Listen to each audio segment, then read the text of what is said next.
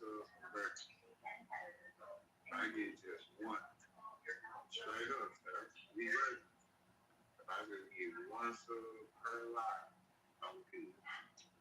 If I just get one,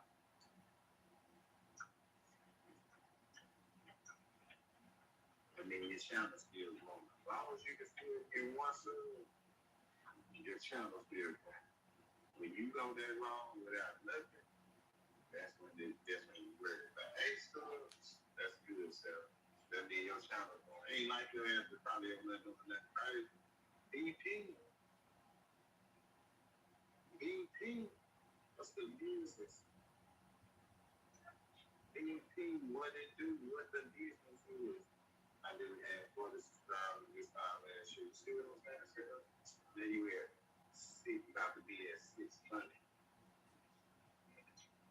And you got to be at 600, sir. Look at God.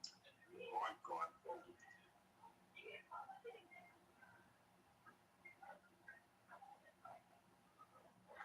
Come on now. Now you getting subs in your sleep, sir. Come on now. How's it going today? Going good. BP, you on some breakfast, baby girl? You on some breakfast, baby? Sir, put them candy emojis in there for BP. You trying to give us some candy for breakfast. She in the hood. Here, pick what you want, baby. We got bumpers, lifesavers.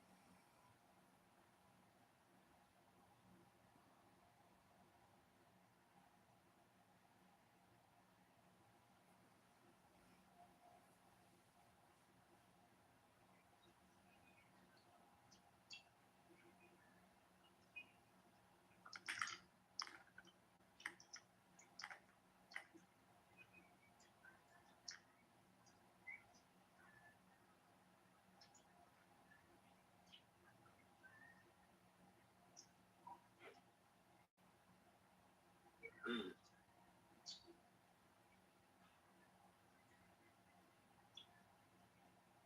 Browns up with my girl BP. She got the flu. Browns up with BP. She got the flu. That's why you eat this candy. You need something on your stomach, BP.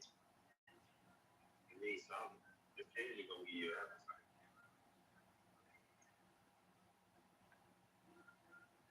Thank you, General. This is the best service. Sarah, don't play with me. Don't boost me up like that, Sarah. Because I be thinking I got this job, but you know, everybody will make this work. Don't gas me up, Sarah.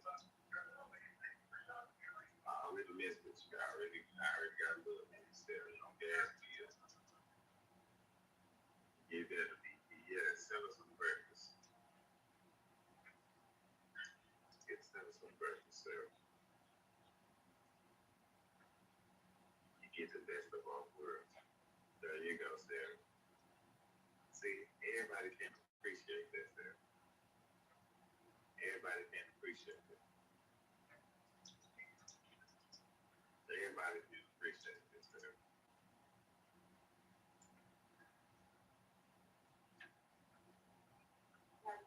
No, that's quite false. Hey y'all. Chilling out, say slow. Yeah, you can rock out. Sure. Yeah, yeah. You know, we come to work, make some money. Then we go home and turn up.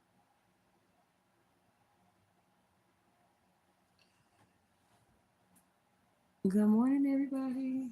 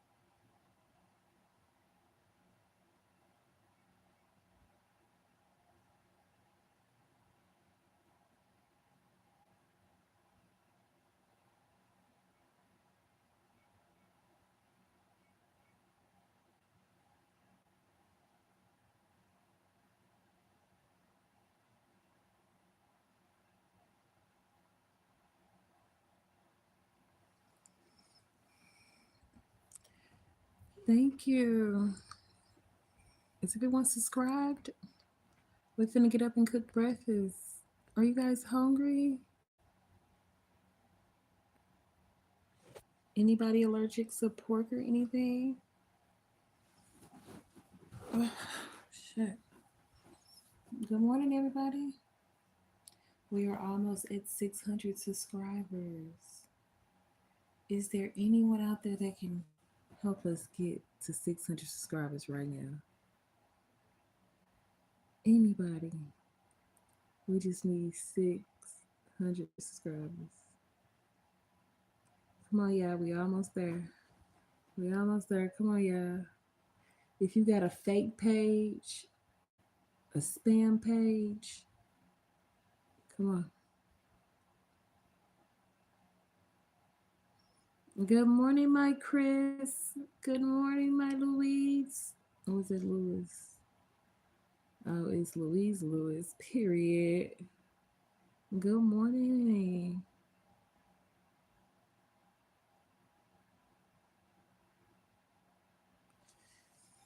Oh, how did you sleep, Chris? Did you sleep good?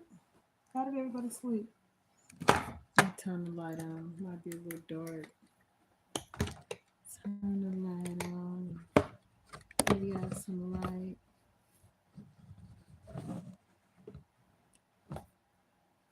Come on, y'all. Let's get it to 600 subs. You motherfuckers. You better not. Hold up. I'll be right back. Don't leave. Don't leave. I'll be right back, y'all.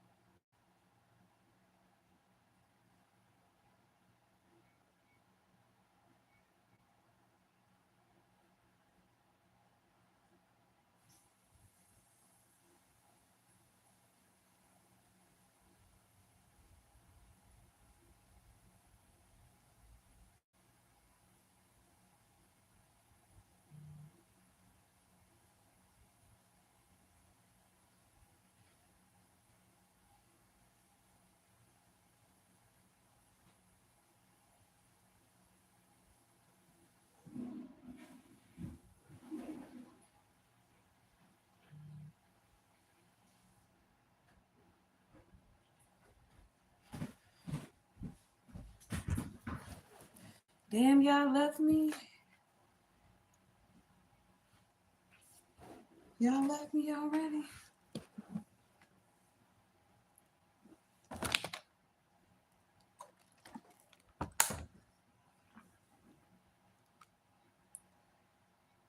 I think we hit it. Let's see. Let's see. Y'all ready? 1, 2, 3.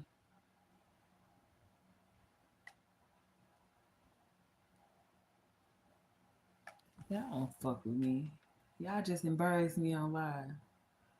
Why would y'all embarrass me like that?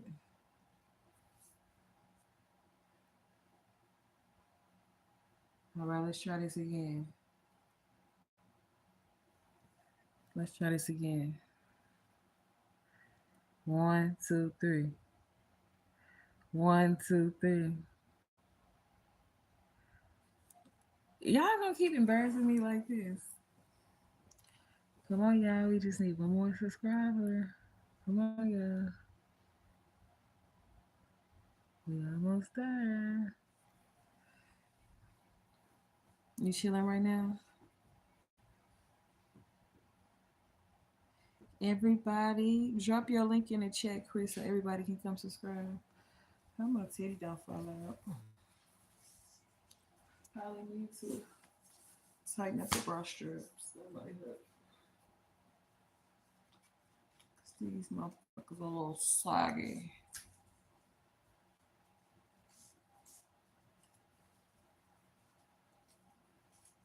Need to keep these hush puppies up. Oh yeah, that's better.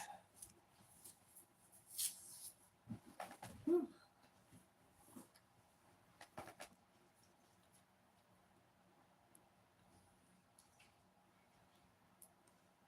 Sub count.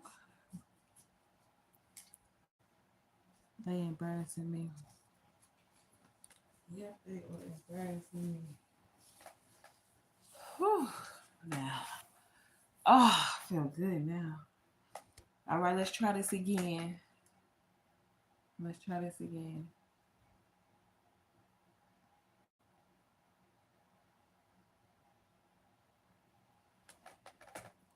One, two, three, release them. One, two, three, release them. Y'all is making me look bad. Y'all making me look bad. I'm gonna turn my phone off. Gonna turn my phone off. Gonna power it down. Sit it down. And I'm gonna pray for 610 subscribers.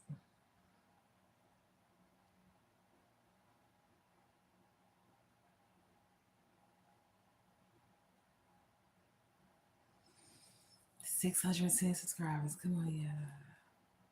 No, I want it right now. Ain't no you will get it. No, I want it right now. Is this light yellow? Is it? Let me see. Ooh, that shit too bright. Make a fake page, friend. I know you got a spam account. Everybody got 3 YouTube channels. The fuck? I ain't crazy. Because I got at least 3.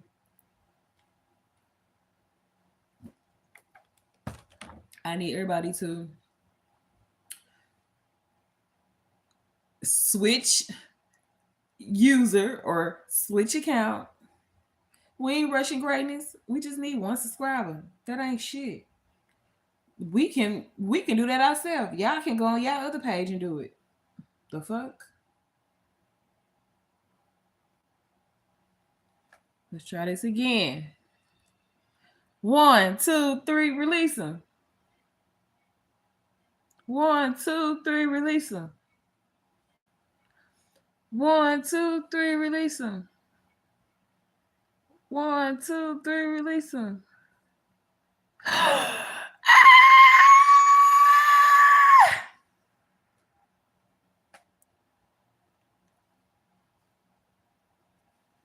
1, 2, 3, release it.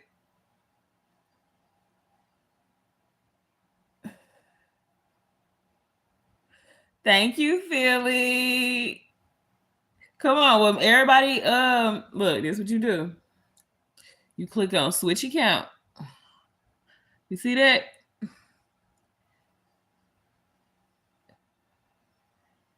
I got 3 accounts, so I know y'all got at least 5. The fuck, y'all been doing this shit longer than me. Clock it. Clock it. We did it, y'all. It wasn't you. You can't. Oh shit. First I was having side boob, now I'm having under boob problem.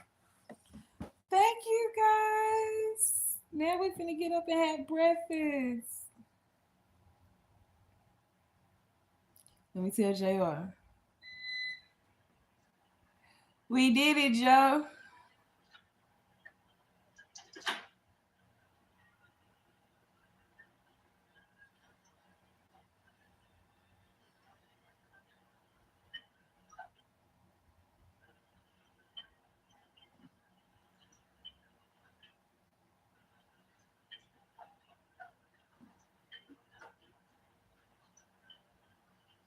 We did it, Joe.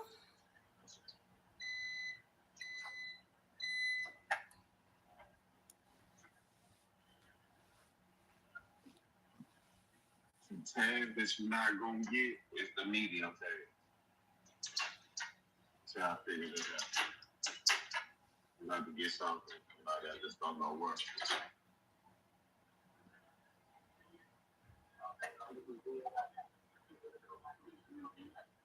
Say it again. He said it wasn't me. Damn, my heart even more fucked up. I call myself Tiny down. You think so? Shit. We did it, Joe. We did it. 600 subscribers. Shout out to my girl, Sarah. My money is class. Might have to find that. Definitely find more money. Definitely find more money. Shout out to my girl Sarah. 600 subscribers. I'm one of those. I'm one of those subscribers. Yes, my friends are happy for me. 7, 8, 9. Yes, Dream B. Straight up. Sarah B. What you say? Sarah B. What you say? We did it, Joe. We did We it. did it, Joe. We did it, Joe. You were saying that you really talking to Joe.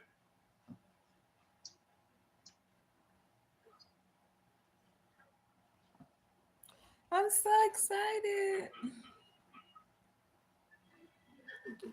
Everybody, please go like, comment, and subscribe. Please. That's funny as hell. Please. Uncle Joe. Auntie Joe. Yes, my lip gloss dirty. My purse dirty. I'm dirty. We finna eat, sleep, and get our day started. Oh, Morgan, I got you a red. Oh, no, that was deep. Morgan wanted the red mama. That's deep. We made it, y'all. We almost at 1,000 subscribers. We almost at 1K, y'all. But I already know some of you pussy assholes gonna unsubscribe. But I love y'all for giving me my moment. But wait till we hit that 1K. Oh man, I'm gonna run down the block.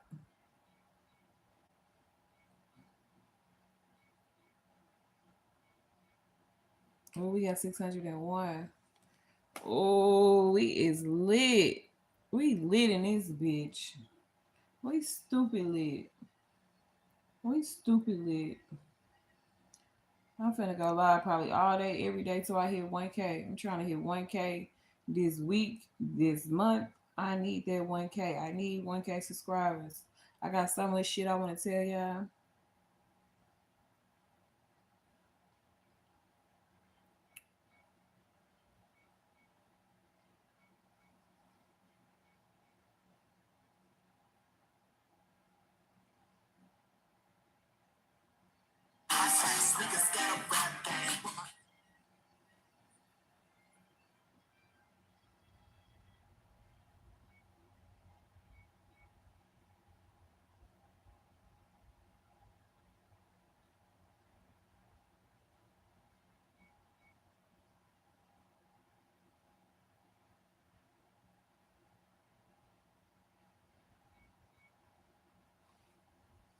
I'm so excited, guys.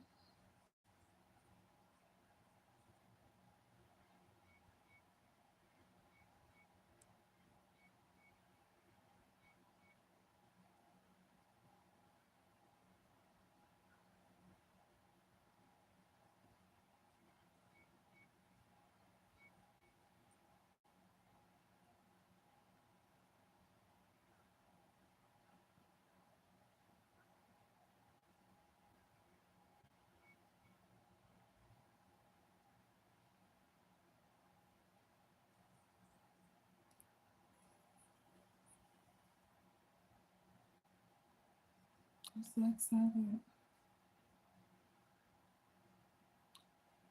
Now I made it to 600 subscribers. I'm finna soak it in. And we finna get the cooking.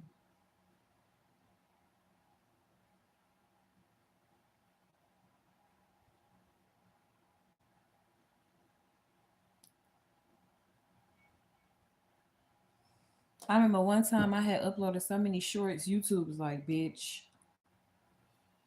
stop uploading all these damn shorts.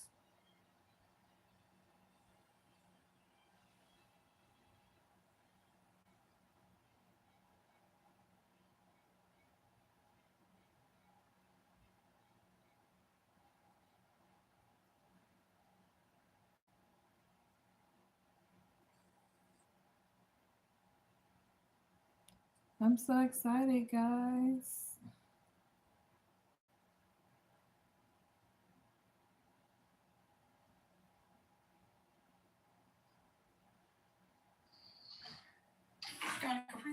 Yeah, that would. Hey y'all, so y'all.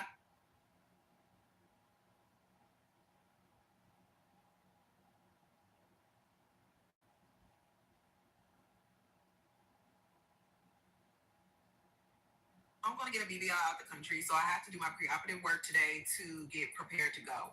Now, I am a little nervous because I don't like needles, but my doctor only really requires me to know my hemoglobin levels, and I think she wants me to be at a 12. Good morning. Did you guys subscribe to the channel? We're almost at 1K subscribers. So we're gonna go you in there, could be get my blood work done. I also gonna get a physical. I also want to check like your glucose levels, but I'm not diabetic, so that wouldn't make sense. But I mean, I'm just gonna get everything checked because for my own safety and just my own precaution, I want to know where my body's at before I put it through all this trauma. I'm really nervous. I do not like it, my blood draw. If you've been here, you know I don't like it, my blood draw. But I was like, you know what, it is what it is. Okay, y'all, so we gonna make it because it's saying 3 minutes, but I really feel like it's only gonna take like 1 minute. Oh gosh. Why is it saying 3 minutes and we not?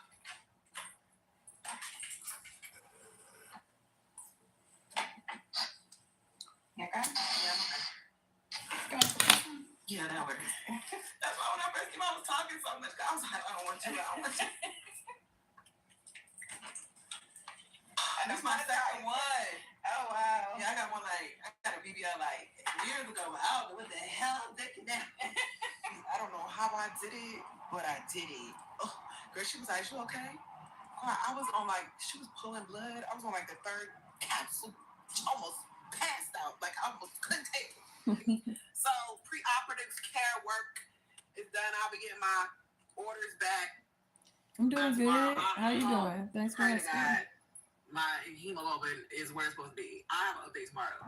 My iron levels wasn't what they were supposed to be giving, child. They wasn't giving what they were supposed to give. Yeah.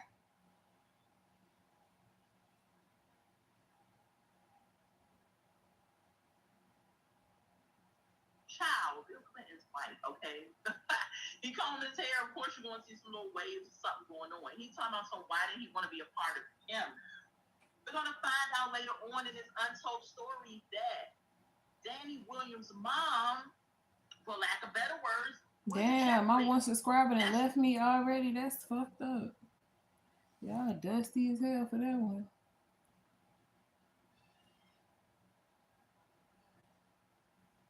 Yeah, hella dusty. Dusty how?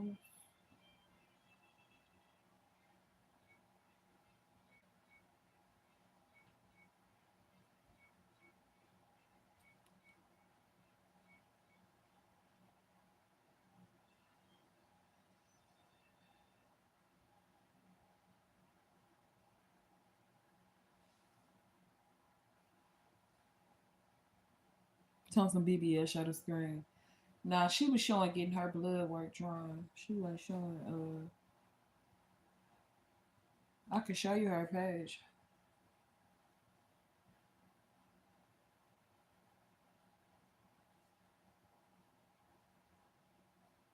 I'm gonna turn this food up and take my ass back to bed. And guess who's going to bed with me? Yeah. Cause baby, we just did 13 hours on live, and we're gonna do another 13 hours on live. Fuck. I need 1,000 more subscribers this week.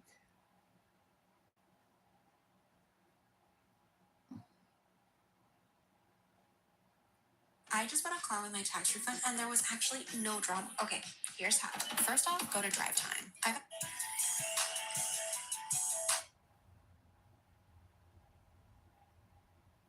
Bacon is what almost got Anthony McNary killed. Yes, 64 years old. Anthony, you should have known better than that. Shit. So let me ask you all a question before we dive deep into the story. Have you ever had to fake it until you make it? Or have you ever got called out and you had to prove a point to somebody, even though you was pretending like you had something, but you really didn't? Now, on one hand, you must ask yourself this. That's cool and fun when you're young. But at the same time, family, like we always say on the Trey King show, when you get a certain age, it's time to put away those childish things. Now, what makes the story so sad, family, as we break it down, Anthony McNary is lucky to be alive. Sir, you should be in somebody's church every Sunday, especially after getting shot in the back of the neck. That's a damn shame. Now, I'm sure Anthony McNary told the robbers when they broke into his home, when they asked for the money, this is what he said right here, family. I ain't got no money, pie. And let's begin. An Indianapolis man recovering after being wounded during a home invasion on the city's west side. Good The morning, victim spent the Aaron. last How you few doing days in the today? hospital after being shot in the Fake back one, of the how you neck doing inside today? his own home. Everybody tell me Luckily, what y'all had that for victim breakfast. survived his injuries and lived to tell the tale. He says the violence all started Let's with a talk about post Aaron. on social media. Be Now, family, nice. this incident first took place It's too Saturday, early to be January messy, 31st y'all. on Facebook, while Anthony Let's McNary have the was scrolling through his breakfast. photos, where his memories photos have come up, where they I need show to stop eating people because I past keep photos and feeding also his their chin. videos. I need my And I'm face sure look for like those this. who use Facebook, you know You know, exactly like what this. I'm talking about. Now, Anthony McNary was arguing with another male on That's social why I media. want to lose What the weight argument really started because I need my about, I fast don't know. face. But the perpetrator, who turned out to be the robber, Love from called Charlotte, Anthony North McNary broke. Carolina. Now, How why are would you, somebody do that handsome? unless I love they your think you're hair. broke, or unless they know you're broke? Are you a So Anthony subscriber? McNary, being the stand-up guy that he is, I've been and he drinking all won't my let the water, guy y'all. think that he was broke, he decided to go back into his Facebook photos, memories, yes, and post a picture of I'm sorry, fake I had a stacks of money. flashback. But Anthony McNary did not realize the trouble that he was getting himself He into. called me Team White Now, on one hand, Spice. you got to ask yourself this. Why would somebody 64 years old or even 34 years old be arguing with someone on the What damn y'all eat for internet? Let breakfast? people say what they're Take going one. to What say. did you have for Look, breakfast? the word for the He day called me is Team don't White fake Spice. it until you Where he make say it. that at? People going to say things all the time. People say things about me like I I really thought he care. I said don't this care White what Spice. I nobody don't say. see Team You should one. feel the same. Now, family, remember, Anthony McNary did this January 31st when he reposted the money. And lo Y'all and know, behold, y'all know roughly, TT can't yes, see that 2 good. days passed where we have Monday morning, February the 2nd. Let's see Man, what did you Anthony McNary had to say subscribe? for I himself. would love for you Let's to be a continue. subscriber Where and the check out money my at? Where the page. money at? I see what you posted on Facebook. Where the money at? We be Someone having called fun him over here. broke on social media, We be so talking he shit. posted this picture of a stack of cash from an old Facebook memory, only to find himself explaining to his attacker that it wasn't his money. Now, family, now imagine if you try to prove a point to somebody on social media and those person that you try to prove a point to came to your house and broke inside your home Why early in the not? morning, I wish I woke had you some out your sleep, bananas.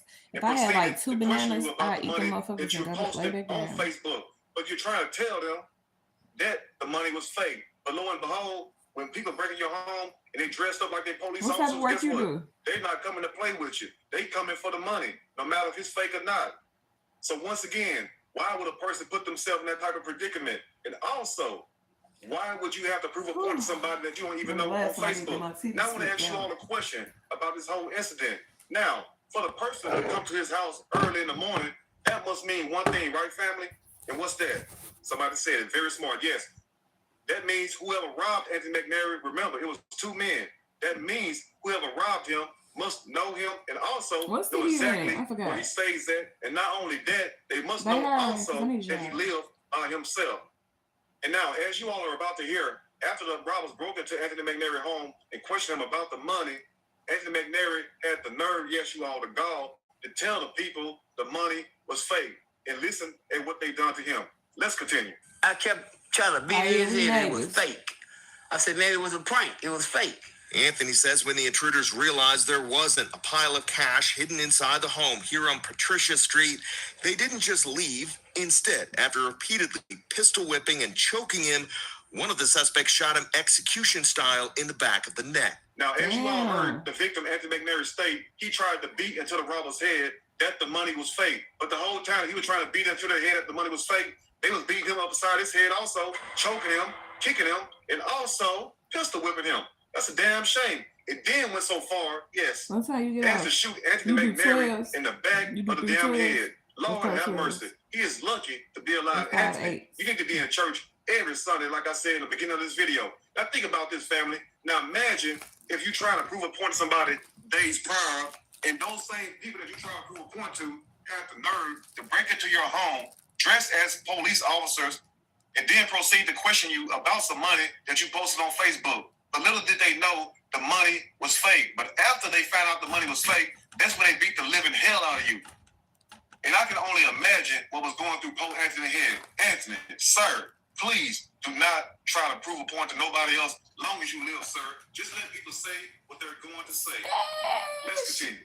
He just stuck the gun straight to the back of my head and pulled the trigger. Stash. I couldn't believe it. Over a fake post. Came out right there. I couldn't believe it, man. I said to myself, I'm about to die over a fake post. That's what I was saying to myself. Now imagine, family, if you're on your knees begging for your life, you done already got the living hell beat out of you. You done got pistol whipped. You done got choked. You done got beat up. Does this love thing?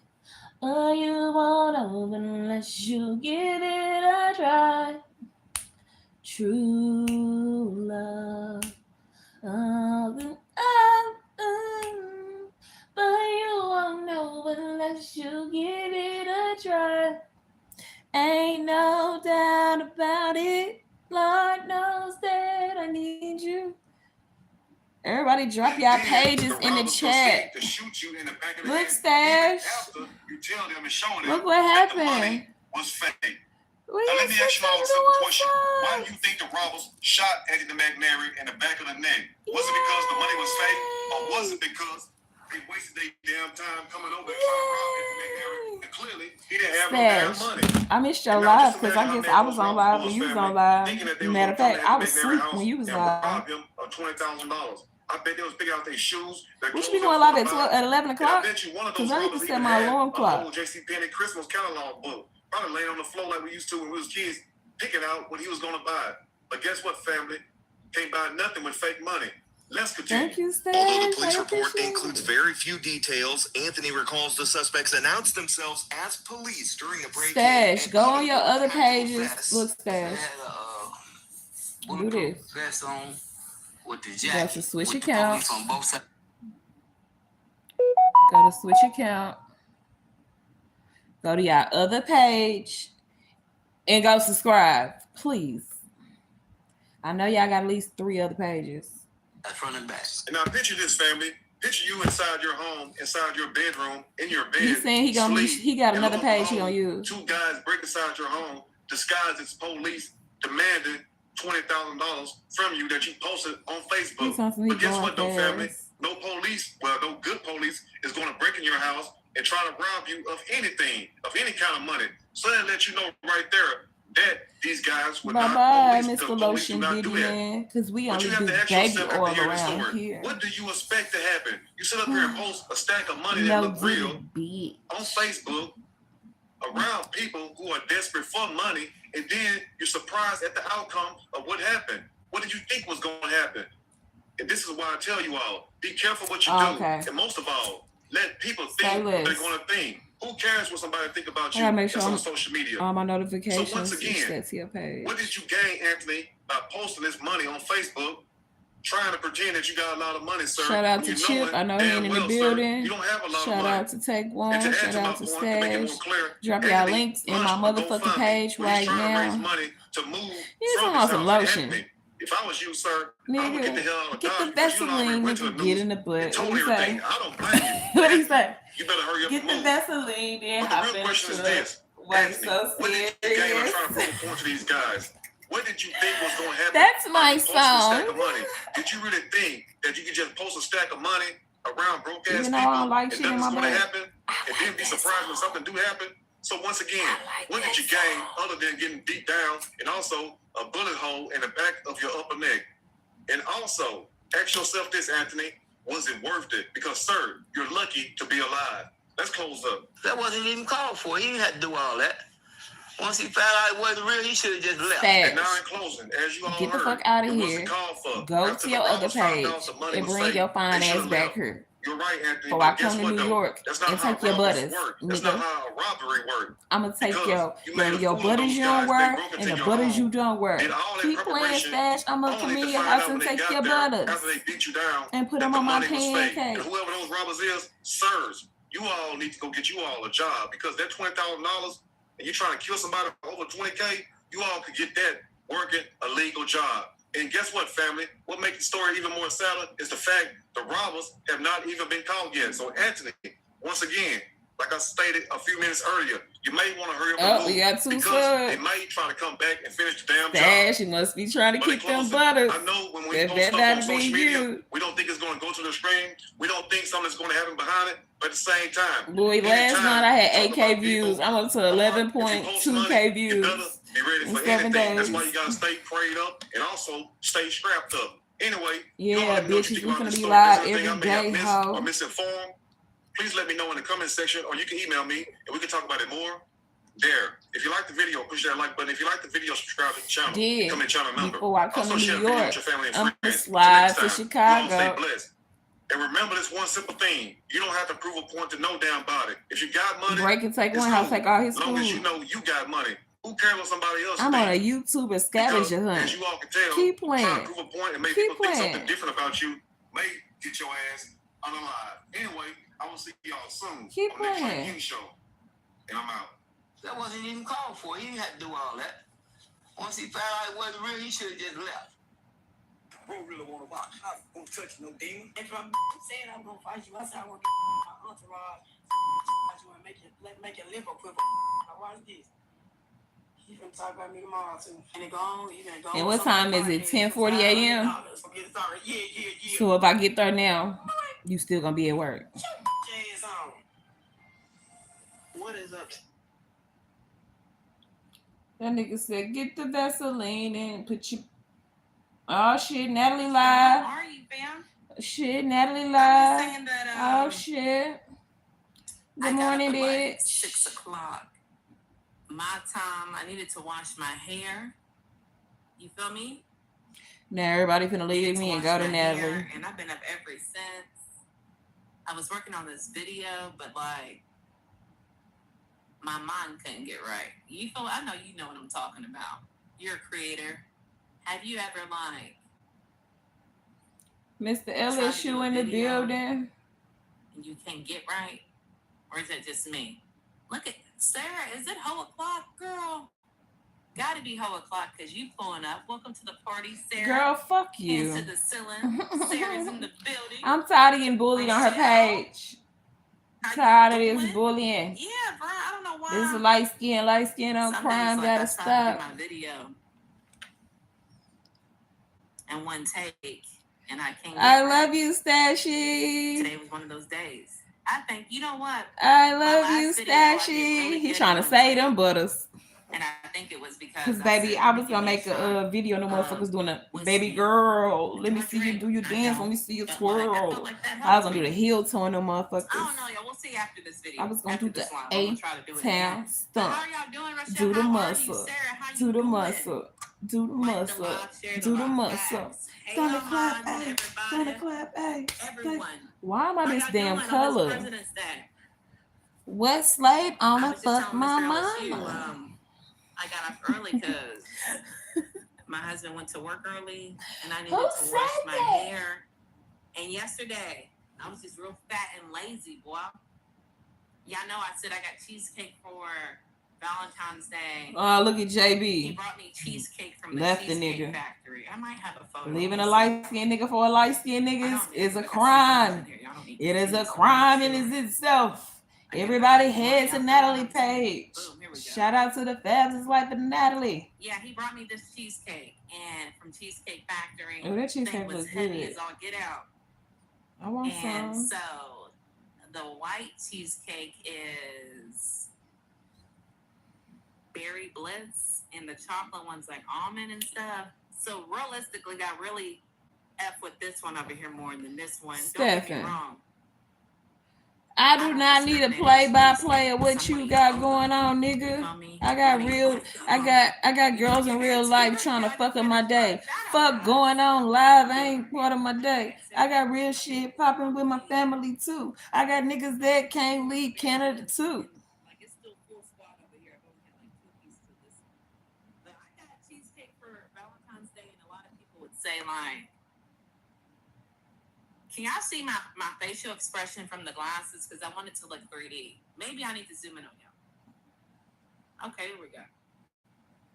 Why would you get cheesecake instead of flowers on Valentine's Day? Look at the facial expression. All right, y'all seen it? Y'all got it? Because You can eat cheesecake. You can't eat flowers. You feel me? I like the thought pattern behind Natalie trying to steal my time slot. Flowers, but realistically, go to bed, Natalie. Y'all, if y'all rather have cheesecake over flowers, drop a 1 in the chat. Flowers get old, they die. You can't eat them. Cheesecake, that.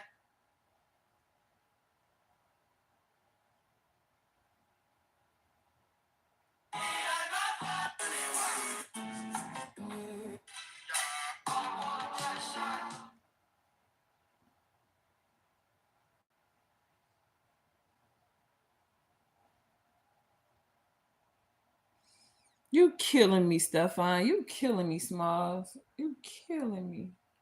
You killing me with the play-by-play, bro. You killing me. You know what? While your ass is on the motherfucking bus, this what you do.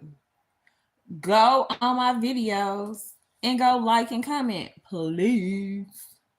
Since you ain't send me my cash app because you lying to me. I know you lying to me. You're not in Miami. You a dirty little liar, Stefan. Liar, liar, liar. Baby, when I say I'm finna get in this motherfucker and I'm finna fry these eggs, fry this motherfucking bologna, and fry this motherfucking bread, I'm finna probably make me 2 breakfast sandwiches, take me some vitamins, and I'm finna lay back down. The fuck? I got a busy day ahead of me.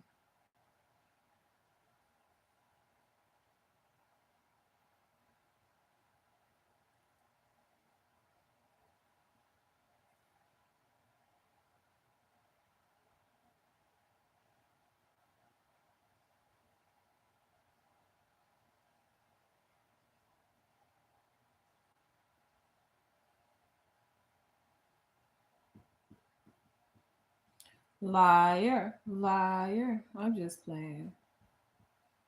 Keep your money, baby. You need it. Send the money.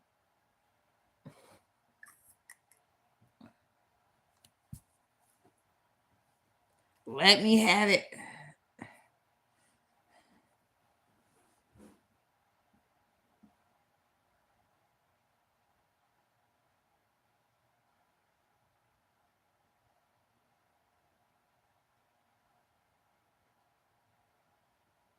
You on 3, 2.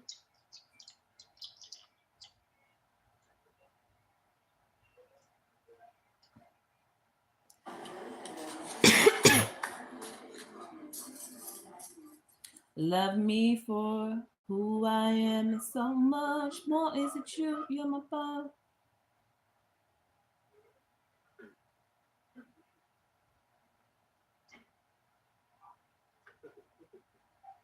Yeah, it was.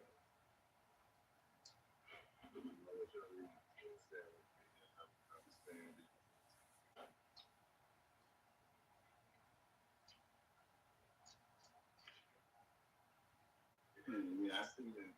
You're around with some morals, some manners. Damn morals and manners.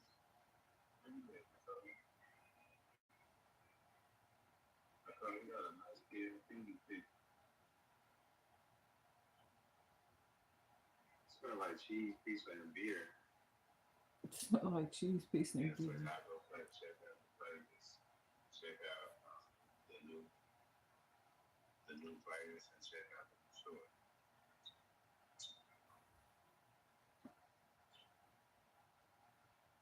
For real, for real? I bet that deal was trash. I bet that first was trash. Thank you for going through that like and everything. No, sir. You're real for that. I owe you. I owe you for that. Tell me what you want. I got you. Tell me what you want. I got you. What you do the same thing with my shorts too. Like my shorts. That's real. That's it. I appreciate that.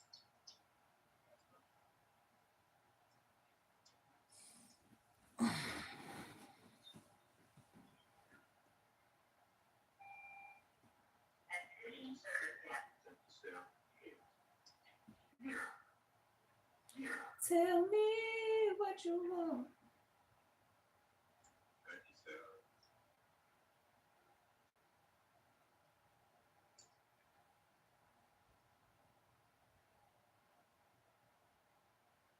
She said, you owe me. How much I owe you, baby? How much I owe you? Right. You do. You said, what baby want? I owe you.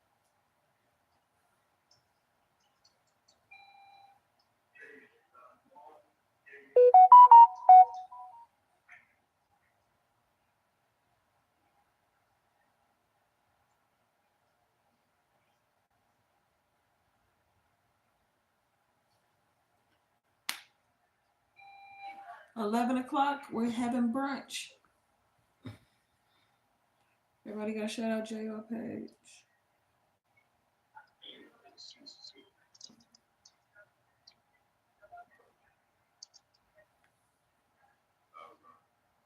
I'm gonna put JR picture on one of my vlogs.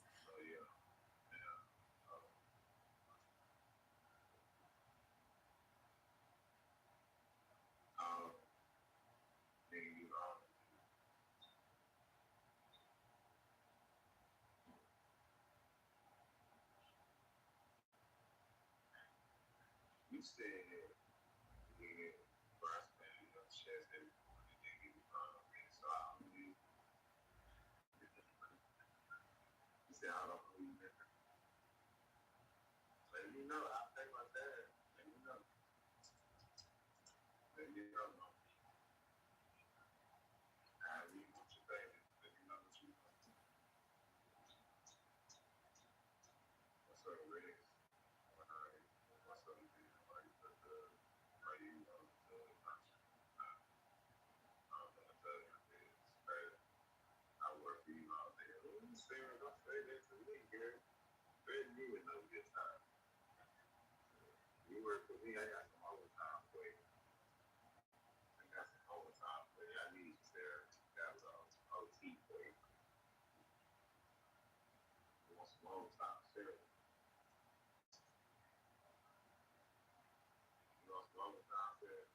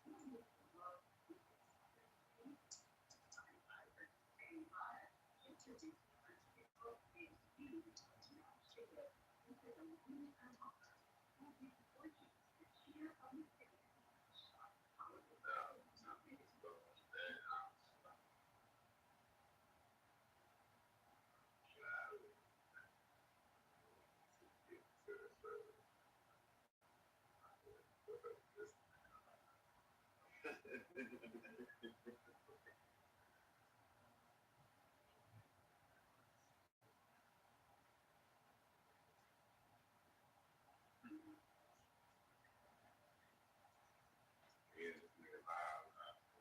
Brent, Brent.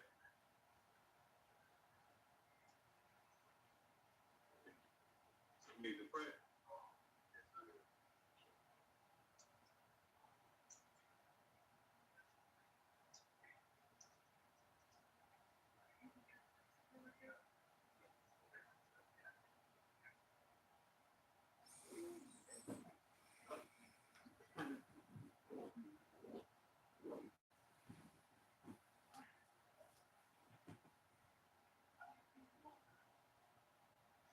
Yeah, that's how I got one of those Sarah. I still go live all the time for like every day I would go live and it's like that thing. Maybe 3 times a day I was going live all the time. I don't do it this much now. So I try to put out better content instead. I try to put out quality instead of quantity. Before I got one of those about quantity. I got a lot. I got to slow it down. That's what I'm going about this. Where you get them from? That was just out there?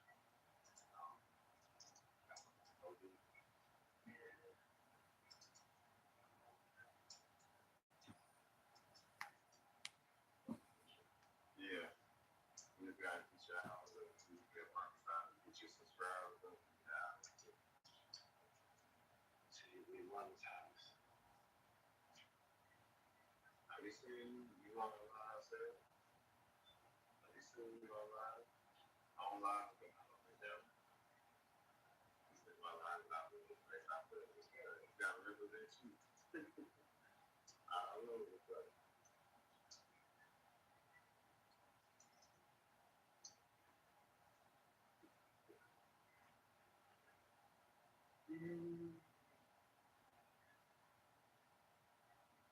oh,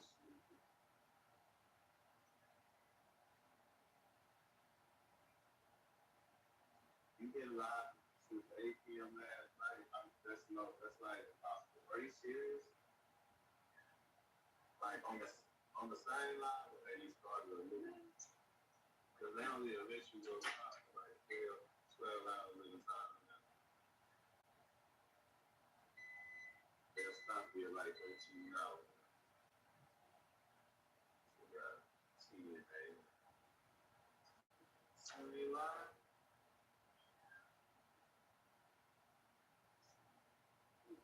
I'm gonna say, I'm gonna go like it and I'm gonna come.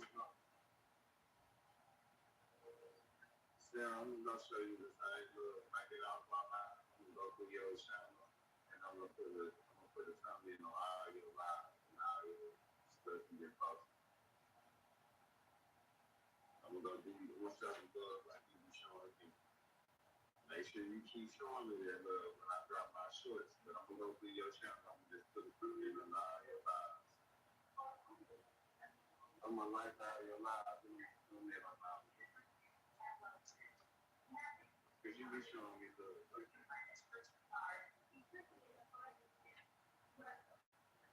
I'm gonna show you some love. Show you some love back to the legal G.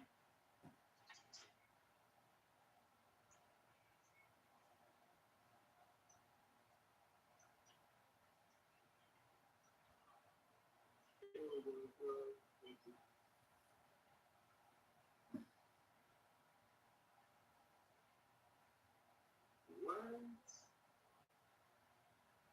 We done like every single last in my shorts. I got over. I probably got over 300, 400 shorts. I only posted 90 in the playlist. That wasn't even asked. She said, "Don't cheat." That's real love, Sarah.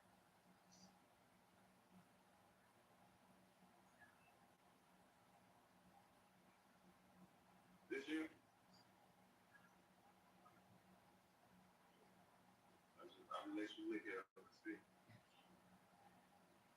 smells like cheese, pizza, and beer.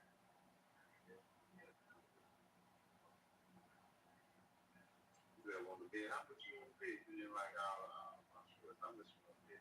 That you didn't like every last month. So I'm just bring it up.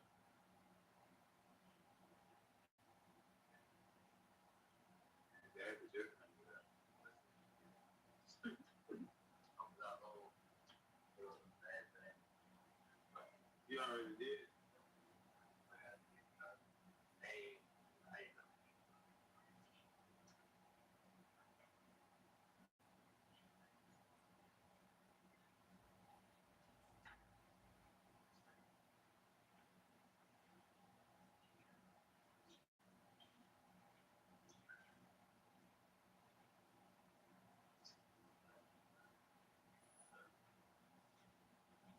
man, we gotta get another spot.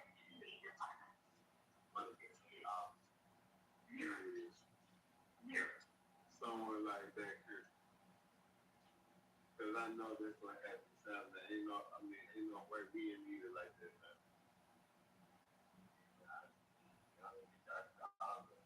I was too.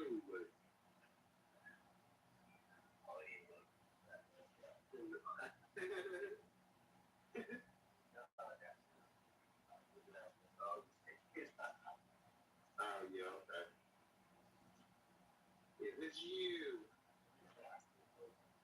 Nah, I ain't gonna say fool because I get down too.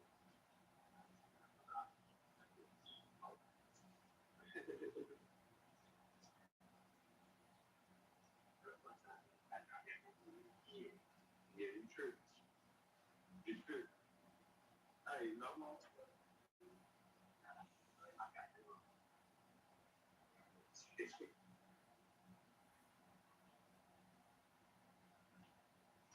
Yeah.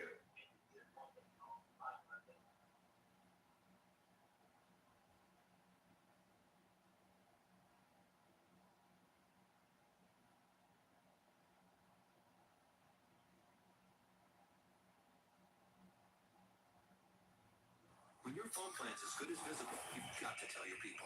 Wait, I don't have any service. Click on your ad, JR. Have you heard of Visible? Unlimited data, $25 a month. You should join now. I don't have any service. I'll share my hotspot. We're data lovers 25. I got it. Unlimited data and hotspot. All on Verizon, America's best 5G network. It's the ultimate wireless hack for those in the know. Thank you. I love you guys. Tell your people. Plans starting at $25 a month, taxes and fees included. Visible. Live in the know.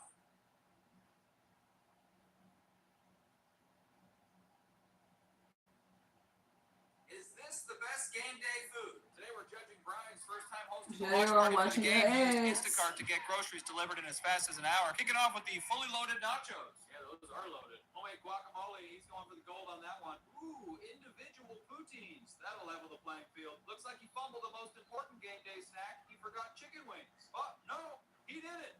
It's good. Talk about a Hail Mary. Brian's really covered all the bases today. What could go wrong? Dude, the TV stopped working. Oh, no. Download the Instacart app and get your groceries delivered stress-free. Click on the link, JR.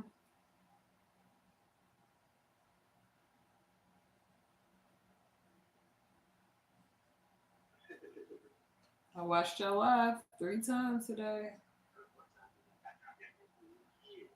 Yeah, you true. You true.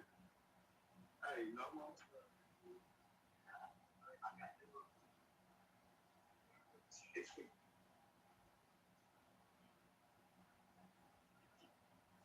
Yeah.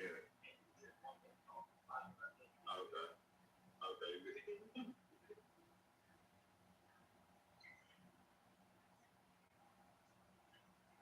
That's good, Sam. That's good. If these people going live and don't be getting no subs. Yeah. Here's the thing is until your AU subs. Some people not doing A subs. If I get one sub off my life, it's enough. Just one. Here. You just subs. Yeah. Really continue. Never do break.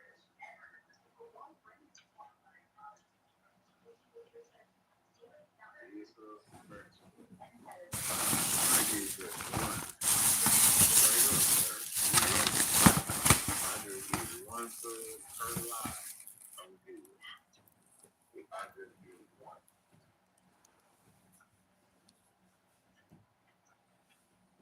And then your channel still going. As long as you can still get one sub, your channel still going.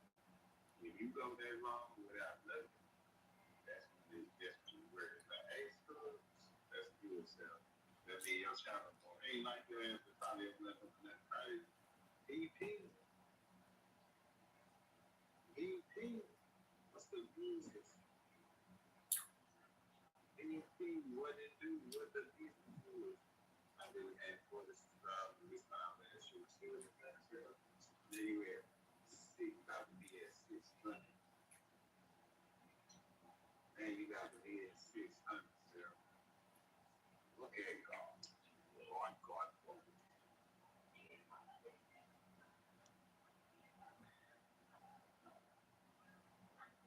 on now. And you getting subs in your sleep, sir. Come on now. How's it going today? It's going good. We see you on progression, baby girl. You on progression, baby. Sarah put down candy emotions in her to be key to give us candy for birthday. If she in the hood,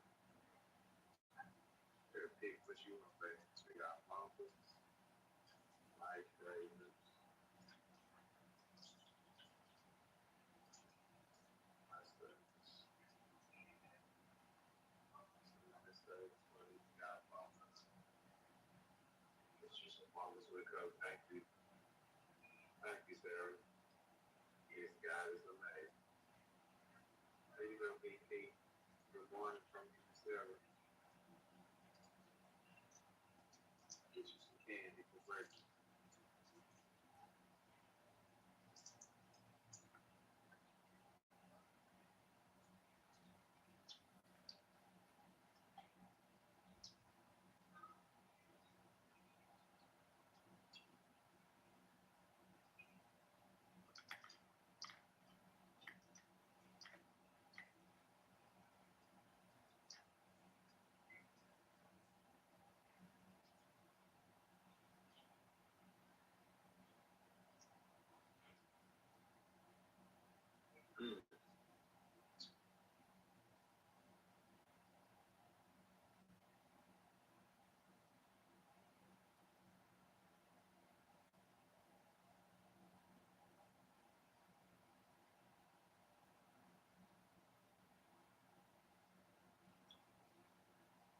Browse up with my girl DP. She got the food. Browse up with DP. She got the food. That's why you need this candy. You need something on your stomach. DP. You need something. This candy gonna give you appetite.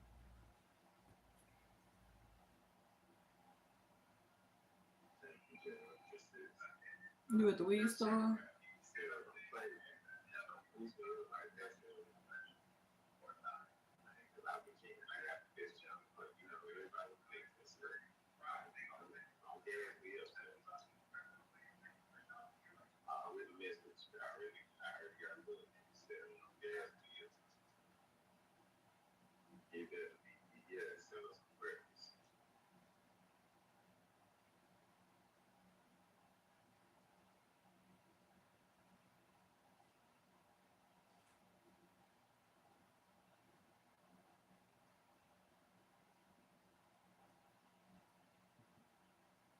Thank you for popping in. Thank you so much, Vicus.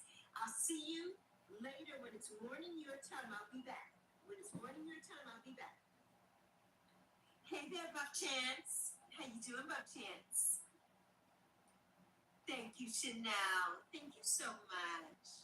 Happy birthday to Claire. Claire's on a timeout right now, but yeah, happy birthday to Claire. Yeah, don't spam everybody. Hey there. Hey there, Butterlulu. Hey, Butterlulu. Happy birthday and many more. Thank you so much. Hi, Coffee. Hi, Coffee. And Meow's here. Meow's here. Meow. Meow. That was cute, Dog's Eye. Michelle said, hey, Bushans. Your mom loves butterflies too? Yes, Liam. Yes. My mom, I don't know if she loved butterflies, but somebody gave me a reading and they said, a dear friend of mine, and they said that my mother spoke to them and she said that when I see a butterfly, it's her.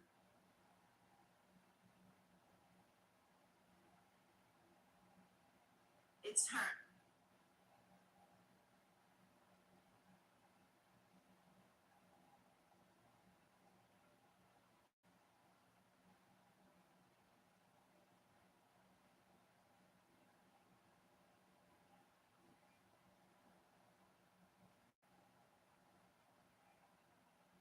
Some of them got mad, I guess, because they were like, man, I knew this was too good to be true. That was Tego. And that's where my daughter gets her channel name from. Totally different spelling, but in homage to our little French bulldog, Tego. Tego died 10 years ago. So yeah, I'm doing good, Copy. How about you, honey? What gift do I want? Oh, pick one. Surprise me. Surprise me. All right, everybody. Let me see if I can pull up the chat another way. Because right now, this is hurting my neck.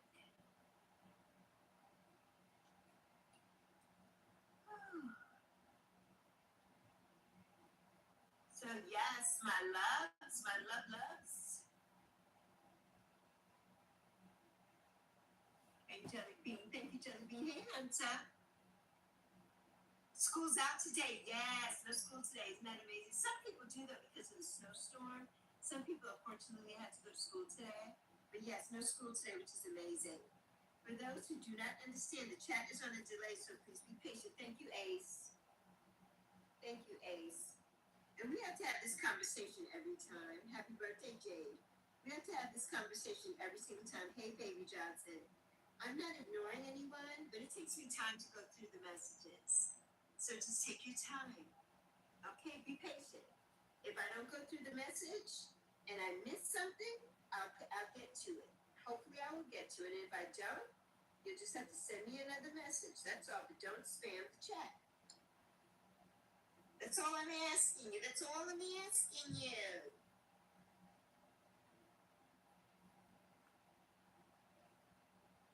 Don't spam the chat. All right, everybody. Everybody. Yeah.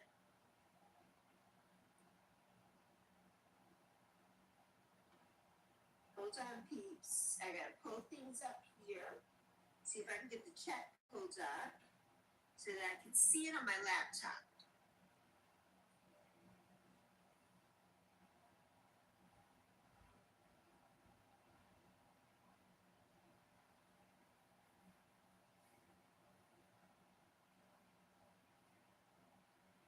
Such a cute dummy. Hey there, Primo. Hola, Primo. Feliz lunes. You love Cat's copy. Buenos tardes. How you doing, honey? It's good to see you. There's my J-Boo. Hi, my love. Happy Monday. How you doing, honey? Are you resting? Because it's early for you. You shouldn't even be up now. My Gotta love that. Yes, ma'am. I do. She always talk about coming to cook. She don't love me some lamb chops.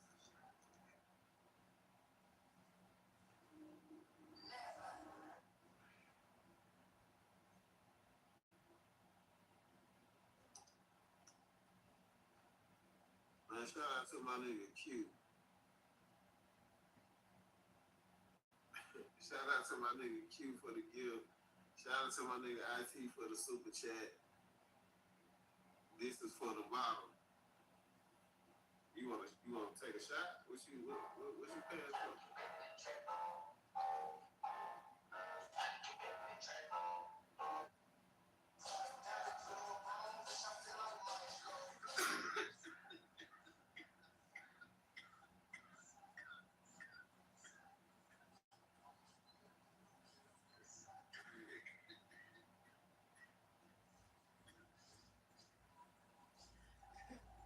Say, you the worst person.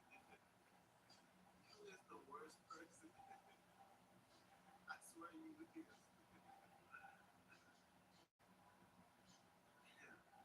Yeah, you the worst person.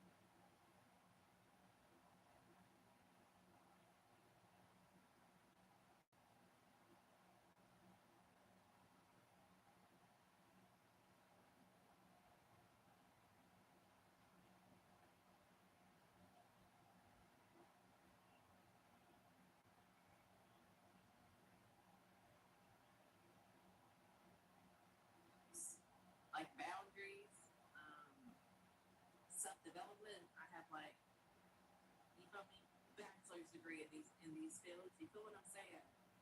Rochelle, I like both pairs. Thank you, Shin. I like those. These Malcolm X. I had a dream last. Boy, I had a dream. Speaking of a dream, y'all, listen to this. You know, kids are out today, right? At least my kids. My daughter slept in my room. I'm doing my hair. Kid you not, she wakes up. It's 7 o'clock. Wakes up and says, sits up. Y'all, I'm in my bathroom. I'm watching. Still ain't got my lazy ass up and cooked me nothing to eat. I want Little Caesars. Dead out of her sleep. I said, damn, bruh, the magnitude. Like, you can't even, good morning, mom. Can't brush your teeth. Instantly, you want Little Caesars? What was you dreaming about? No, I said, it's 7 o'clock in the morning. Like, go to bed. Do you know it's 7 o'clock? Hey, fitting that expensive. Ha ha ha. Looks snazzy. I like the ones on right now. Y'all like these? I need y'all to pull up to the description box because these have blue light protection. These are called Promotional, and you'll save 50% off of your first pair. So blue light protection is for those who like scroll on their phone. It hurts your eyes. Did y'all know that? Like any electronic devices that have a light, and that's what causes people to stay up hours after they go to bed. So make sure y'all pull up in the description box and offer 50% off. You say that you're 6 out of 7, but 2 different men. I may rated levels. Not everyone likes apples. Some of us are oranges. But I'm trying to communicate. It's not everyone's likes the same as your partner. I think I'm a 6 out of 10, maybe a 7 on a good day. And I understand what you're saying, but at the end of the day, this is how I feel. I know you were on last night, Al. I didn't catch it. I was asleep. You like Michael X? Shout out to Michael X. Subscribe now. Please like, please subscribe. Only if you're going to come back. Thank y'all. Can get relationship advice if you're single. Are you single? Even if you are single, because I'm not trying to take shots at me, baby. But even if you are single, you don't think it's best to have the knowledge for when you decide to get in a relationship? Or is it only if? I feel like if you're prepared before the journey, you'll be prepared. You feel me? Like walking through a desert.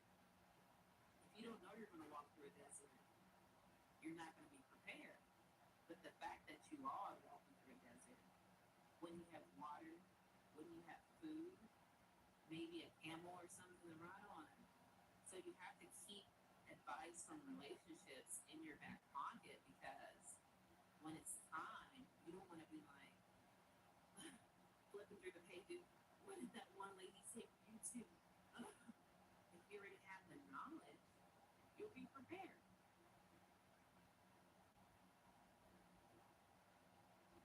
You don't gotta listen to me. I'm just a stranger on YouTube. This pro pic I have up, I created it, Matt.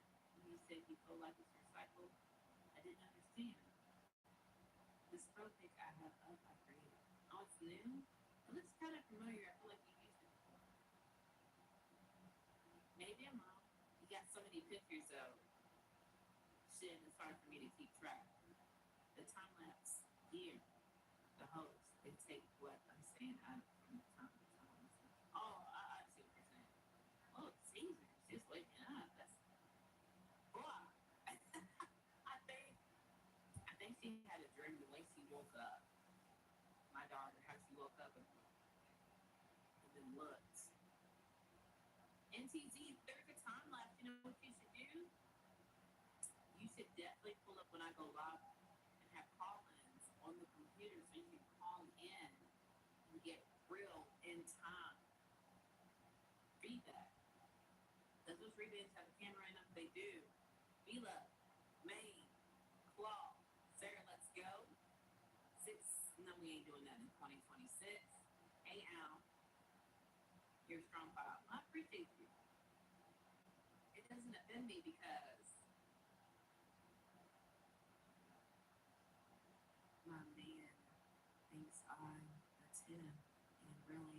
really about what my man thinks. It's not about what a complete stranger says on the internet. I don't need validation from complete strangers on the internet. But thank you for your feedback. He's married, folks. Dial it down. Let's be respectful. Look at JC. Shit. Mm.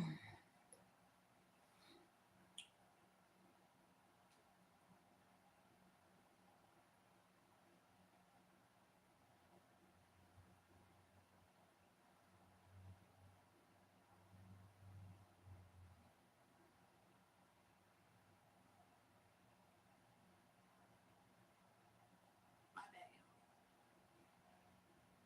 Shit with none of y'all niggas in the chat. I don't. Oh, Sarah, what did I do to receive attention?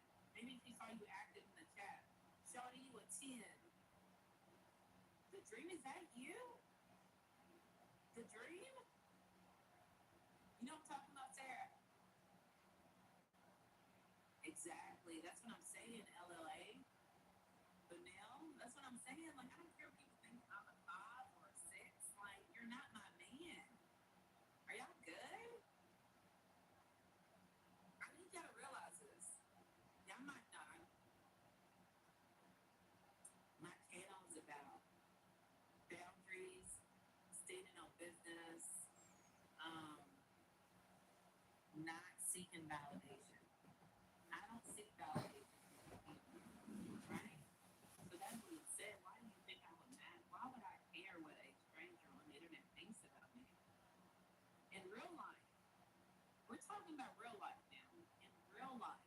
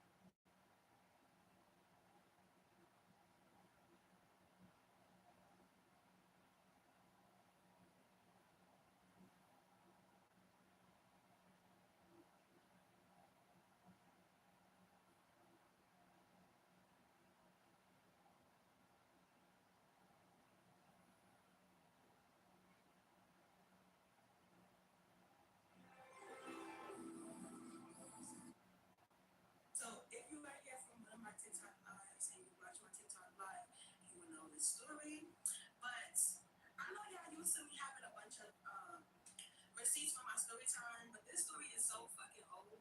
But I'm very popular. Well, not very, but I was very popular in my city. So around this time, a lot of shit. I was at my friend Kiara's house. So it was me, Kiara, and our other friend. We was just chilling and we was just smoking. We was just talking about our ex and shit and like how we don't got no hoes. So there's a time we all three of us ain't have no hoes. So we just bored. Like we just three homegirls chilling. And we don't got no links because none of us got no hoes. So we sit around like, damn, we all don't talk to nobody. Like we can't even find nobody could even find a vibe for us to go outside. We just chilling. So I'm like, you know what? Let me call my ex. I'm bored. My friend Kiara FaceTime somebody. I'm like, let me FaceTime my ex. So I got on FaceTime with my ex. I'm not gonna lie, he was looking good. He was looking good. He got me. This time he got me. He was looking fine as hell. Like I would never take that away from him. He's not an ugly man.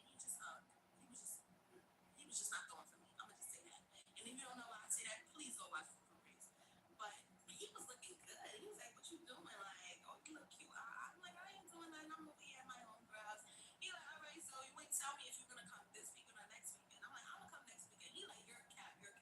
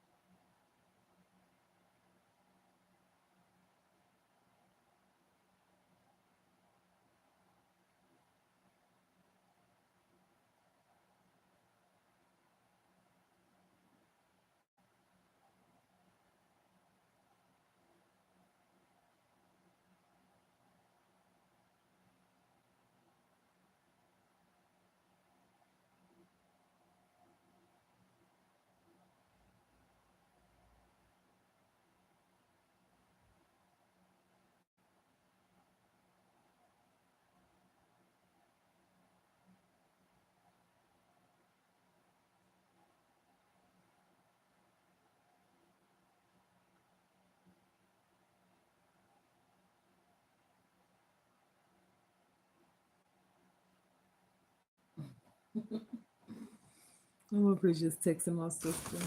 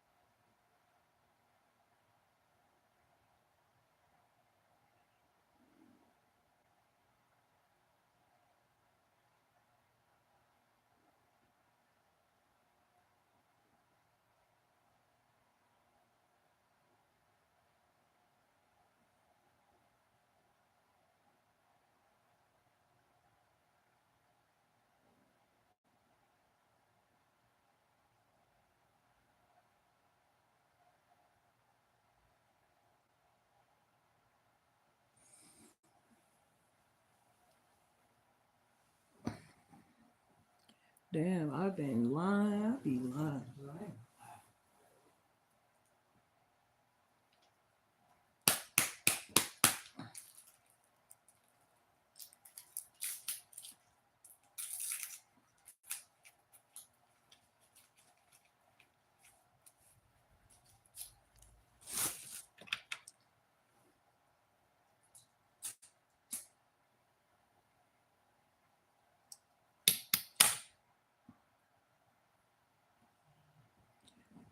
They was on sale. Nigga, I'm on a budget.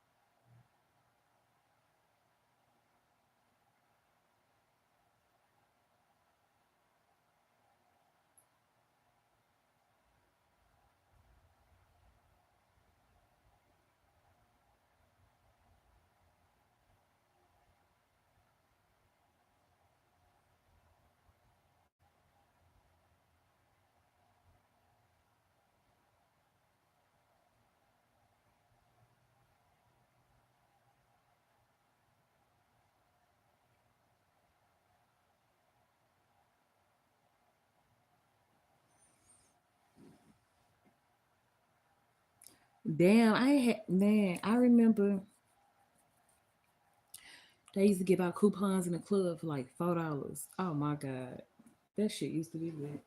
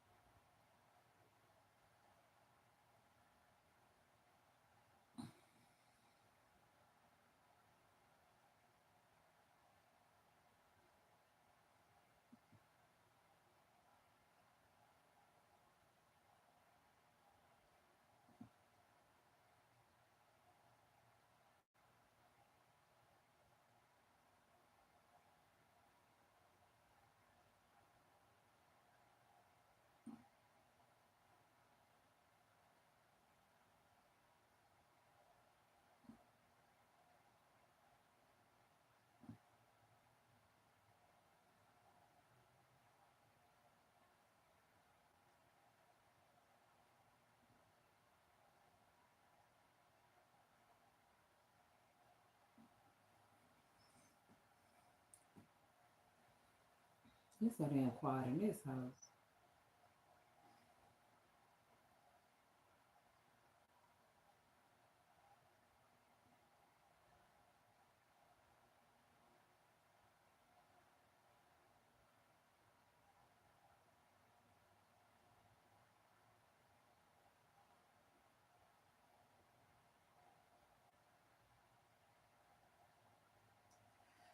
Oh, I had to smoke me a cigarette. They stressing me out. My niece still in the hospital. Her mom is going crazy, trying to calm her ass down.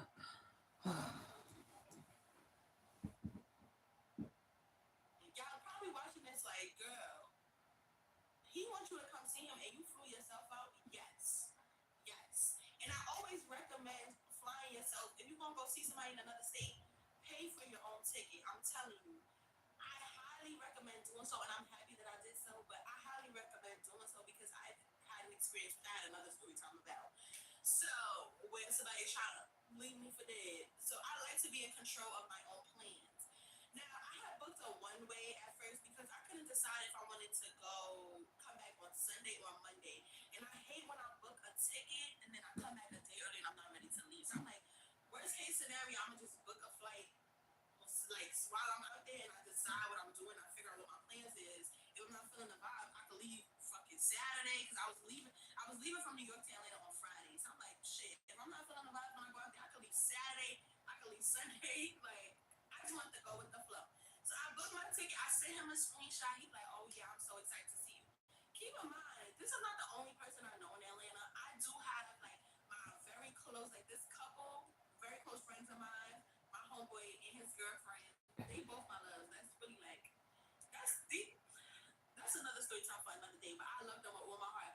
They live in Atlanta and they always write me and hit me up like, yo, when you come into Atlanta, even when they in New York, they be like, yo, we in New York. I be vibing with them. They be like, yo, come to the A, come to the A. Damn, somebody called me at 2:11 in the morning. So I'm like, worst case Sheesh. scenario, if my ex get on my nerves, I can link my homeboy and my homegirl and we could vibe out. So it wasn't more like me flying to see no random nigga in Arkansas. This is really like my ex that I was really in a relationship with, and I have other people that I know in Atlanta. Like damn near the whole New York done moved to Atlanta at a point. So it's mad people that I can hang out with if this shit turns into a dummy situation.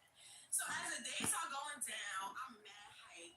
He has his own apartment out there. He's like, yeah, I got my own apartment. It's nice. Like, and I've been on FaceTime with him a few times, but he was always in the kitchen. I'm not watching no face. So I was telling him in the beginning when I was coming to Atlanta, I'm gonna get a hotel. And he was like, no, don't get a hotel, stay with me. Like, you can stay with me. Like, I'm like, okay, cool, because I'm gonna save my fucking coin. Like, I'm gonna save my coin. Like, it ain't about nothing. Like, you want me to save with you, it ain't about nothing. I'd rather save my coin anyway. But I had emergency money. You always gotta keep your vex.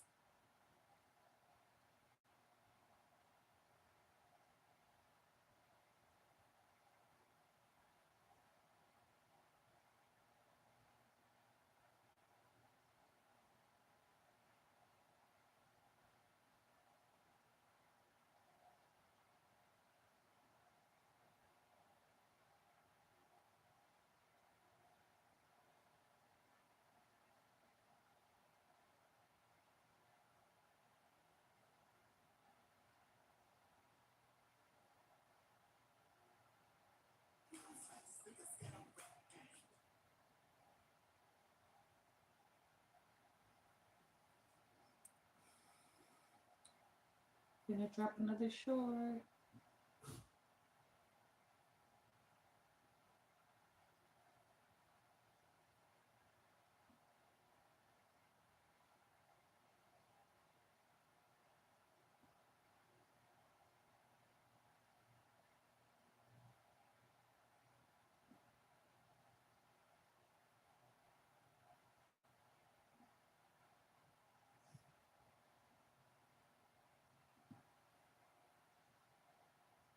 If he's on some funny shit, then I could book a hotel. It ain't about nothing. So as the days are trickling down, Thursday come. So it was like Wednesday or Thursday. We was on FaceTime and he was like, I'm not gonna lie. He's like, I'm not gonna lie. You should get a hotel. Now I wasn't mad, but I'm just like, nigga, I was gonna get a hotel. Like I was gonna get a hotel, and you told me to I could stay with you. Now you like get a hotel. So I was annoyed. I was about to cancel the whole fucking trip because I feel like this was the beginning of some fuck shit, and I should have just canceled the whole fucking trip because clearly this was the beginning of some fuck shit. And I'm like, bro, why do I have to? Why should I get a hotel? Not that I'm mad that I gotta get a hotel. I'm just like, why? And he's like, oh, I just moved into this crib. I ain't have no furniture. They were supposed to deliver my furniture today. Now they took them out on Monday. So, like, I really don't got no bed. I just got a blow up. So, find a hotel. So, I'm like, all right, let me know what area you in. Oh, this is another thing. He's talking about he ain't got a car right now. He ain't have a car at the moment. Nigga. So he like get a hotel but get something close to my crib. So I'm like, what area you in? He told me what area he was in. I was looking at hotels. Basically, the area that he's in is like mainly residential. So any hotel that was near his crib was like a fucking Holiday Inn Express or some rundown motel shit. And I'm like, I am not staying at none of these. And then I was looking at Airbnbs, but I can't book an Airbnb. That's another story for another day. Basically, I can't book an Airbnb under my own name. And then I just feel like Airbnbs just be sketchy. I be watching a lot of TikToks, they be hitting cameras, people be scamming, they be doing too much shit. So I really don't feel comfortable in an Airbnb by myself unless he was coming to sleep with me. And I feel like that's fucking pointless because he has his own crib. So I'm just looking around the area. I can't find nothing that I want. And then I'm like, I can stay at this hotel like in the like heart of Atlanta, like in the heart of Atlanta, like in the main area. But it's like 30 minutes away from him and he don't drive. So then that means if we have to hang out, if I'm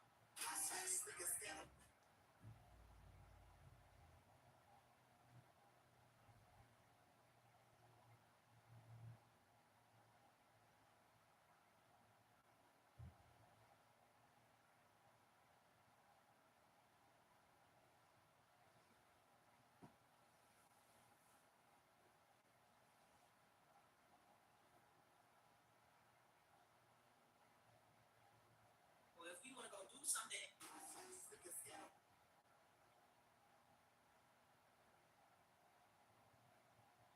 You don't drive. We gonna be Ubering. I'm gonna be Ubering 30 minutes here and there. That's just a waste of money. Like, it's just too much. It got too complicated. At this point, I'm like, I'm gonna just take my L. Like, I only booked the one way. The one way was like $80. I'm gonna just take my fucking L. Like, whatever. I'm not gonna come. I'm just gonna come when you got some furniture. But then he was like, no, come. He like, if you don't mind, like, he like, I got a man, like a blow up. I'm sleeping on, yo. I know y'all about to judge me. Please don't take me out, please. Because I'm a ball. I'm gonna cry.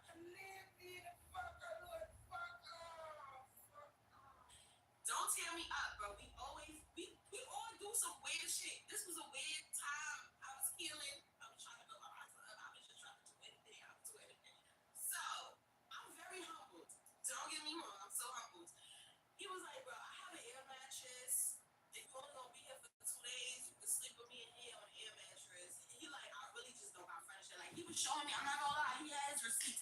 He was showing me proof that like his furniture was coming on Monday. It just so happened it didn't come when it was supposed to. Can you get And I was my like, ass bro, up I and can come cook? the next week. And he like, no, I already got Which excited. I'm Like, 2 I wanna hours see late. you. I wanna hang out with you. And How I'm not are gonna lie, I you? fake got excited too because I had got my hair done. Like, I got my hands done. I had ordered me some rush overnight, some fucking little 2 Fashion Nova outfits. Like, I'm like, you know what? It's okay. Like, I really was sleeping with him in the trenches for real. Like, he's from the projects in Brooklyn, so it's not like I can sleep on a fucking air mattress. I'm very humble. So it took some convincing, but he did convince me to still end up coming. He like, bro, we can sleep on an air mattress. If you're not jacking it, you get a room. Because the room shit was getting complicated. Couldn't find a room I wanted to stay in that I would feel comfortable in or I felt was worth the money that was in his area. And then the shit that I did like was mad.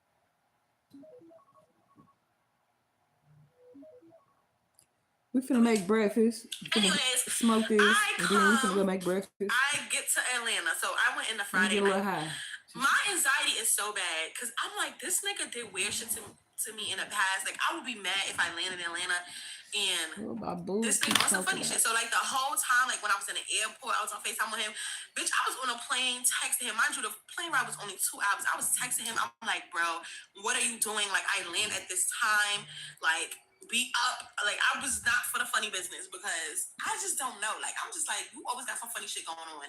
And this is my first time seeing you in years. I don't want no funny shit. So I landed. He sent me an Uber to his apartment. And I got to the apartment. I'm not going to lie. His apartment is nice. It just wasn't furnished. It was a very nice, like, high ceiling, big window. You know, basic Atlanta apartment. I guess it was like a luxury apartment. It was a 2-bedroom. Bathroom was fire. If I had any pictures or like anything I recorded while I was there, which I don't think I recorded because it was a sneaky trip. Like, nobody even knew I was linking my ex. Like, a lot of people was probably gonna find this out from watching this video. But I was posting I was in the 8 on Finsta, but I don't think nobody knows. Do me a favor. I don't think I recorded the crib. I just dropped 5 or 6 shorts. But anyways, it was a nice go like apartment. and comment. Just go like and comment real quick. When we got to the living room, he was like, I'm sleeping in the room, not even in the room, because my TV is only put up in the living room. I didn't put my TV up in my bedroom, so I put the air mattress outside. Y'all watching this and y'all judging me. Y'all judging me, but I know y'all slept in worse conditions. Y'all slept in worse conditions. No problem. And one thing about my ex, I would give it to him. He's a clean man. He's always been a clean ass man. I give him that. Like, when we was dating, he was very clean. He keep his spaces clean. So his crib was like clean. It just ain't had no furniture. We was vibing. I mean, I got there the first night. So yes, I got there the first night, and it was kind of early. How are you, my kitty cat? He was like, yeah, my homeboys. It was like his homeboy's party or some shit. He like, yeah, my homeboys want to go to Zari tonight. We finna go back and some breakfast sandwich. I hope it's some bread. Zari's like, you want to go to Zari? I'm like, yeah, we could go. And we were just trying to figure out the plans. Gonna make breakfast. By the time that I got even ready, I'm 2 hours late. his homeboy had already left. Like, they already, I think they already dispersed. Once you start partying in Atlanta, you from this spot to this spot. Joint I rolled last and he night. like, bro, I don't got no V to be, feel me? I need How was your Valentine Day, cat? because I'm not driving right now. I don't got a car right now, so I can't just be going all over in Ubers. So if they're not giving me one spot, we could just do our own thing. So I might go to this lounge, or whatever. And I'm like, oh, yeah, okay, so we can go to the lounge. So we went to the lounge. I got dressed. We went to the lounge. It was just literally me and this nigga. Like, literally me and him. So he bought a bottle, and I wanted hookah. I think he had walked away or some shit. I'm like, I don't pay for the hookah. And I'm texting him, like, can you come and pay for the hookah? He like, give me a second. I'm doing something outside. I don't remember what he was doing. I don't remember what happened. Something happened when he stepped out. So I'm in the section by myself with a bottle. I wanted hookah. The lady, like, is this amount? She bought the hookah already, and I have anxiety. I don't want nobody ever think I'm trying to play them with no bill or nothing. She was just standing there, and I'm like, I don't have cash. Can I cash app you? She was like, we don't take cash app. I'm like, can I sell you? She's like, no, it's only cash only. It's cash only.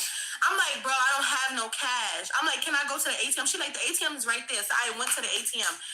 I went to the ATM. I took out like $100, bro. It was like $5 for me to take out $100. I go back and I pay the lady. So I paid the hookah lady. He comes back. We vibe, we drinking. Mind you, it's just me and him, and he bought a whole bottle $400.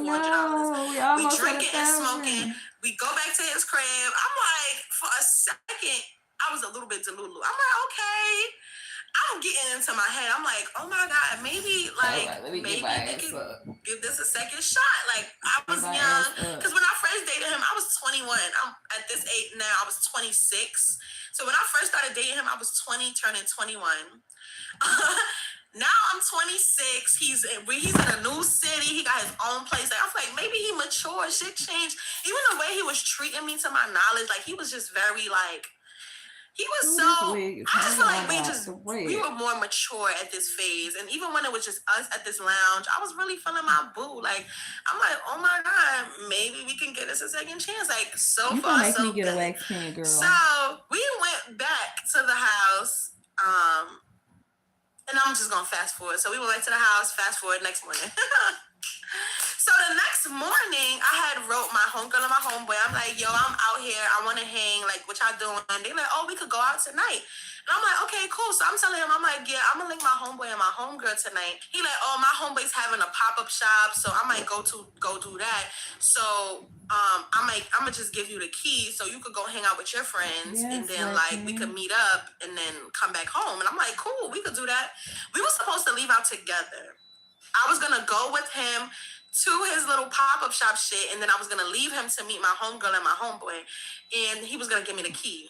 Something like that. Like, we was going to go to the pop-up shop, he was going to come back home, I was going to go out. Somehow, some way, however it was flipped, I was supposed to have the key. You know, men get ready in 5 minutes. So I think he was sitting around dressed on the game, but it got to a point like he was just tired of waiting for me. He like, yo, you know what I'm gonna do since you just getting ready and taking your sweet time? I'm gonna just go to the pop-up shop because it's not far from here. I'm gonna just go show love because that's really why he wanted to go. He said he wanted to just show his love like to his homeboy and support, and then he gonna be right back. So he like, I'm gonna just go to the pop-up shop. Yep. I'm gonna show my love. And then I'm going to come back so you could get the key and go about your business. Because I don't got no other plans for tonight. I'm going to just call it. I'm just stay in the crib. Feel me? I'm not really trying to go out. I'm just going to show love to my mans. So I'm like, all right. So he like, text me when you almost ready so I could come home. So he went to the pop-up shop. So now I'm getting ready. Now, that sounds like a good time, Kat. You do all that without me? Let me text him from now because I don't know how close he is. And these people are waiting for me at some lounge. They already got the table and everything. They just waiting for me to come. So I'm like, let me start giving him a head start. So when I'm big in my face, I text him. And he like, nothing. He like, shit, chilling. Or shit on my way back. Or some shit like that. I'm like, all right, I'm almost ready. I start calling him. I'm going to go on my phone and see if I still got the screenshot. So now when I'm really ready, I start calling him. He's not answering. I start calling him. I'm texting him like, yo, my messages is going through.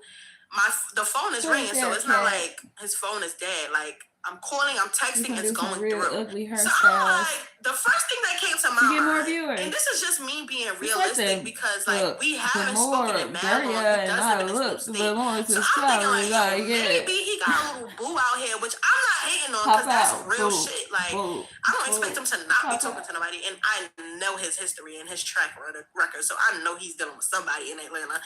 So I'm like, you know what it is? He probably went to go link one of his little boos and left me in the crib because you can't go a whole weekend without checking in with none of your hoes. And I'm not gonna lie, the whole time I was there, like the time that we shared together, he didn't answer the phone out once. Like he didn't really pick up his phone, text, or nothing like that. So I'm like, maybe he got a little boo out here. He probably checked in with his boo because he got to throw her off because I'm out here. So I text him like, bro, if you got whatever you got going on, I'm not even watching that. But my friend I think his homeboy gonna come back and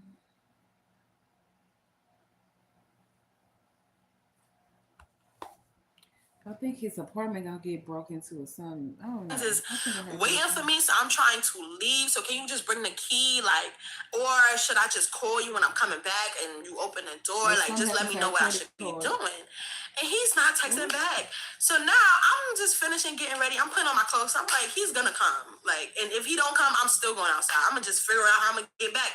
So if it's anything I can't get back into the crib, I'm locked out, I'm gonna just sleep with my people. But I'm going outside because I'm in the A. Now, while I'm getting ready, I hear the door open. Like the house door. So in my head, I'm like, there this nigga go. Like, find a fucking lead, nigga. I'm trying to go outside. So I steps out the bathroom and I look at the door. It's a strange man open the door. He looked younger than me and my ex. Like, he looked younger than me and JJ, but he finna say that the nigga went to jail. he's just a random ass nigga walking in the door. And it scared the fuck out of me. I'm not gonna lie. I'm like, this is the alien. Oh my God. Like, my heart was racing. I was about to cry. And he opens the door and he's like, you looking for JJ, right? And laughing. Bitch, I starts to panic because I don't know what the fuck is going on. This is Atlanta. I don't know what he got. If he got problems out here, I don't know who this is walking through the door. I'm thinking, my mind is racing. I'm like, oh my God, they probably robbed him and took the key and came back to his crib. I don't fucking know what the fuck is happening, bitch. I starts panicking. I'm like, I just froze. I didn't even say nothing. I just did not know what to say. I was panicking. He like, hey, you looking for JJ, right? I'm like, looking at him like so confused, scared. And I'm like, who are you? Wait a minute. Who are you? And he's like, oh, I'm his mans. Listen, this is what happened. JJ just got locked up and he told me to come back to the house and let you know he got locked up. I'm like, JJ got locked up? How he got locked up? He told me he was going to a pop-up shop. They like, well, they got pulled over by the police and basically he had something he wasn't supposed to have on him. It was illegal or marked as stolen. Put two and two together. It was a pew-pew. So he had pew-pew on him. He wasn't supposed to have a pew-pew in the state of Atlanta because he was already on probation. He's not supposed to have no pew-pew on him. And it was illegal pew-pew. It was a mark stolen. And he got booked. And he like, oh, but he told me to come in here and tell you that he got locked. He also told me to tell you that you could stay here until your flight if you need to. What? First of all, I was never doing that because one, he just gave you the key. I don't know you from nowhere. You have access to his apartment now and you know that I'm here. And you know that I'm not from Atlanta because he told you that I'm not from Atlanta and that I came to visit. So, I don't know you. You JJ friend, I don't know you. I don't trust you. So I'm not staying here, especially if you know that I'm staying here. I'm not staying here. And I don't even know if JJ said that for real. Like, nah, I'm gonna get a hotel. And then I had on my chain because I was getting ready to go out. And he walked up to me. He like, oh, that your chain fire. Like, he like, your chain fire, shorty, your chain fire, shorty. Where you got that made at out here in New York? I'm like, I got it off of Instagram, though, because I'm texting my friend while this is happening. And she like, girl, you in the A, you don't know that nigga. Like, what if he booked you? Tell him it's like an Instagram boutique. I said, he like, your shit busted. I'm like, oh, that's crazy. It's like from an Instagram boutique. Like, this is not real diamonds. Like, this is not a real chain. Like, I got this off of Instagram. He like, oh, that shit still fire. Like, that shit busted like the real diamonds. My friend like, leave. Evacuate the premises. Like, you don't know this nigga. So I started getting my shit together. Now, when I landed and I came to the apartment, I left all my luggage, my purse, everything like in the living room on his island because we were staying basically in the living room. So I'm in the bathroom, like fake on the phone with my friend, like, what should I do? And we looking for hotels. And then I found a hotel. I booked me a hotel. And I'm like telling him, like, now I'm starting to get ready. So I'm like, all right, I'm going to go check into this hotel, drop my stuff off, and then go link up with my friends.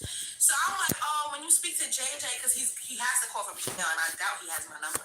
I'm like, I wrote my number down on a piece of paper. I said, when you speak to JJ, if he calls you from jail, this is my number. Tell him to give me a call. I'm out. I'm getting a hotel. If he need anything, he give me a call. Really, I ain't really had nothing to give him. I ain't had nothing to give him because I ain't come to spend that money. But I got an ear. I always got an ear if you need somebody to talk to. So I'm like, yeah, just let him call me, you know? And I'm like, bro, this is crazy. Like, I already was like, this is some crazy ass shit. And this is God telling me, like, why the fuck you came out here to see this nigga? He ain't no good for you. What you came out here, he did you dirty in the past, you came out here. This is God trying to show me, like, bitch, what you even out here for? You came out here and he gets locked up literally. You only spend 1 day with him. The next day he's in jail. Like, come on. So I leave, I check into my hotel, and I go party with my friends. So I party with them. Mind you, at this point, I booked a flight to go back home because I know my luck. So once one bad thing happened, I know it's gonna be a series of unfortunate events. So I'm like, you know what? It's Saturday, I'm partying, but I'm leaving tomorrow.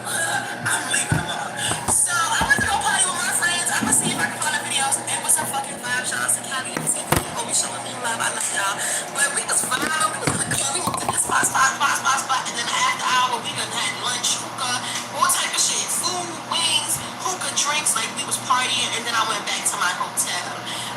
So then the plan was, because I had to check out on Sunday, so I booked a late flight on Sunday. I had to check out at 11 at my hotel. I'm like, I'm gonna just bring my stuff, go chill with my homeboys and my homegirl till my flight. So I checked out, and now I'm chilling in my homegirl. Good morning, y'all. I'm chilling at their house, and we just talking, chatting, and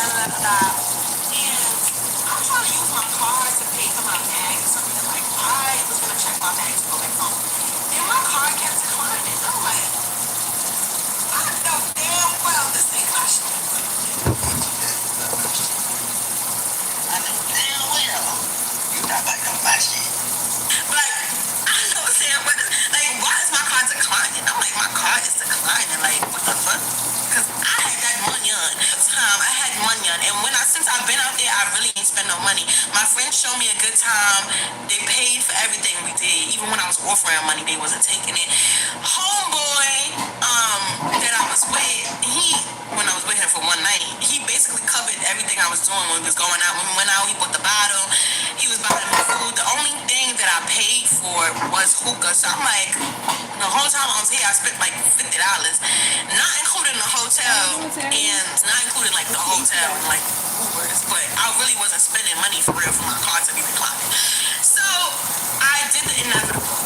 I opened my bank app. I don't open my bank app. That gives me anxiety. I just swipe my card. I don't open my app. I don't need to know how much I got paid. I don't want to know nothing. I don't need to know how much I got. I don't look at the bank app. I don't look at my bank app because that's negative energy right there. And I don't got time for it. But I open my bank app. Do you know somebody spent like $1,500 off my card? $1,500 US. 1,500.00.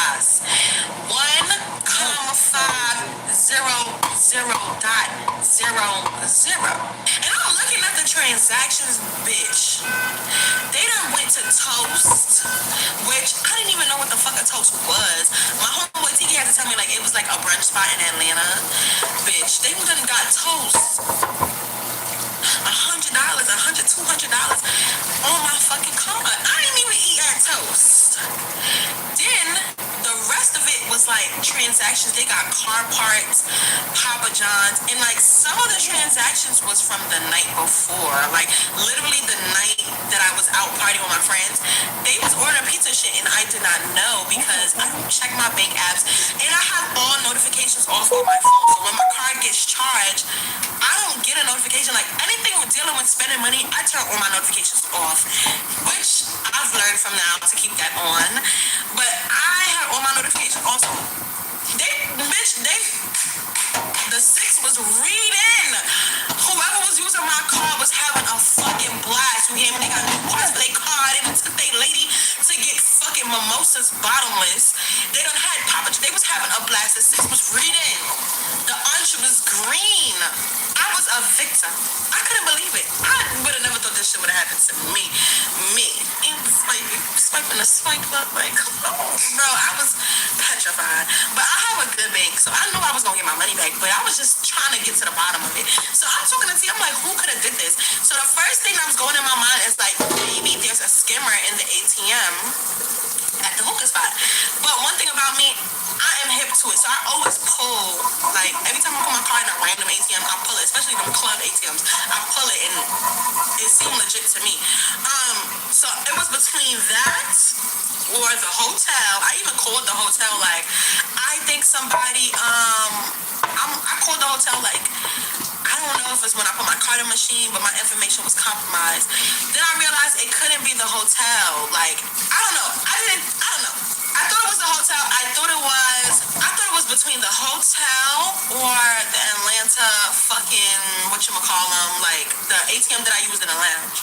But I really wasn't tripping off of it because I called my bank. They're like, you want to send you a new card, you want to get your money back.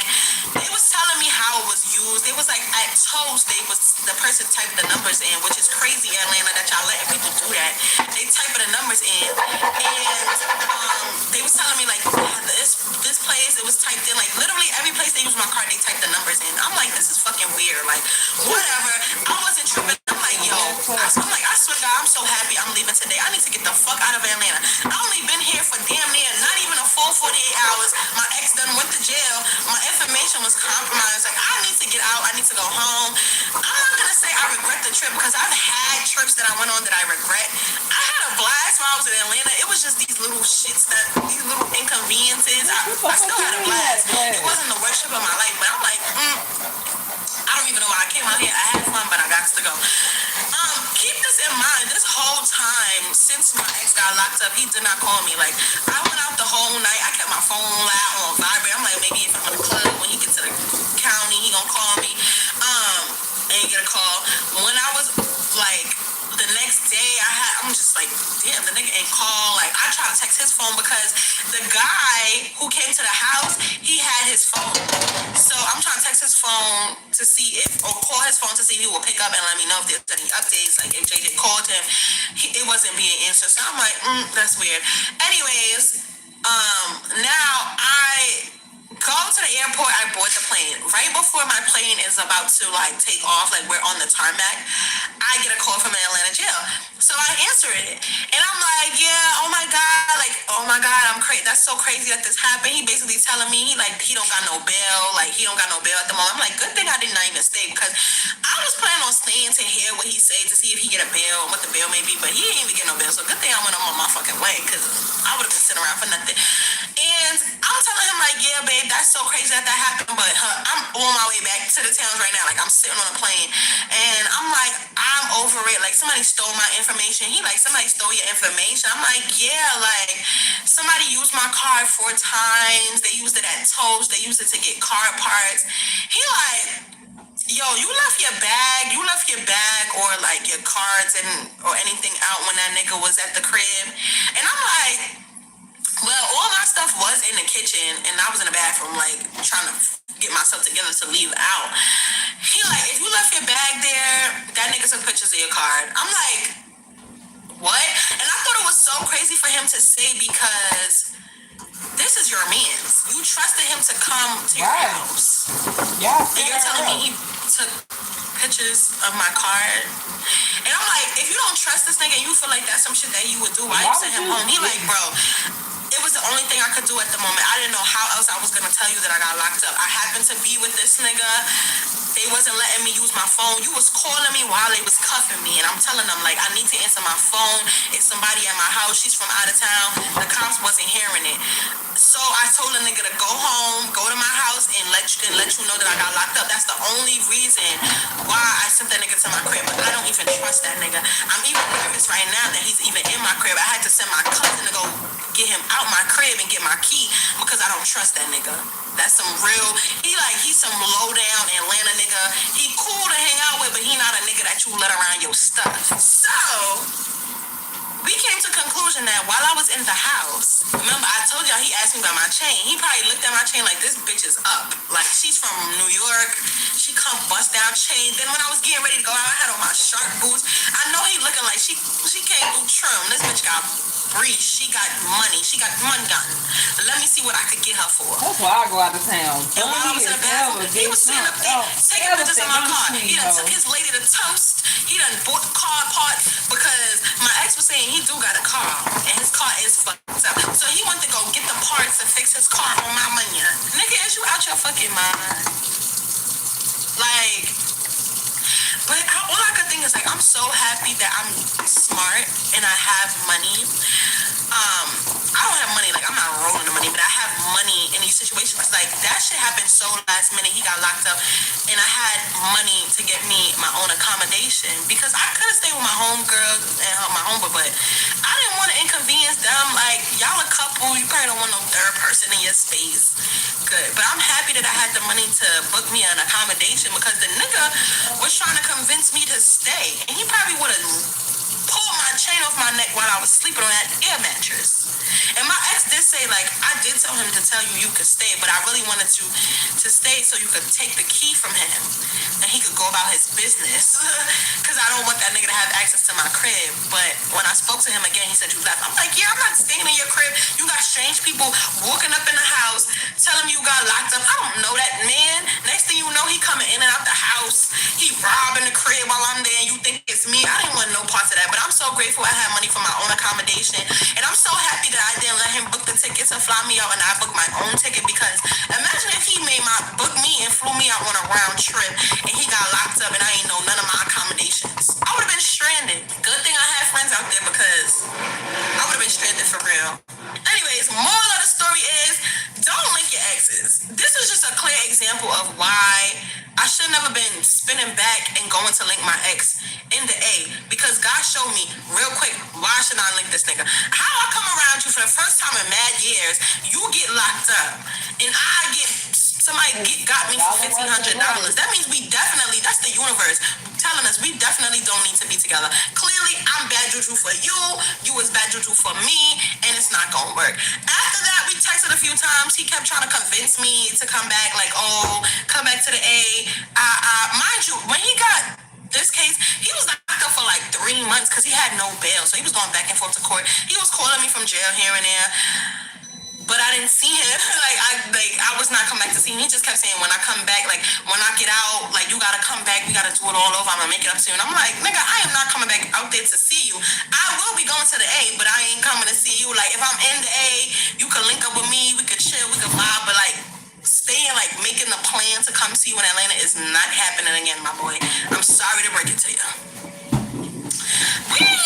That was washed up. I mean, like, he's back on the dibbling, dabbling in my DM. Probably say, oh, what's up, mission?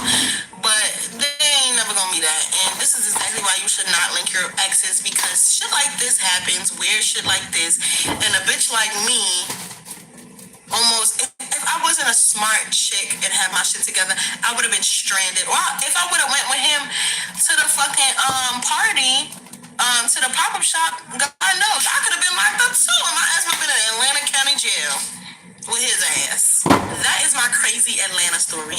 Wow. I don't even know what I'm gonna title this video, but by the time y'all seen this, it's gonna have a title. It's a long-ass video. Thanks all of y'all for watching my video. If you like this video, tell a friend and tell a friend, hit that subscribe button, because we on the road to 50K, from 50K is 51, 52, 53, 54, 55, 56, 57, 58, 59. From there, it's up and it's stuck.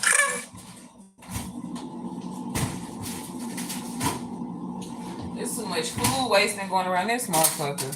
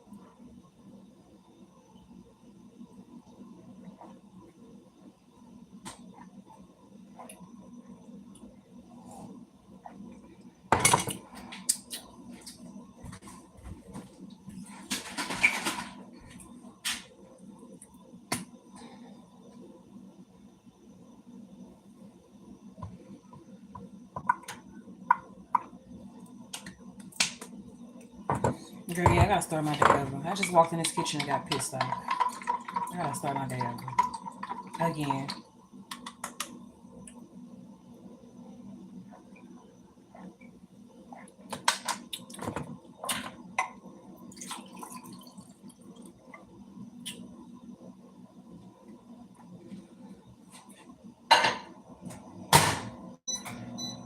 This coffee ain't strong enough.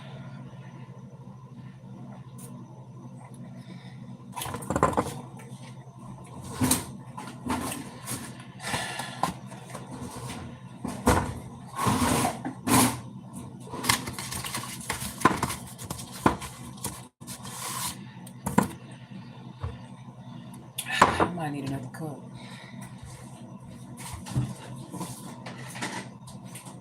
I just came in here and got pissed off, so I'm just gonna step out. Step out. Start over again. Start over again.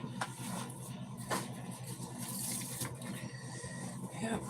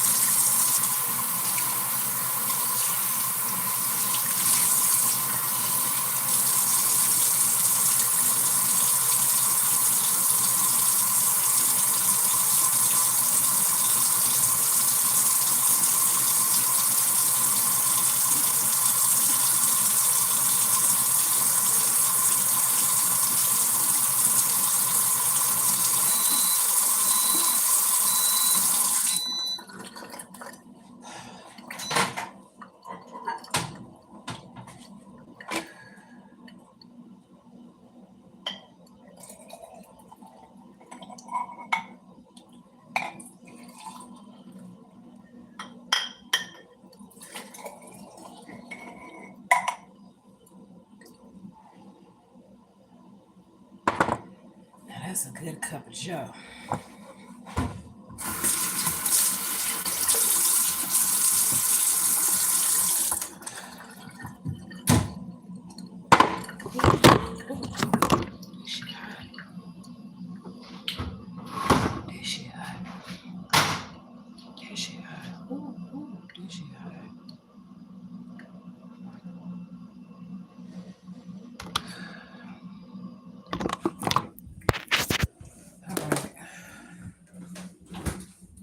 We're gonna restart this over. Okay, so I have teenage children, and I cook for them, and then I go in the icebox, and it's 3 other meals cooked. You eat one meal, you wash out the pot, the pan, or you soak it. You don't leave old food in the icebox or whatever. Then I found like 2 dirty dishes. So instead of being angry, I'm gonna have a cup of coffee and I'm gonna smoke a cigarette and I'm gonna listen to a story time. I'm gonna pray and meditate and talk to my cat. How is my cat doing today?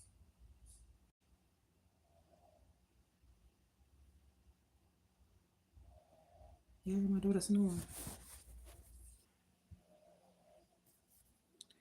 Oh, look at that hot cup of joe. You can see the smoke coming off of her. Let me see.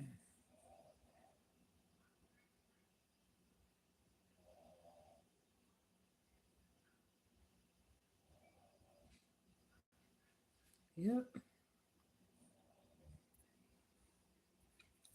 Girl, how old is she? Girl, that is working my nerves too, girl. I'm scared to drink it. It's so hot. Okay.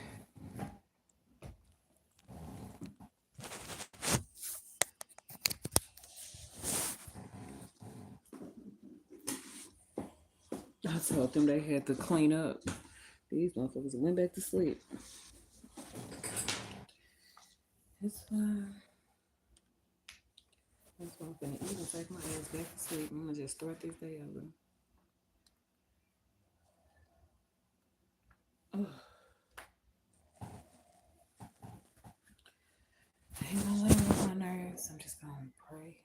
away. So all y'all do is pray and walk away.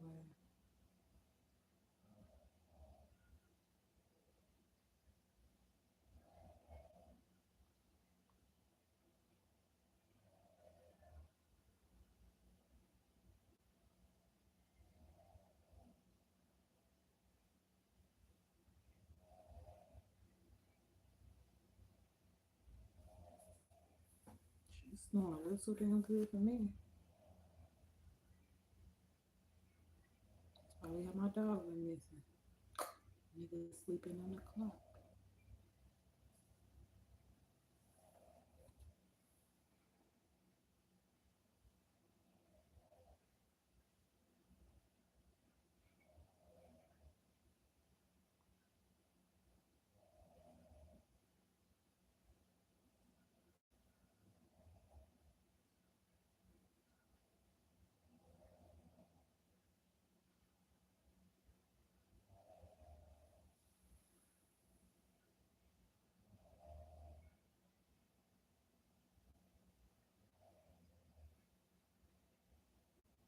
I think I used to follow her.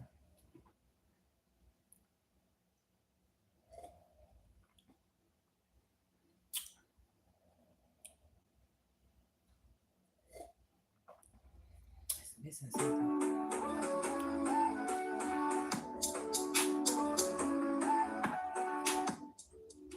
I think because it's decaf.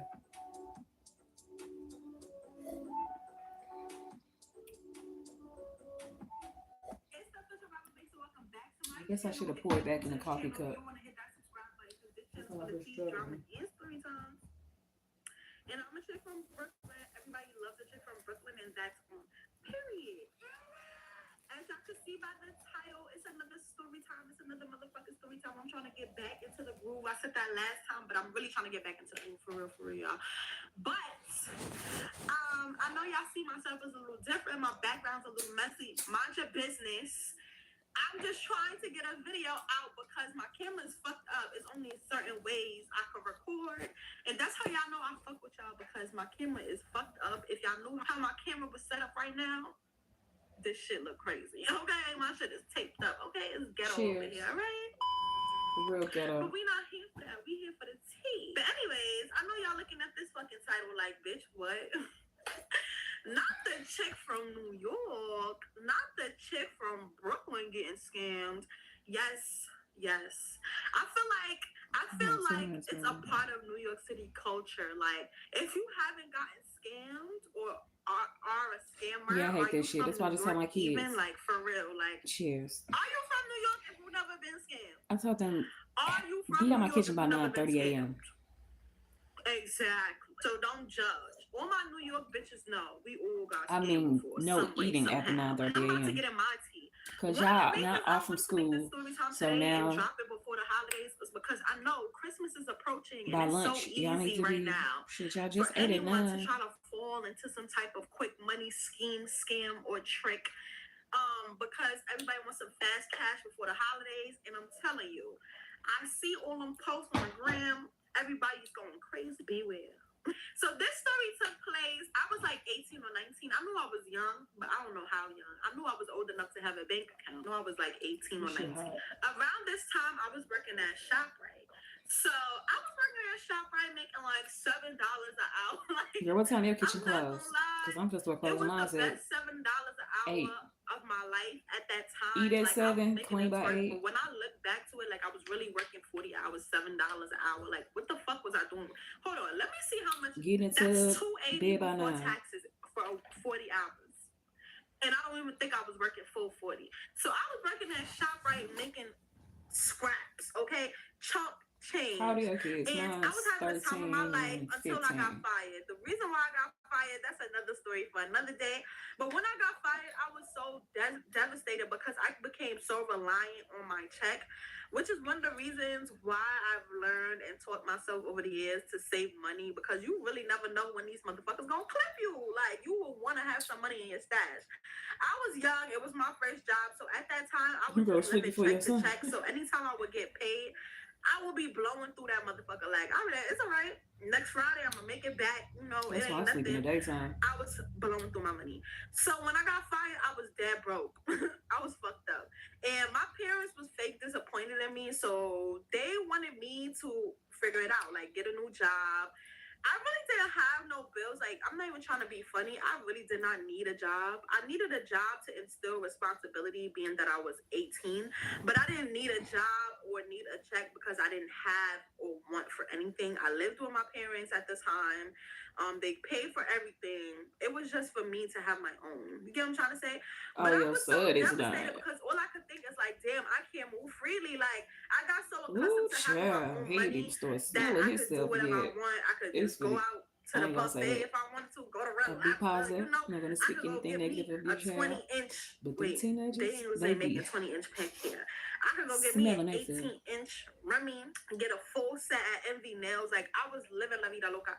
And I was fucked up when I lost this job, right? So I was trying to figure out how I could get a new job. So I'm over here trying to apply to all these places, and like, niggas was not hiring me. I don't know what it was about. I don't know if I was fucking up the interviews. I was not getting a job for nothing. Like, I could not get a job for nothing. And Christmas was approaching, bro. I wanted money. But I really wanted money because I wanted to get me some Sunburst Uggs. Like, this is when Sunburst Uggs first came out. Like, I don't want to say first came out, but that's when it came trendy to Brooklyn girls, like 2014-ish, I just wanted some 2013. That's my first time wanting Sunburst Uggs. So put some jelly on it. Make a sandwich. Like, I need a job. I'm gonna give me some Sunburst Uggs for Christmas. So I'm going around looking for jobs, doing interviews. I'm not getting hired. So around this time, I was talking to my little boo. We gonna call him. What we gonna call him? I don't want to say something too close to his name. We gonna call him Tyrone, all right? So I was talking to Tyrone. Tyrone was some scamming ass nigga from the Flossie. Like, he looked mad good. He had mad bread. Well, at the time. Hey guys, can you believe that Amazon made billions of dollars and only paid $6? Because he's pop now, but at the time he had a little money to him. Well, what I thought was money, because he would be taking his pictures, you know, HBO girl. Money spray. My friend, baby, girl. He done broke out the house, girl. He be, girl. He got a tent inside his bed. He got so many toys, girl. He be giving them a run for their money. Copy of Balenciaga Arenas, you was really a scammer. You get money now. I was talking to all the scammers. I mean, your son too damn smart. I used to have it like too smart, know everything, think they always right. You gotta let their ass win. Girl, I know, girl. And I'm telling Tyrone, like, babe, like, I'm trying to get a job. My mama did foster care, so I lost my job. I've been fucked up. I've been living with autistic people, raising autistic people my whole life. You know, I'm like, yeah, I'm fucked up. I need to try to get me a job or try to figure out how I could get me some money. So Tyrone, like, you could get money with me. So he starts sending me mad videos of him doing money counts and shit. And he going through the 20s. Like, I'm looking at the videos like he's going to 2, 4, 6, 8, 10, 1 band. I know your ass be on that birth control, like, woo. He's going through the money. And I'm not going to lie. Having no more like, slip I ups. was making $280 before taxes. But they too damn smart and be trying to play crazy. Squad Delio, so. Because once New York, you play crazy with them motherfuckers. Not with me. Down to $90 every week. Girl, I already know. Seeing this video of Tyrone blowing through the bands, I'm like, okay, this is where I need to be. Like, he done got my whole year's salary in this little video. So I'm trying to fuck with the getting monies. Now, around this time, I knew that Tyrone was a scammer, but I didn't know what scams he was doing. I was not that familiar with the techniques or the ways. I didn't know anything. That's why my 2 kids, they're a year and 6 months apart. Same mama, same daddy. And they had money and they would finesse the system, finesse the banks. I don't know. Didn't know much of it. Didn't know how. Didn't know. Feel me?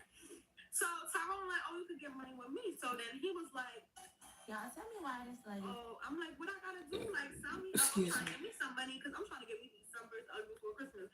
I'm trying to get, look, the money you showed me, I could get 2, 3, 4 pairs. I could get a pair for when my other pairs fucked up. Like, I'm looking at the money like, I'm gonna get every single pair of these in every size. What the fuck? So I'm like, how do you get you know anybody that got I want to say a Chevy. I'm really from Brooklyn. He was like, just, you know anybody that got Chevy. Now, Chevy lingo, I don't know if it's New York lingo. I don't know if it's Brooklyn lingo, but a Chevy is a Chase bank account. So he was asking me like, oh, you know anybody who got a Chase bank account? And I was like, I do. And he was on some, no, you know anybody else? But he didn't turn you into a pussy, like, girl. Like, he didn't pass test at your gangster. You his hoe. That's why people like, how many kids you got? I said, I got 2 pimps. I don't even call them kids, I call them pimps. They just treat me bad, take their money, do whatever they want to me, and I just gotta take it like a hoe. So when I went to sleep that night, I was dreaming. Look at my eyes. Like, I'm like, that's what being my kid's hoe. He said it was a I'm standing up for myself this year. I can't wait. I refuse to be a pussy ass parent this year. All these summers, like, I'm gonna work for my money this year. So anyway, the next day, Tyrone came and picked me up, whatever. So he was basically breaking it down what I gotta do, but he's not saying. See, they laughing at me. You don't gotta do nothing. They're all gonna laugh at me. And then I'm gonna link you tomorrow, and I'm gonna give you like 2 bands. He didn't break that shit down to me at all. I was just saying it like, I don't get it. Like, why you need my car? But I'm so dumb because at the time he was just saying like, I need your car. I don't even need your pen. Like, that's how he was swindling me. Like, I don't need your personal information. I don't even need your pen. I just need your car. So in my head, I'm like, what can he do? Like, he can't do nothing anyway because he don't got my pen. He don't got I just went through that. So I'm like, yeah. When I said I just went through that. My car, boo. And girl, I just went through that. You gonna link me? He like, yeah, I'm gonna link you tomorrow. Mind you, at this girl, wait till I get monetized to hear that story. story. 6 cents. So I might have to put that on Patreon. Because girl, that's one of my most embarrassed stories in my life.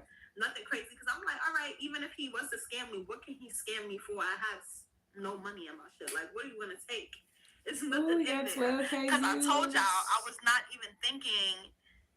I didn't know how this shit worked. You feel me? I didn't know what you was whoever got a fake page, like, go like me. Like, right, I ain't even hungry no more than drunk that coffee. I don't know what type of sorcery he gonna do. But shit, I'm all, as long as tomorrow I ain't even hungry no more. Bands, I'm with it. So throughout the day, I'm texting him, he's texting me regular, whatever. And then around the evening time, he like, I beat up early. And I'm like, why? He like, we're gonna go to the bank. I said to take the money out. And I'm like, okay. So I was mad excited, like, oh my God, I'm gonna catch you. He gonna catch me out tomorrow. So I'm telling my homegirl. So I'm like, I'm about to get me some money. When I get this money, we could go out. Like, I'm making plans for the money. Don't even got the money yet.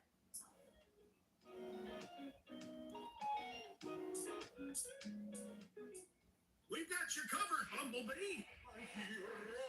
My knight in shining armor. I'm like, when I get this money, we could go out. It's lit this weekend. Like, we going to tea, pasta. We outside. So my homegirl, like, where are you getting this money from? So I'm basically explaining to her what Tyrone is doing. Like, I'm like, Tyrone said he got to play. All I had to do was give him my Chase card. I didn't even have to give him my pen. He just said, give him my Chase card, and then tomorrow we're going to go get the money out. I don't know why I didn't think that it was some funny shit going on. Like, why didn't I think for a second that I was being scammed? Like, I don't, why, where did I think? I keep missing Stash Lives.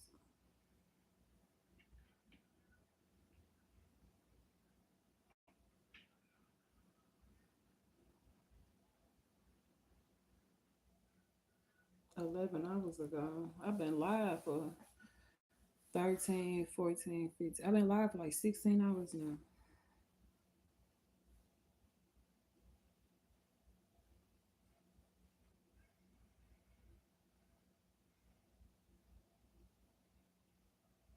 Like, I'm like, Tyrone said he got to play. All I had to do was give him my Chase card. I didn't even have to give him my pen.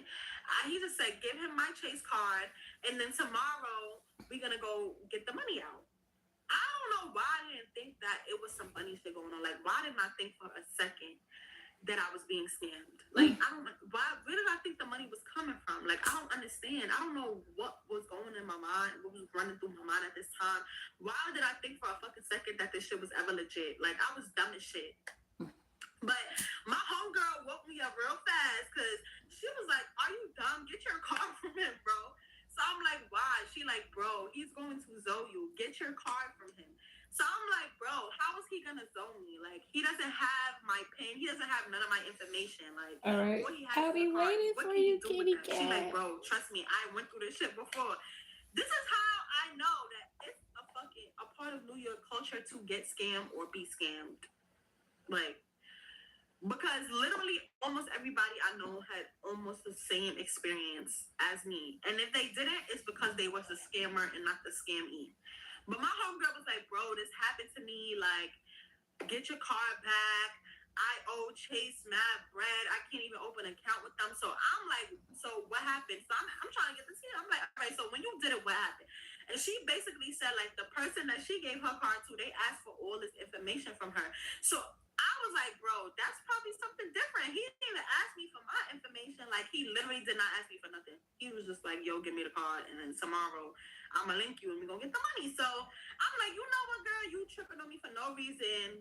Just because that nigga sold you don't mean that's gonna happen to me. And on top of that, I told him Tyrone was my boo, so why would he even play with me like that? So I'm just looking at her like, bitch, you dumb. You let somebody owe you, and you trying to push that on me, and you trying to fuck up my shit. Like, you over here trying to hate on my shit and what I got going on because it happened to what happened to you. It's not going down like that. So I start texting Tyrone. I'm like, you sure tomorrow, right? Like, you gonna pick me up tomorrow, gonna get the money? He like, yeah. So Janaya. and I'm started trying to ask Janaya. like, all right, Can you so take Izzy outside for me? Like, where you getting this money? So he's like, yo, you're moving crazy. You're moving hot, bro. Like, you want to do this or not? Like, pick her up, put her on the front porch. Like, if you don't want to make money with me, you could just get your car back, bro. I'm not going. Then watch her in the window. If she run, open the back door. I'm not dealing with this. You giving me cop vibes? You could get your car back. I don't gotta do this. You came to me saying you need money. You the one that's fucked up. And I'm like, whoa, why are you so... I can make any song with your voice. Just record your voice. I'll take care of the rest.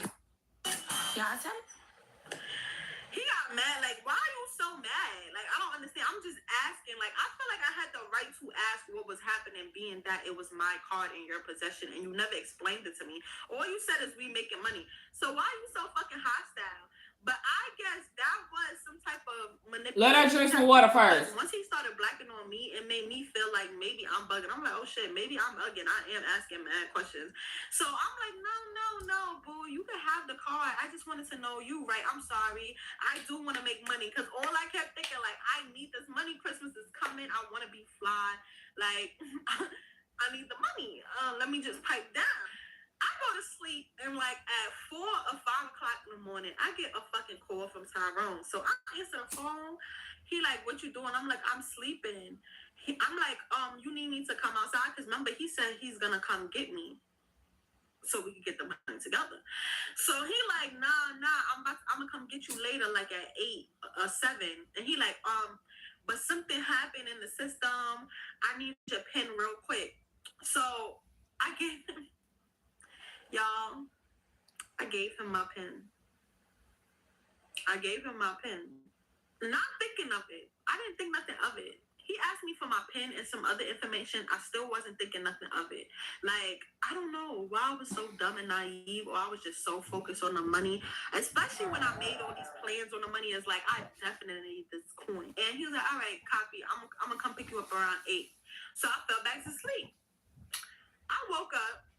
It's 12 o'clock. Like, okay, it's the day I'm getting my money.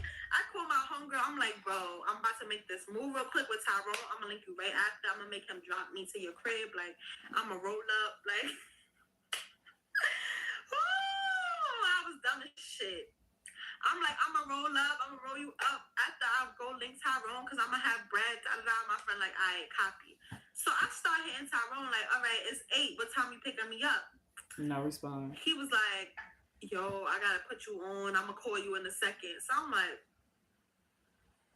I already got bad vibes. Like, my stomach started hurting because I needed that bread, bro. I done thought about this bread for like 2 days straight. I done told everybody I was making this money. Don't let her back in. She got a shit, or she gonna keep shit in this house. You shouldn't count money before you get it because you never know what can happen. Like, you should not supposed to make plans with money that's not in your possession yet. And that's where I fucked up. She done shit in this house twice. Telling the whole world, we gonna do this, we gonna do that. She ran to the back. Just look at her in the backyard. Come back and hide. I already had my whole shit planned out. So as soon as he said, "Oh, I gotta put you on," my stomach started bubbling because I already knew at this point I was not getting a damn dime.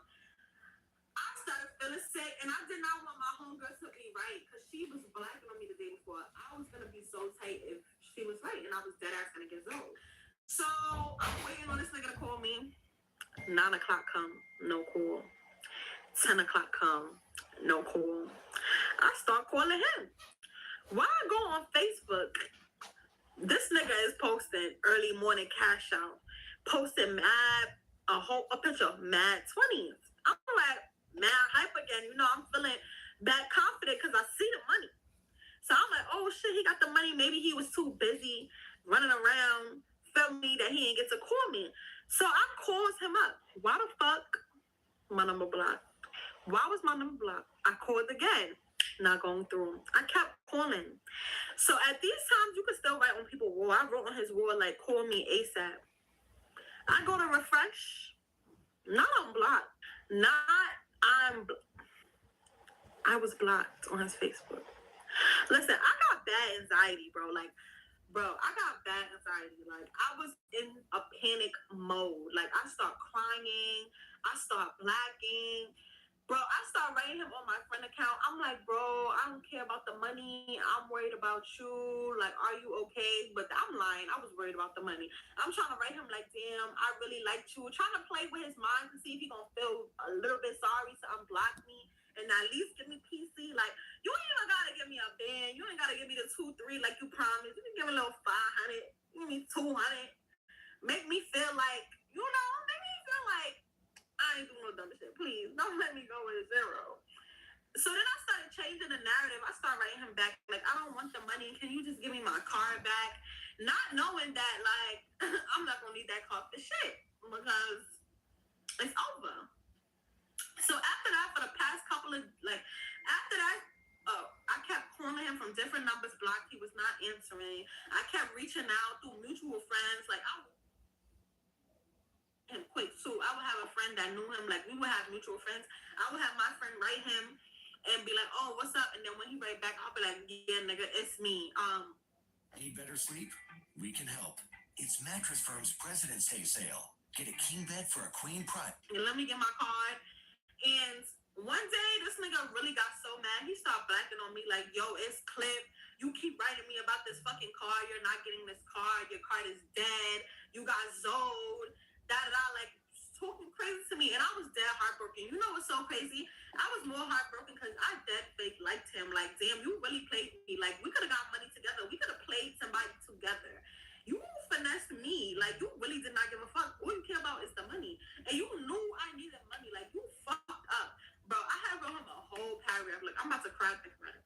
I had wrote him a whole paragraph. Like, you really mad fucked up, bro. Like, I just expressed to you, I lost my job. I'm trying to get a new job. Nobody's hiring me. I just wanted some money for the holidays. If you was gonna do some shit like this, you could at least kick me a little bit of bread. That's crazy. You ain't had to do 2-3 bands. Like I told you, I was making like $200 a week. If you would have gave me $200, I would have been fine. If you would have gave me $100, I probably would have felt better. And this nigga had no sympathy for me. None. Fast forward, I get a letter from Chase saying that my account is closed. I never knew exactly what he did for the simple fact that he had my card, and being that I did not have any income, and I knew I didn't have no money, I didn't care to check transactions or anything like that. I never knew exactly what he did. I knew there was a deposit and there was a withdrawal, and I didn't see any of it. And now I can't bank with Chase and a lot of different banks too. And you know what's so funny? I always get the last laugh because now Tyrone is a broke ass nigga. Like Tyrone is a broke ass nigga, and every time I see a picture of him on Instagram or somebody talking about him, I always make sure they know that he's owed me and he's a bum ass nigga. Like that was some bum ass shit. Like no shade, get your money. It's some bum ass shit, but you was gonna do it to the next person. Like, I really thought you fuck with me, and you really bamboozled me out my Chevy. Like And you couldn't even give me PC. Instead, you just blocked me on everything and avoided me when you could have just expressed to me. Matter of fact, you may have to express shit. You could have just gave me a little something. Like, you could have just gave me enough for the sunburst. You knew that's all I wanted. Like, you really broke my heart. You really fucked up Tyrone. If you watching this video, Tyrone, you's a fucked up nigga, and I still want my money. Well, that's the story, Tyrone. That's how I got scared. Like I said, if you from New York, almost every single person I know has a similar experience. You're either a scammer or a scammy. It's the holidays. Niggas need money. UE is done. Shit is looking crazy out here.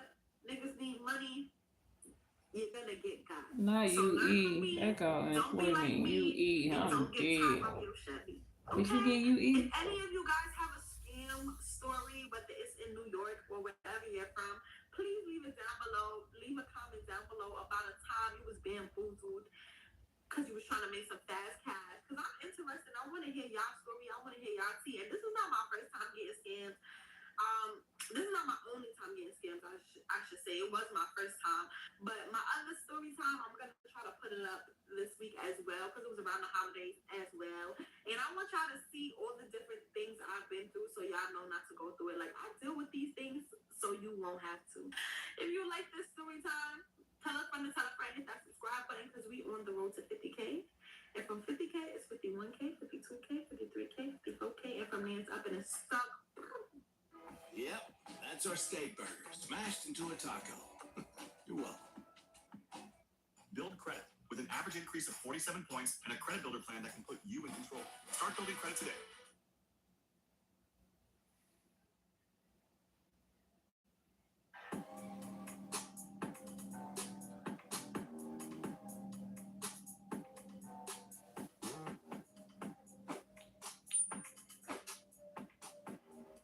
It's the official Robin Banks, and welcome back to my channel. If you're new to my channel, hit that subscribe button because this channel is full of tea, drama, and story times.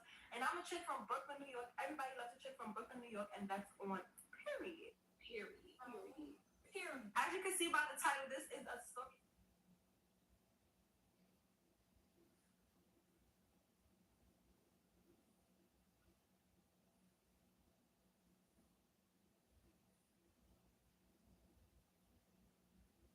Video because you guys only jack my story times videos because y'all are mixy. Y'all are nosy.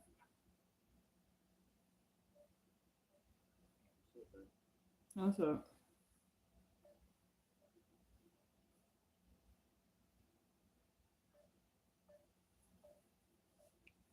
Hello?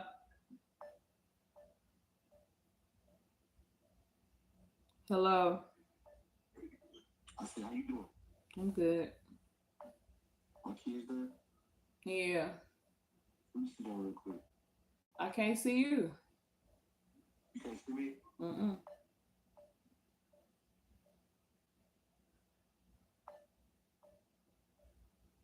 You still can't see me? No. I'm trying to hang up the call right Hold now. on. I think I can see you. Hold on.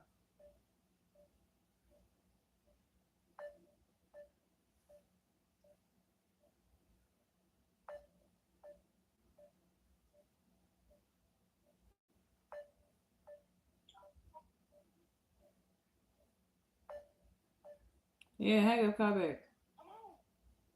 You see that? Hang up, call back.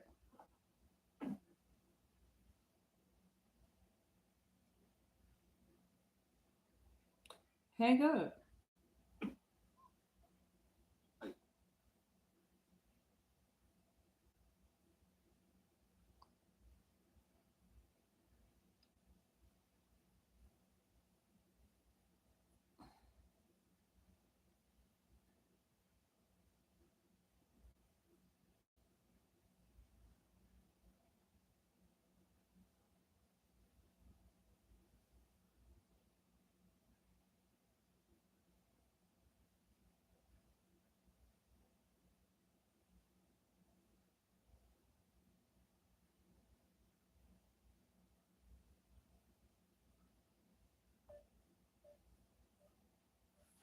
Hello.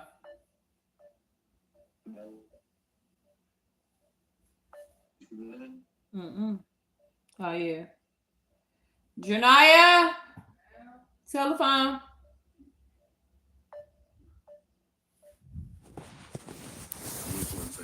I'm gonna say hi to my live. Good. What's up, y'all? I know what the fuck going on. What glasses you Yeah. Yeah. It's Mr. Ball. Is he on Instagram? It's Mr. Ball. Yeah. She saw some. Well, you got some glasses on.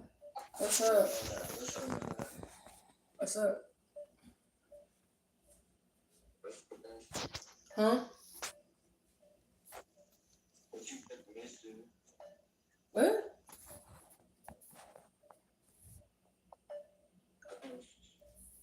I can't hear you. You glitching. Oh, I miss you too.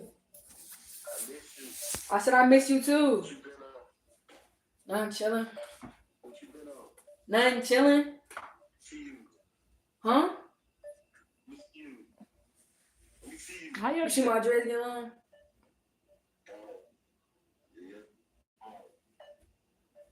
Show me your shirt. My phone number.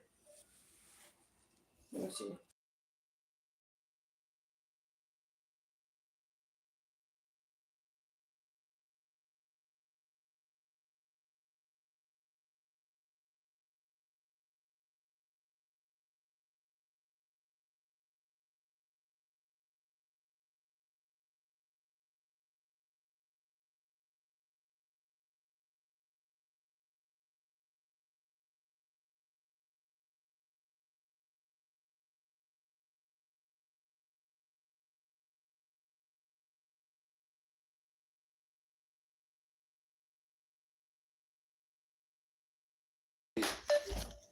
No. No. Oh my god.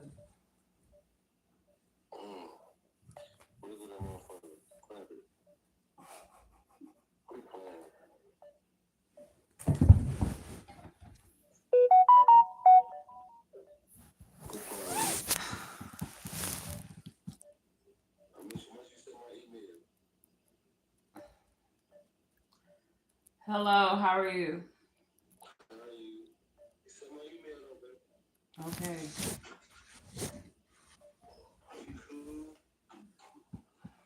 Mm-hmm. Yeah. I'm at 600 subscribers. That's what's up. Almost at 1,000. Yep. You get more. You get more. You get more. You get more subscribers when you go live. Go put a shirt on. Man, I'm not trying to dirty up no clothes.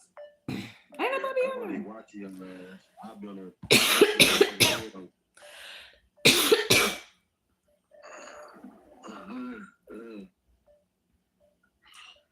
You is not my fucking daddy. Leave me the fuck alone.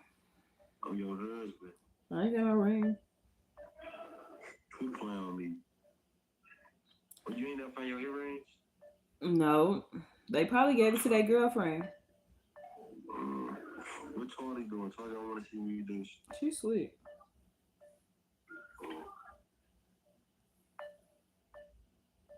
I ain't no shit though, baby. I'll call you off the wall for you. No, call me later. Why you don't want to talk to me? Because, Jerry. What? Damn, you just said you don't want to talk to me. I'm talking to you now. Shit, it's bad enough. It's a holiday and these kids here. I don't want to be bothered. I don't mean to be rude. I love you, though. I said I don't want to be bothered with nobody. It's good. Hey, get off that line real quick. I'm trying to cheat on my friend. Oh my God.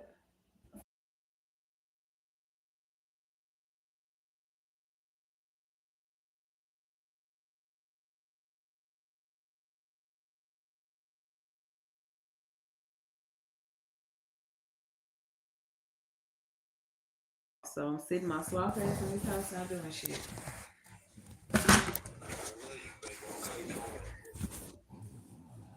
All right, have a good night. Huh?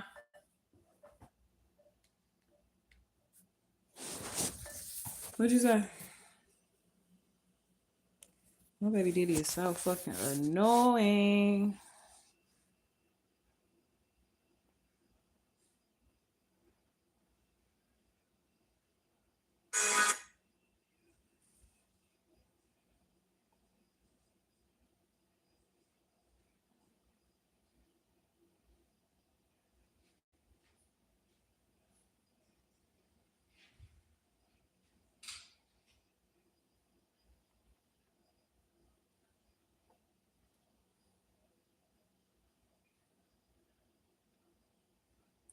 Janaya, this look like Spice.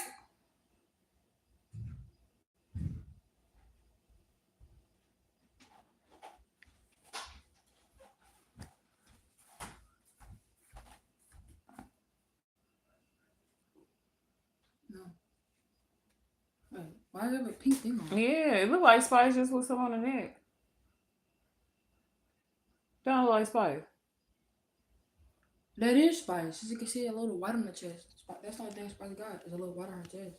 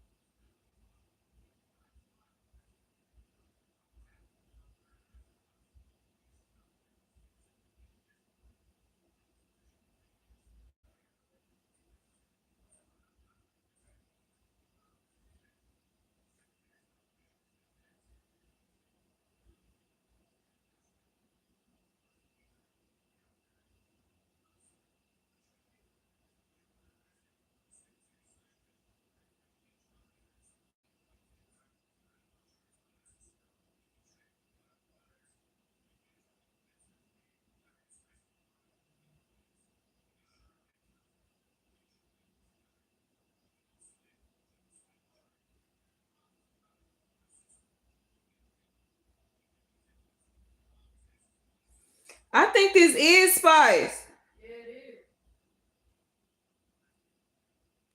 They said she with animal control.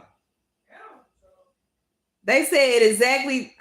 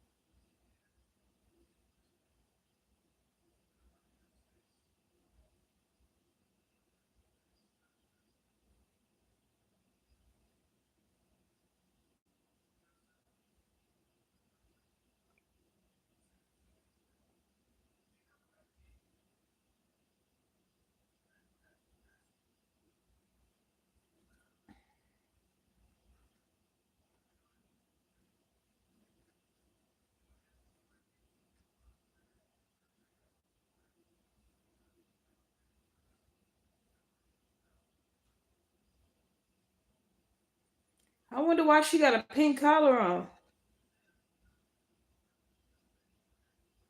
Who took her thing off her?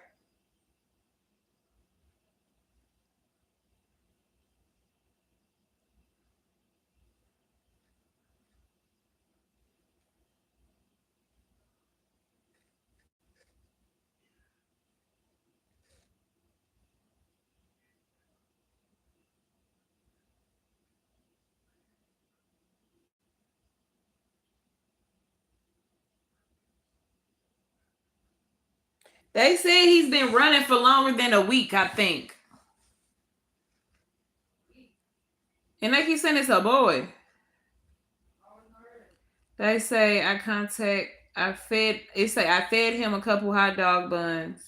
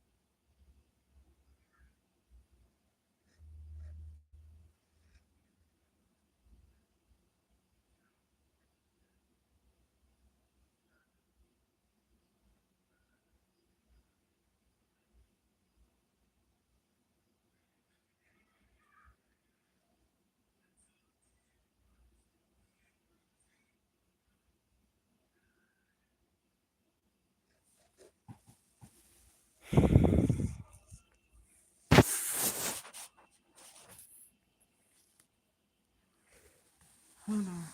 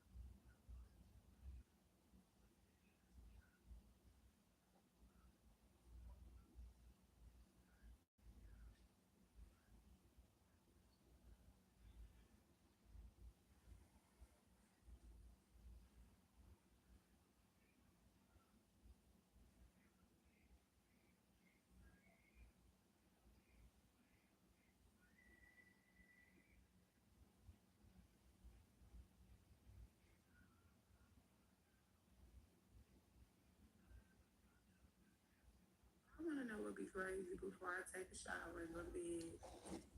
Put this motherfucking phone on the charger and be knocked the fuck out.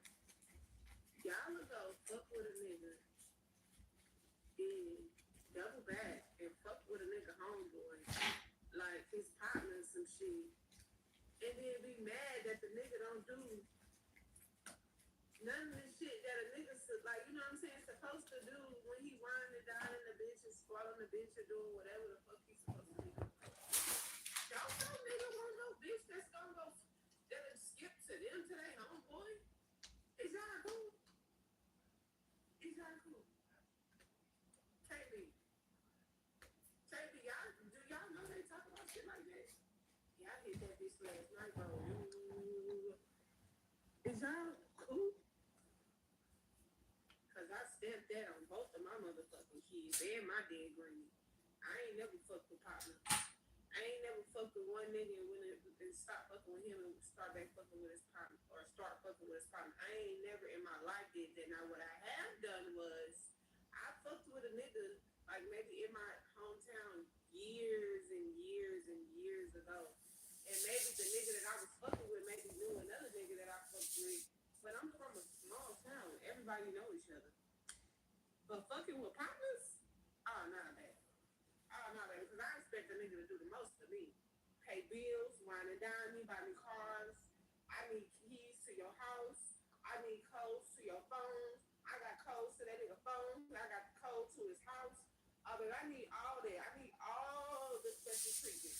You can't get that when you hop into a nigga from his partner, then back to him. What? Oh, no dang. One more thing. I don't know about all this non-romantic shit you hoes speaking of, but I swear for God, on both of my kids, and my grandmother, and my dead granny, I get flowers at least 2-3 times a week. No having to ask, no nothing, just ding dong, flowers, ding dong, flowers. Or go to his house, flowers sitting on the table. I can't say what nobody else do for nobody else, but for me, baby, for me, that nigga gonna go to Jupiter and come back. Okay, thank you. Oh, and one last thing, since I'm speaking of this. Yeah, I don't think romantic shit is buying cars, paying bills. Let me see. Buying cars, paying bills. It's the most shit. I just can't think right now. I think romantic is planning dates, buying flowers randomly without the bitch asking, decorating hotel rooms like he did. I didn't even know them people that decorated that room. Planning spontaneous trips, like just pack your bags and go. That type of shit is romantic to me. Buying cars, paying bills, that type of shit is just, I don't want to say the norm because I don't want to sound cliche, but it's kind of like, that shit I'm just curious. Have Legoland ever kicked the child out, saying like they could never come back? Because I feel like that's going to be my child. I feel like they're going to be like, oh no, this badass motherfucker could never come back to our establishment. Click the Cash App link. Oh, I'm not ready.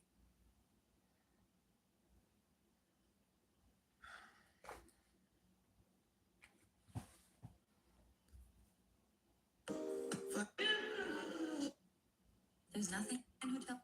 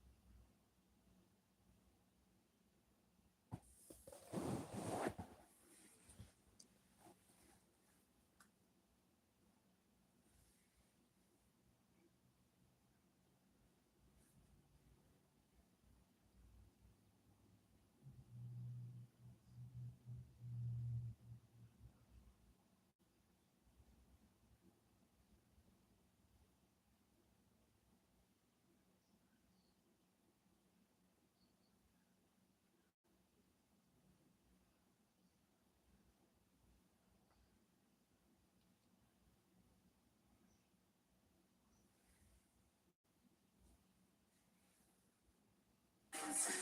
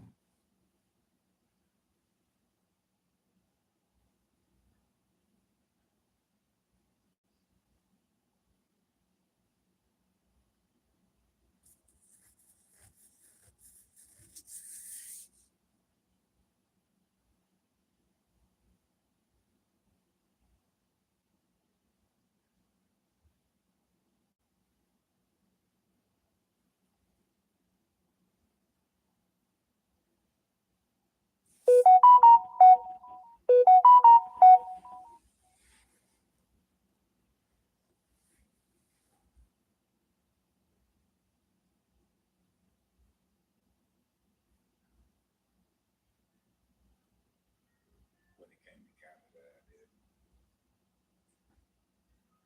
If I would have met somebody cool like back in the day when I was rapping, I would have started with them. So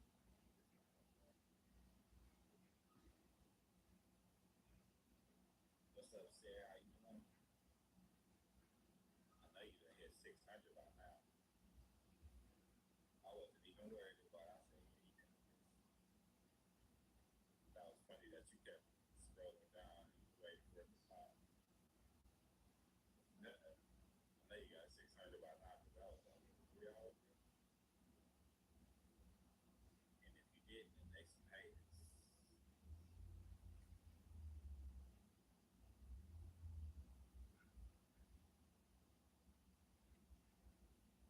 What part of Minnesota did you say you was from?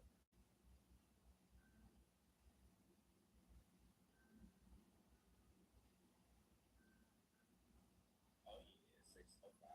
See, I told you before I left. I said you got this. Don't even worry about it. That was a piece of cake. And you was convincing people to go on their sign off and go on their other.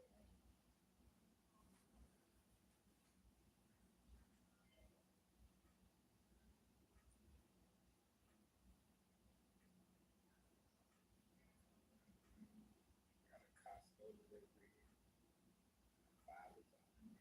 Gotta get some apples. Some more guacamole.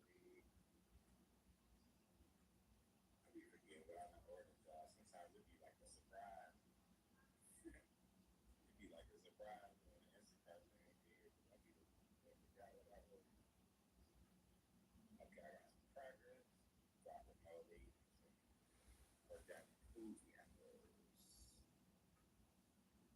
That's a blur. Let me try to write down my credit card or my EBT. Oh, my EBT gone for the moment. So go ahead and get it's on zero.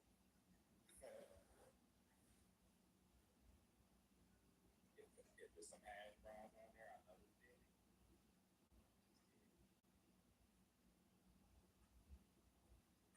Just kidding. 2, 3 pages. 1K on the way. You already know. You on the outskirts? Okay. You need to make a Walmart order. What you want to order? Bob Barker. I'll never forget it. Real got some prices right with Bob Barker. I like the real got better than Jerry. It's on Pluto. That free app. If you ever want to watch it. Be right back, Carl. Okay, just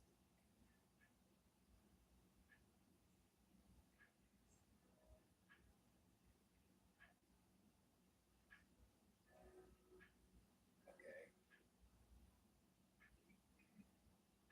I appreciate you.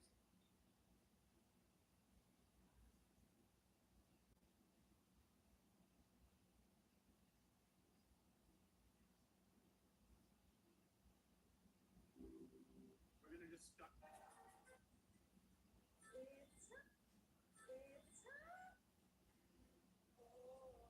Are you a trans person looking for a date? Listen. Counsel.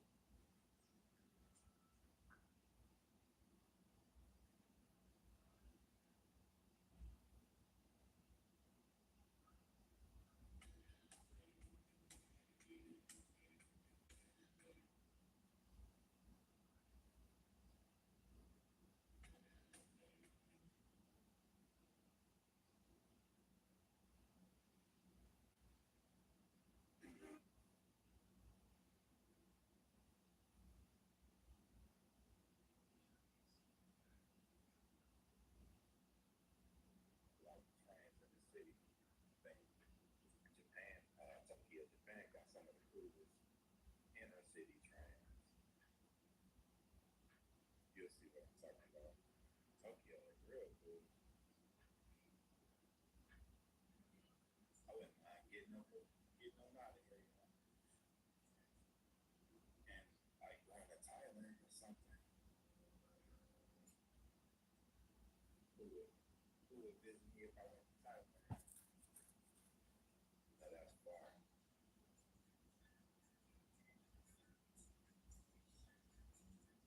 I wouldn't mind that. Sarah, you would visit? And if you puff green, it's legal now there too. But I don't know nothing about that. Do we have driver's cars? Pretty sure we do because it's like a big major city. But I started watching news 10 years ago. So I done missed out a lot on like what's happening in the news. But I would watch clips on YouTube of our local news or stuff on Cleveland.com. But I'm kind of out the loop on the local stuff. I don't get out that much. So kind of out the loop on that. But I heard about it.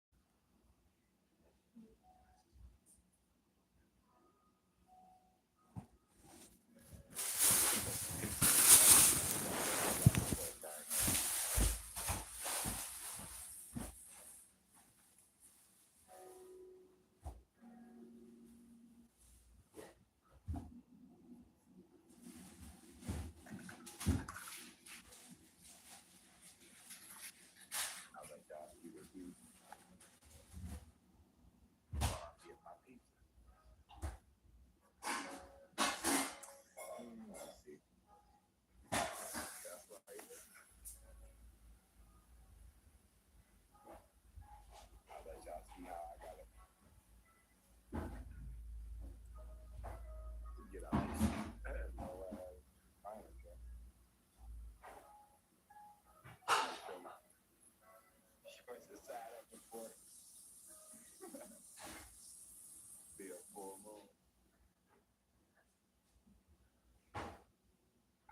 headphones is plugged in all the time, y'all.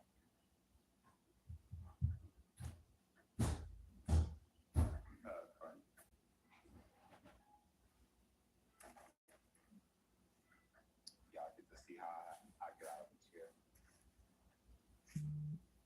It's not the easiest. Thank God for my arms, bro.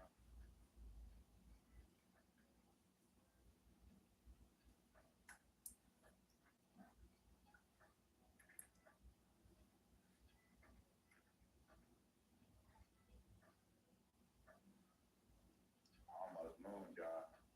Glad I did.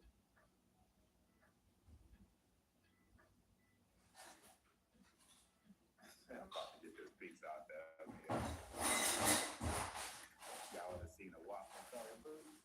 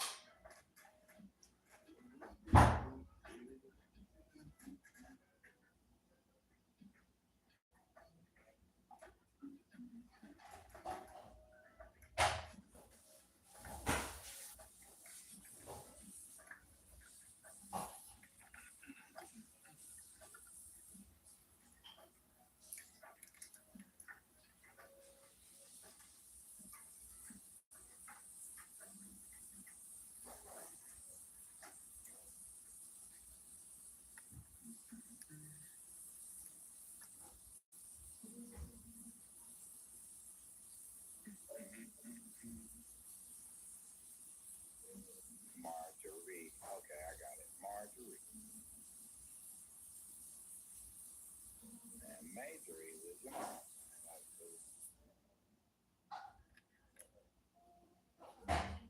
Oh,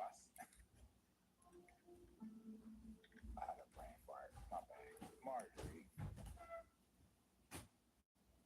That's a cool name.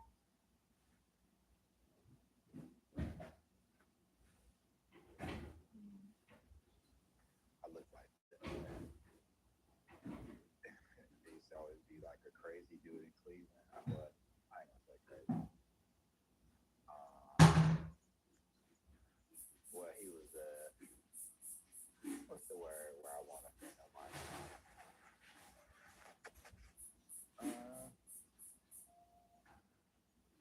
probably have some mental struggles. He used to have like headphones plugged into nothing, just rocking out. When I was young, just one dude in Cleveland. That's how I was. I was plugged up.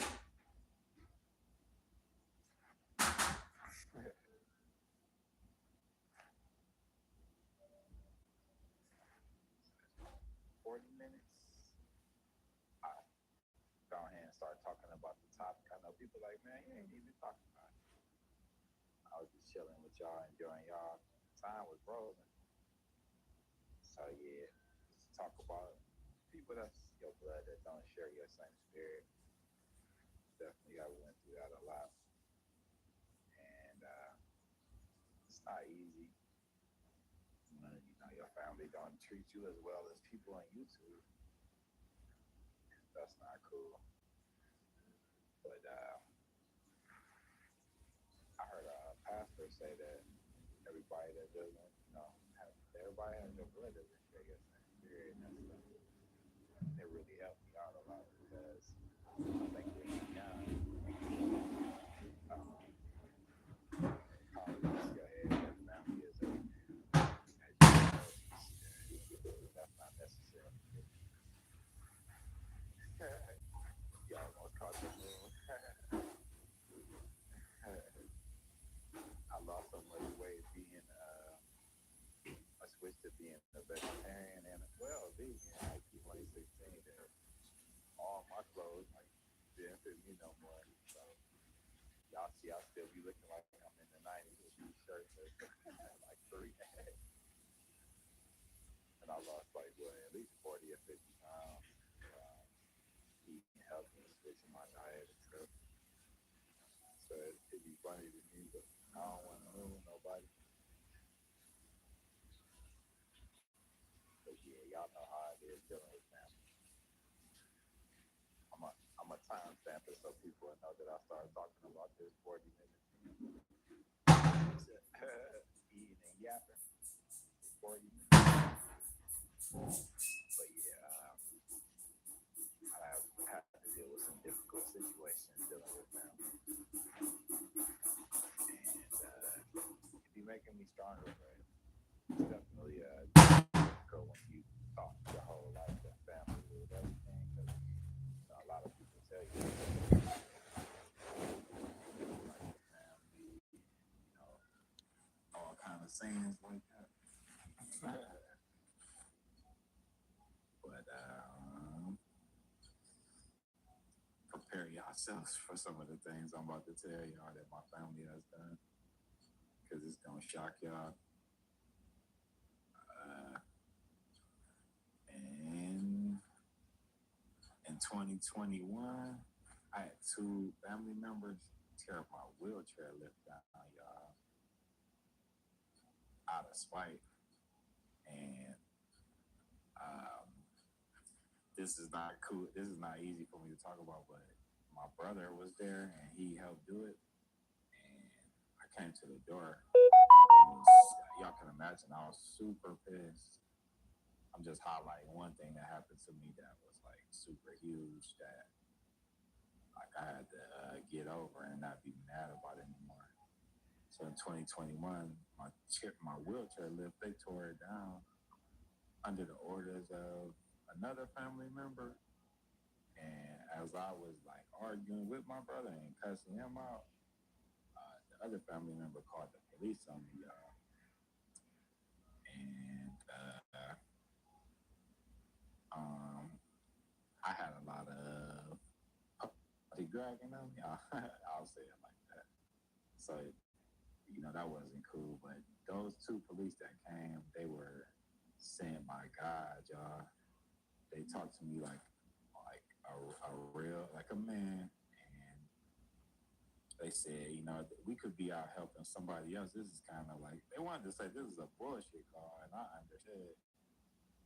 But they were like the coolest cops ever. One of them was a K9 Thank you. cop too. And he said, they both said, thank you so much. If y'all leave each other alone, and if we have to come out here again, we'll have to put you on the gurney and take you. I'm like, oh, nah, I'm cool on that.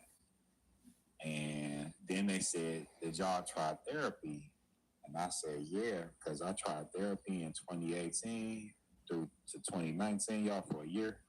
I really wasn't like a huge believer in it, but I wanted to try different things so I could heal myself.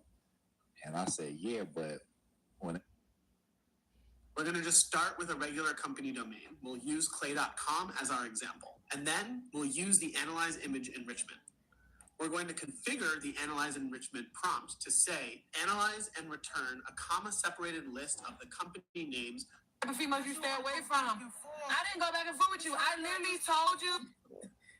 What you trying to say? I'm big? They turned out so cute. The little wing pop.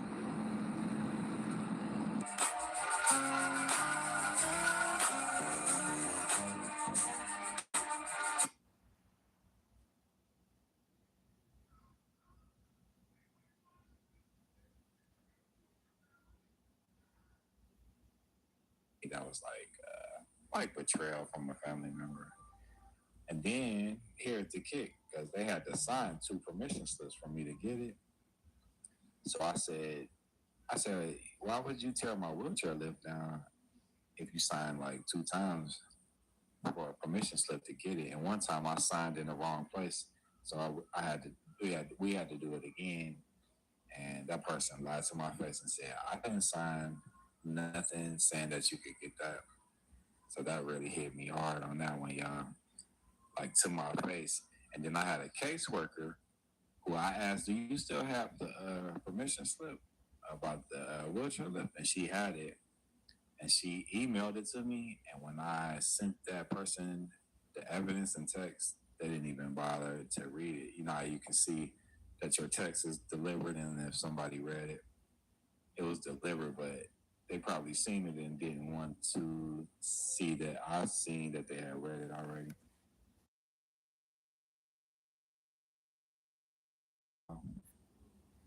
And this ain't like no woe is me, play the small violin like stream. I'm just telling my truth. Interesting is my word when I don't want to offend. That's a good one. Interesting. That's a good one, Sandra. I do that sometimes. That's a good one. Praying for you. I'm so sorry to hear that. Thank you, Sarah. That's evil, yeah.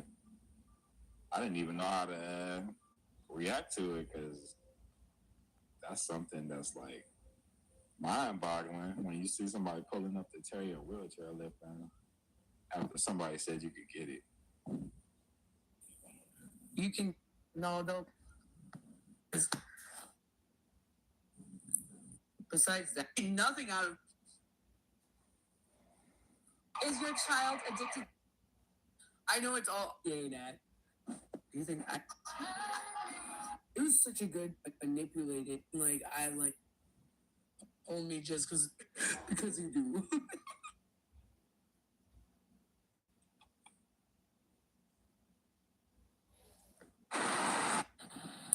Do you think?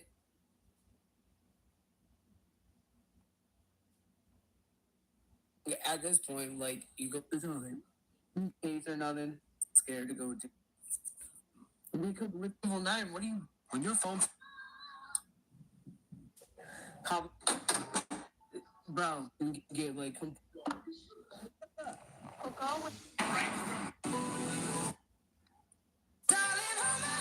Nothing beats a Jet2 holiday.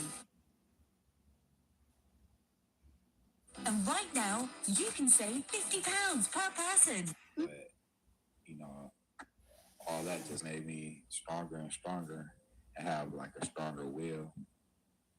I think on the live I did a couple of days ago, I remember the joke that Lala said. No, the joke that I said in Lala's live, and I couldn't remember it the next time. So, make a long story short, I said that if I looked like the stuff that I've been through, I would be able to work in a haunted house all year round. And I was busting out laughing myself at that one because she was talking about, people were talking about, oh, that was when my live got buffed out twice. I turned into Buff Daddy twice. And people were asking me, like, how do you stay so upbeat and don't wear what you've been through on your face? And I said, if I look like what I've been through, I would look like a haunted house character that could work 365. That was a good, I love making people laugh. That was a good one. I love how you didn't rush to the topic.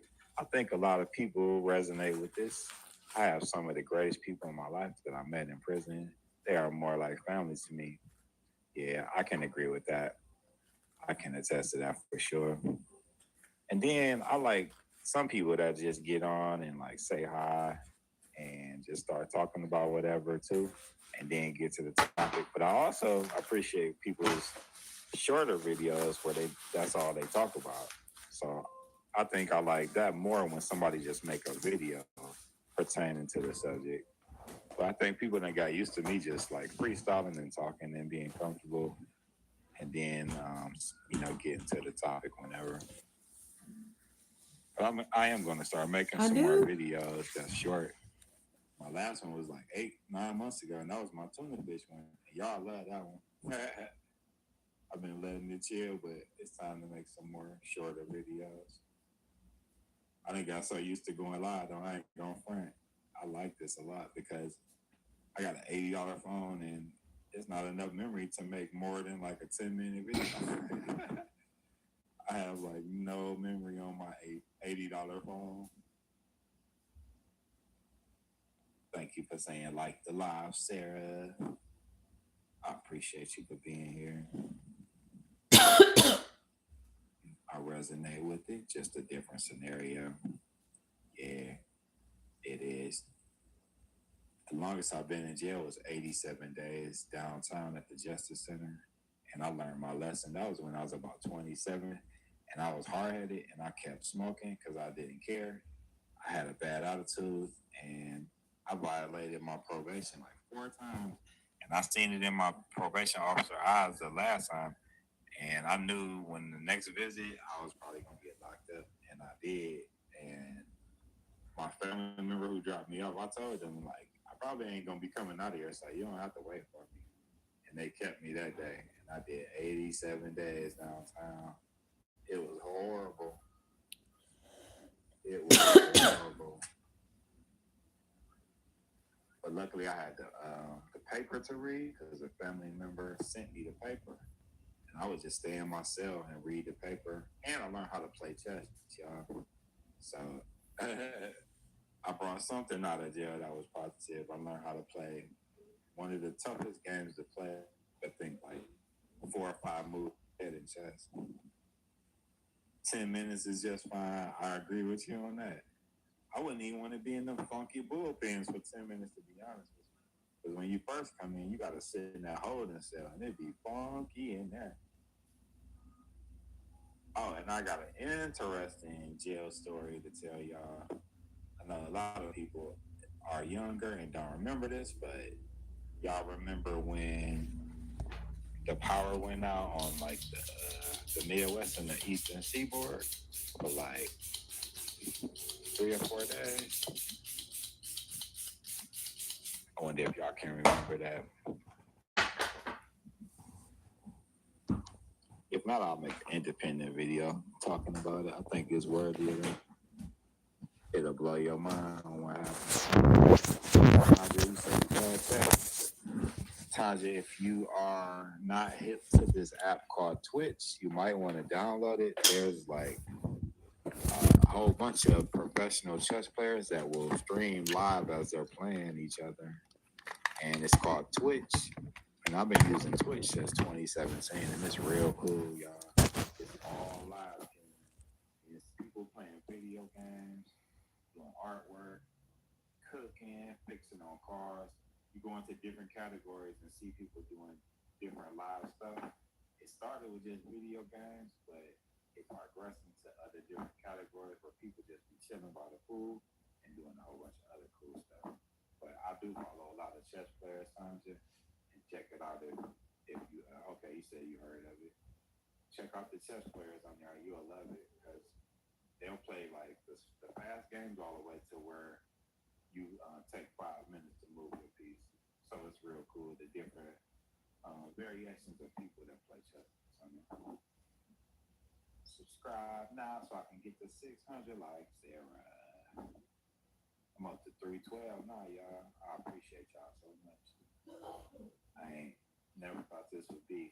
I was always an introvert, y'all. So even doing this now, I feel comfortable with it. Like, it's shocking to me, but I'm here now.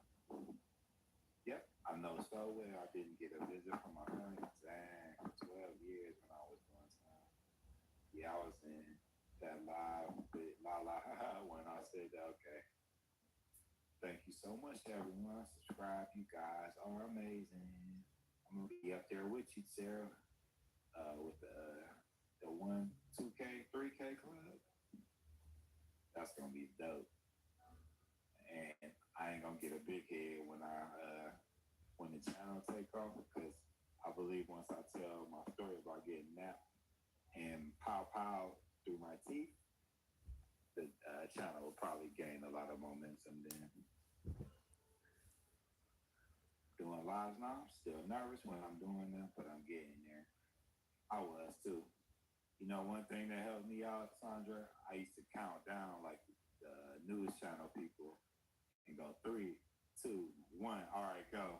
And I used to just bust out laughing most of the time, or like say something and my words be all jumbled up, and that would be like for me to get my nerves settled and like kind of laugh my way into being comfortable and starting. maybe that'll help for you.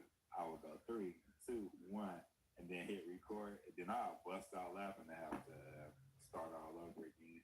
I should have kept those too, the bloopers. I will when I get a better phone, when I can store stuff and have my memory. You said tell us more. Okay, you remember? Y'all remember when the lights went out on the Eastern Seaboard and the Midwest?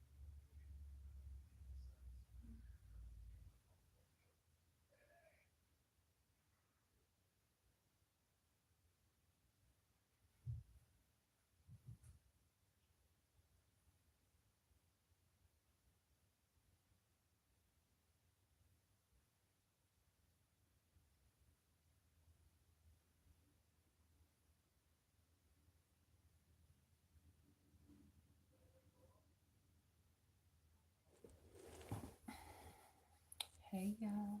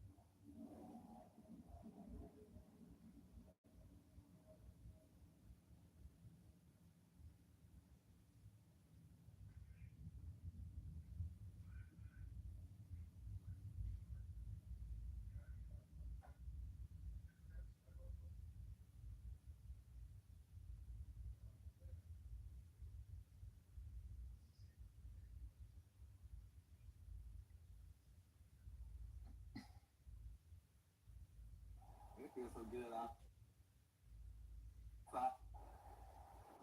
It feels so good outside. Well, I woke up feeling like super, super duper good this morning. Like, oh my gosh.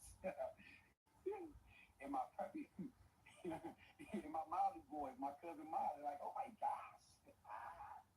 Facebook Live. Woo! I feel so good this morning. Oh my Lord. Like, man. I'm not gonna play with you, Stefan. Rough road, but I'm back. I'm feeling so good.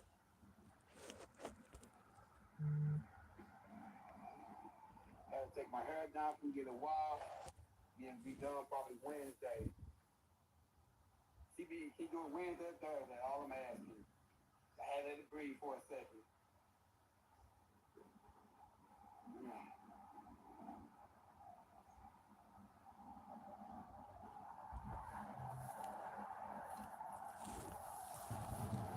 My favorite Home Depot. I said, that boy, look at that boy. I got the phone down. I'm talking about, boy, rail up, man. Woo!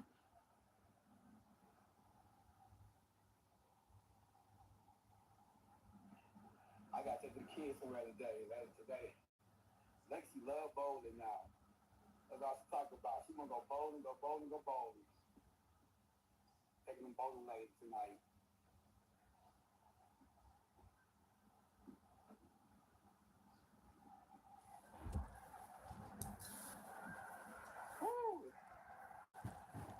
man, that boy looking good. That's all I want to know. To let everybody know I'm feeling good. 100%. Cool. Back at it. And no snow outside. I gotta get the Holly girl be saying that. I keep that money. Yes, indeed.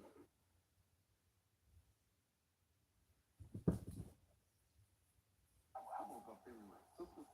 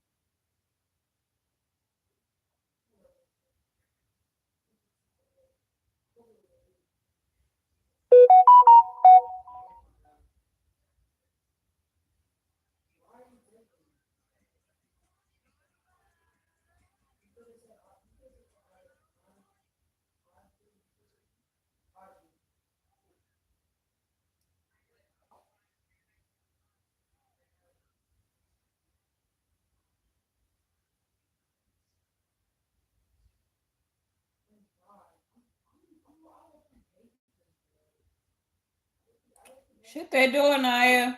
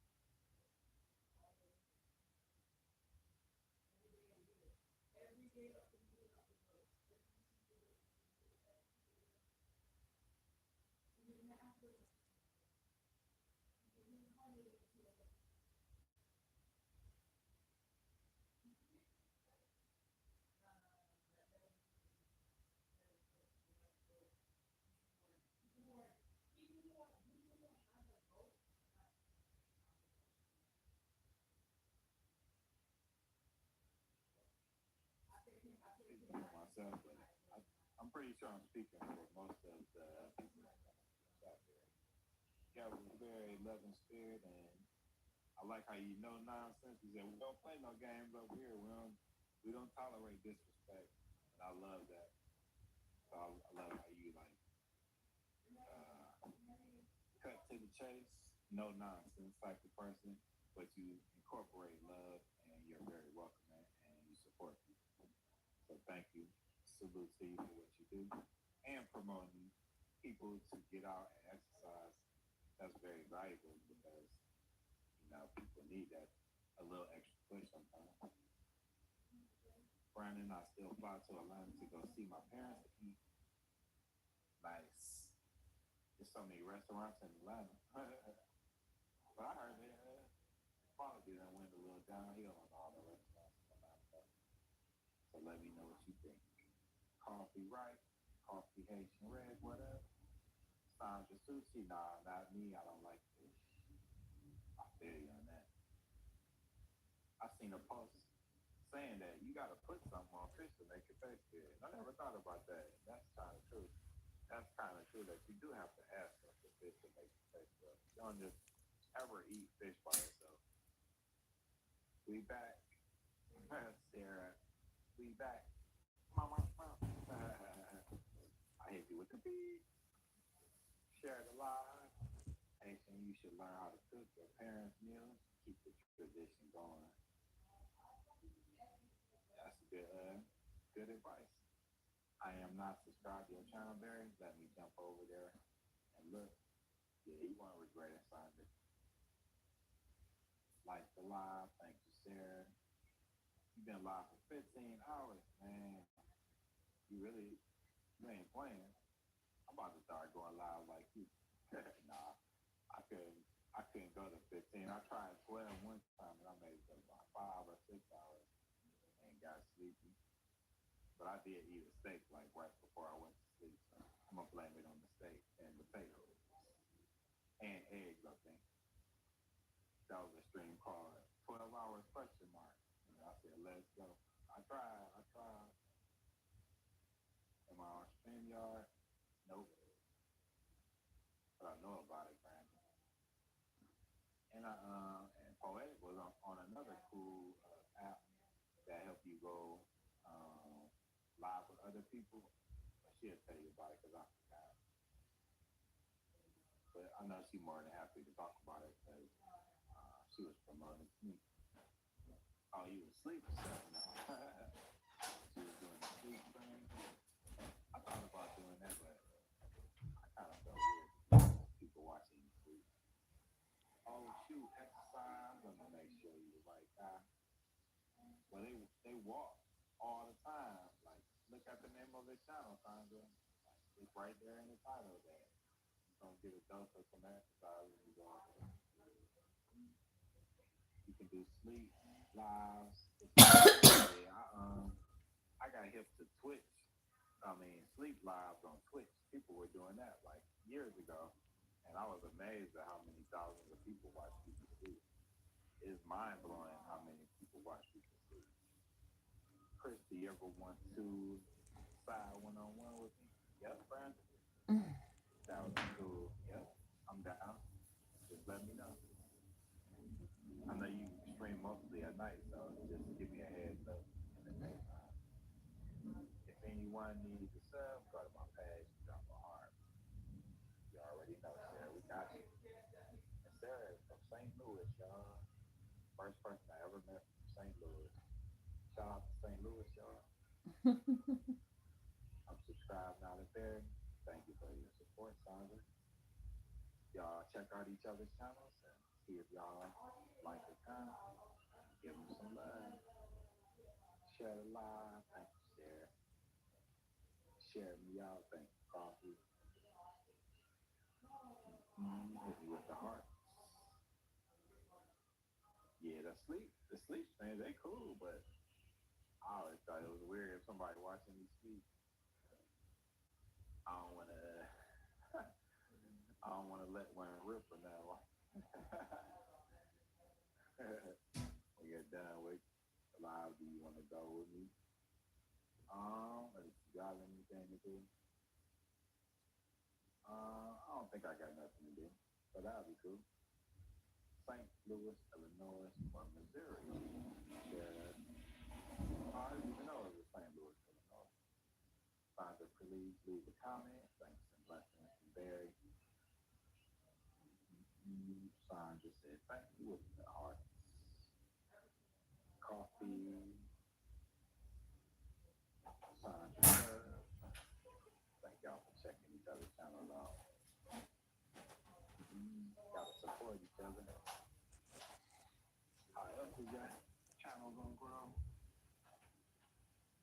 I used to be sub to a lot of people that have millions of followers or like hundreds of thousands of followers, but I unsubscribed and started following all the people with the smaller channels to show love and get my attention away from people who don't really need my help. It was just my entertainment and, but I'd rather support y'all though, because they still come pop up in my algorithm or my recommendations every now and then. One of them was Ava and Preach. If y'all hit to their channel, they got millions of subscribers. Maybe they reaction summer. That was one of them that popped in my head that I unsubscribed because they don't need no help no more. What up, Munchie? What up, Q? How you feeling? St. Louis, baby. What you love, the 618 family? That must be in Illinois. Okay. 314. I always heard St. Louis was rough and tough, so I never visited there. I said I seen enough of it in part of the city I grew up in East Cleveland. But I always heard that, especially East St. Louis, don't play. He said, "Hell yeah, the ghetto." Yeah, I'm from the hood too, so we definitely got something in common. I made it short about where I'm from too. You got to scroll way down though. It's in probably like the first couple months when I had the channel, showing people how ghetto my city is, and that if I can make it out of it and do something with myself, that you can too. You're a project. Rising Phoenix is in the house. Says you're a project, baby. I used to visit. I used to visit the projects, but I never stayed in the projects. But I didn't have no problem being comfortable with people who lived in the projects. I never looked down on nobody that had less than me. I just wasn't like that at all. It's not all hood. It's hella nice spots. Just need a good cleaning record. Okay. I wouldn't mind visiting. Never thought about visiting St. Louis before. I'm going to come through and see what Rising Phoenix is up to one day in that good old Texas weather. I would go every year on Tupac's birthday back to my projects to give back. Oh, that's dope. That's cool. Exactly, Sarah. I loved it there.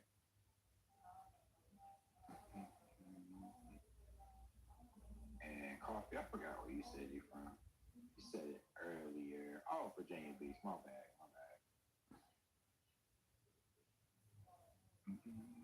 Come pull up.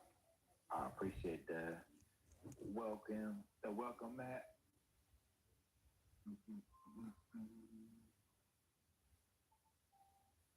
I will return in 24 hours. Blessings. Thank you, Barry. Trash St. Louis. To MF Real, I'll never leave the house. Would you be ducking it? You be ducking pow. Low Phoenix, good to see you from Brandon. 5'4.5". 5'4.5". I'm 6'6", y'all. In case y'all was wondering. My half counts. Y'all want to know the shortest women I ever dated?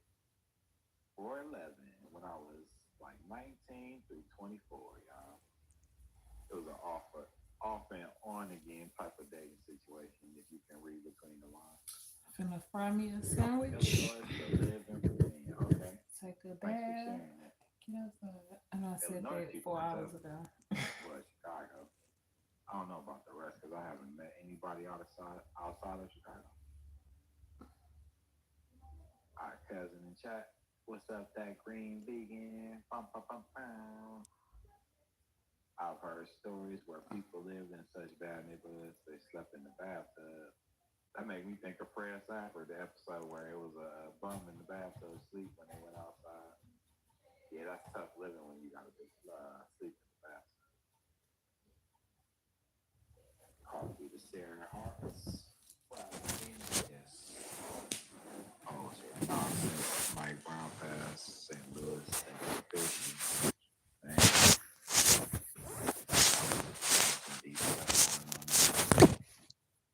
Coffee said, what up, green heart? The green heart. The wave and the heart face. My sister is 4'11". She's older than me. Y'all got the petite crew, the petite pals. Rising Phoenix. Hello, everyone from Sarah.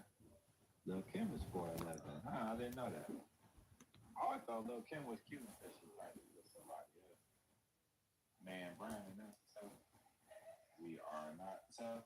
I'm from Shanuti AFB. Oh, okay. That must be where y'all got nice sidewalks and no patches in the grass. That's the nice part of Illinois. High coffee from Green Bean. They was often activists in St. Louis, man. Y'all know everybody that try to help people and get them united, they be out of here. It wasn't mean, but the bathtub was the safest place on the straight road, man. That's crazy when you jumping in the bathtub to avoid. Wow. Chicago is another story. I already know. I only been to Chicago one time, but it was the outskirts to see my brother graduate from the Naval Academy. And I was about 16, I think, 15, I think. Sophia gained a lot of weight. She's big with me now. Oh, you talking about your sister? You just mini roasted your sister in the chat, Rising Phoenix. That's how we doing. Nah, you know, I'm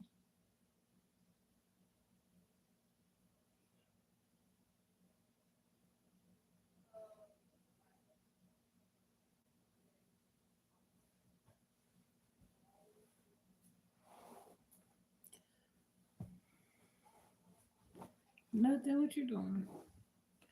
Waiting on my Polish sausage to get. It was froze, so I'm waiting on it to get down boiling so I can fry it. They got Air Force Base too. Chicago felt like Alaska the last time I was there. It ain't called the Windy City for nothing. Did you subscribe to the channel? I ain't never want to go there in this winter time. When we went to see my brother graduate, I think it was like a fall or something. How long am I planning on being live? Gonna set everything up so when I'm done, we can just shoot over to do a live together. I'm not sure, to be honest. I'm just playing it by ear. And since I'm over somebody else's house, I'll be trying to schedule my lives around what they doing so I don't interfere with the background noise and stuff. Yes, they still are offering people. One was like a few weeks ago. Damn. That's crazy. And then, you know, the news don't tell you everything. So it'd probably be more people than that. That's like, yeah, you know, I don't even want to say it. Rousing, no code compared to shot time. What about Minnesota and Green Bay? I don't know about that coffee. I don't know about that one. Minnesota is another type of situation. AFB stands for AFB, my home. I might look it up. I was only in Chicago one time, but I was on the lower, and I got to look out. Oh, the top. I said lower. Up on the tower, and I got to look out. That was amazing. It had some Chicago pizza while I was there, and popcorn. Thank you. Did you have a deep dish pizza, Brandon? I always wanted to try that. And were you at the Sears Tower? Wow, Sarah. Gotta run, guys. Being with you all was a blessing. Thank you, Sandra, for staying with us. I appreciate your time and telling us about your life. And I will be on your channel to support you. I lived in North Dakota for 2 years also. You know what it is, man. You was up there by the flat states. I had a Chicago pizza. It was so different from everything I grew up and knew for the last 30 years. Was it deep dish? You two know there's more than two people in here. It say 3 on, now it say 1 on mine. I don't even pay attention to that counter no more. I used to be glued in thinking that, man, don't nobody want to hear me talking. There'll be people in here. So now it says 0. Best pizza deep dish in the world. I still haven't tried it. I'm gonna have to get to it, coffee. I want to move to the Carolinas. Dang, I almost did my son. Y'all see that? I want to move to the Carolinas.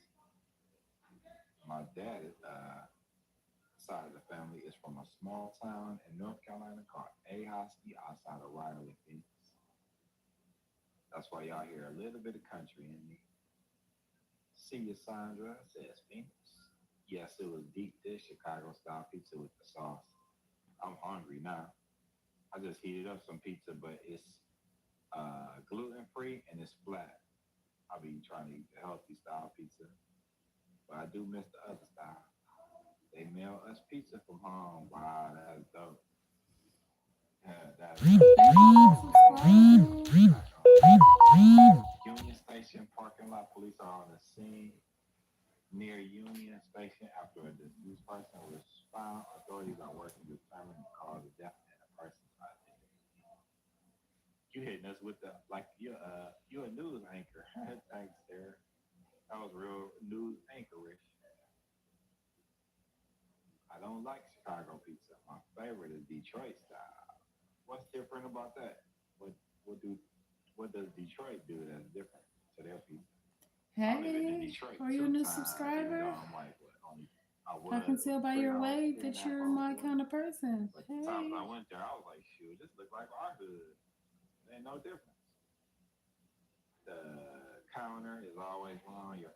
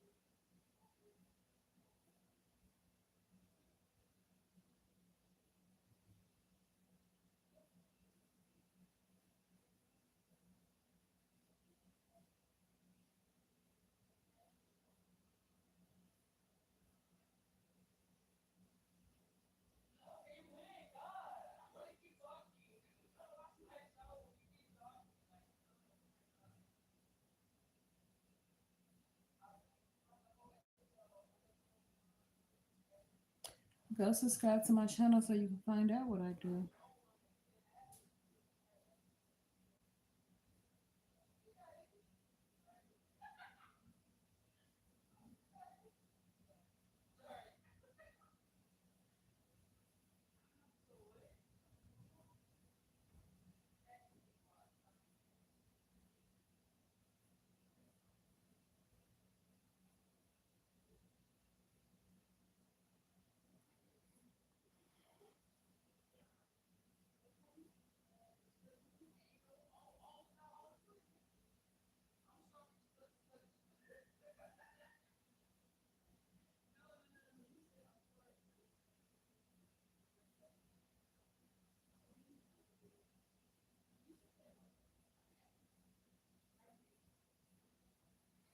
You can pay my rent. The cash app right there.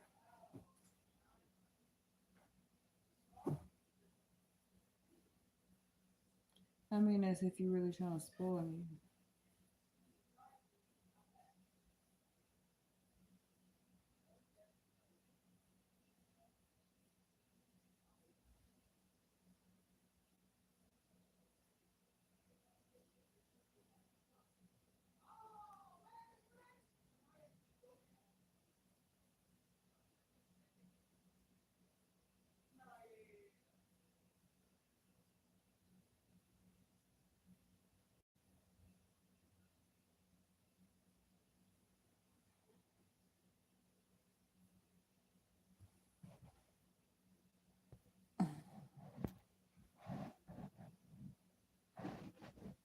Get the fuck off my page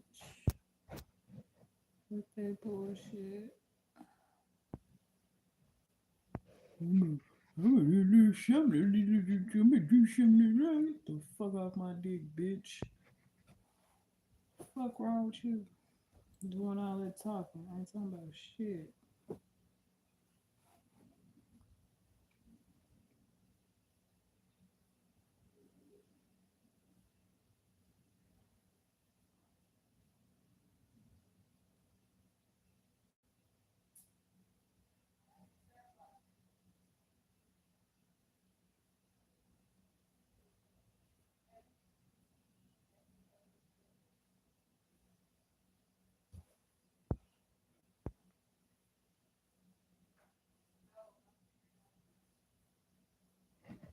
What city you from?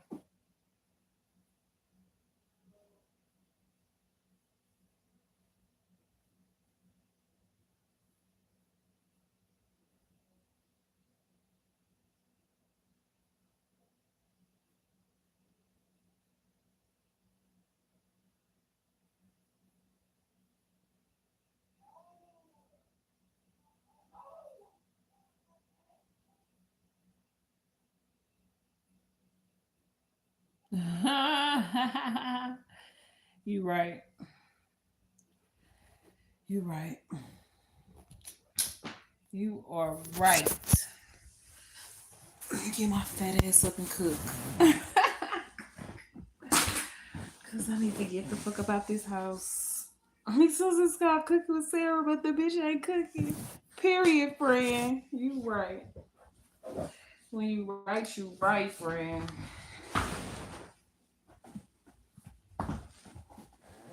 When you right, you are right, friend.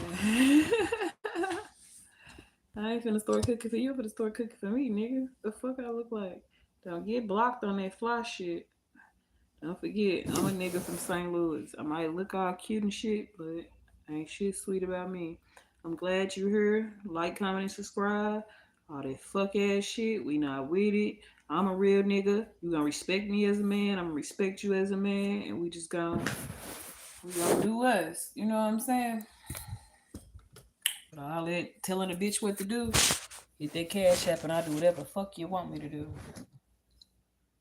You smell me, my nigga? You can't take this heat. Get your pussy ass out the kitchen.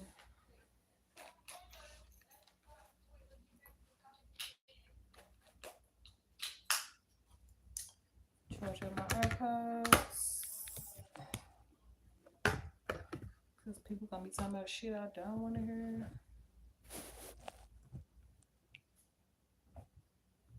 My cash app right there. It's pinned.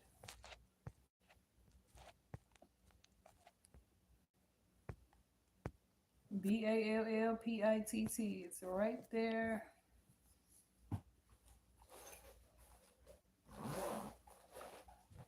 It's right there.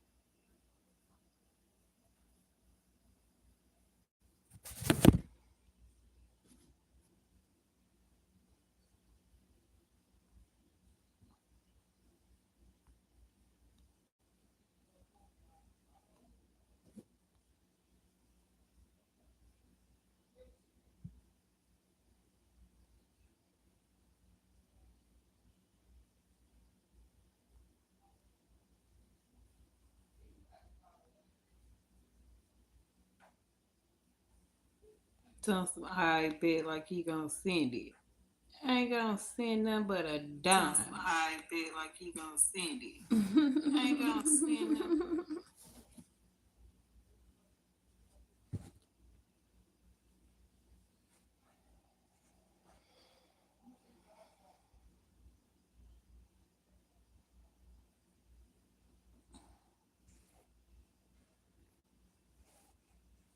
How the fuck my cash app say scam alert?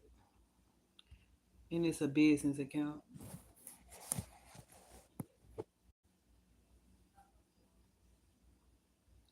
Keep your money, Stink. I don't need no frauds around me. I talk Keep totally this different shit. now, Keep your petty as ass y'all money. can see. Don't need it. About fraud. You don't be fucking But fraud as you out learn more school. and more, you learn that, you know, a lot of stuff that she says is ignorant when you grow up. And I learned what some of the cuss words mean, and yeah, I don't like that. How the fuck I'm sitting up here with 600 subscribers trying to I made my fraud chat somebody? all great. How did I do that? That's what some Facebook, Snapchat Get this off shit. of here. This is YouTube. Anybody finna It's lose still a their lot I page off no need to fuck learn. ass cash out Dang, and all there's my real messages money on is this great. motherfucker. I need to really like Goofy that. ass I got nigga. bifocals on now. You gotta get the 3D Chris now. Let me make me something to eat so I can go see the hoes. So I can go see the hoes.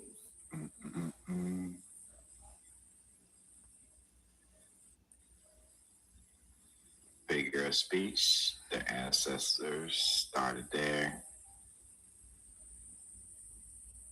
Oh, did I read that? You got to try it.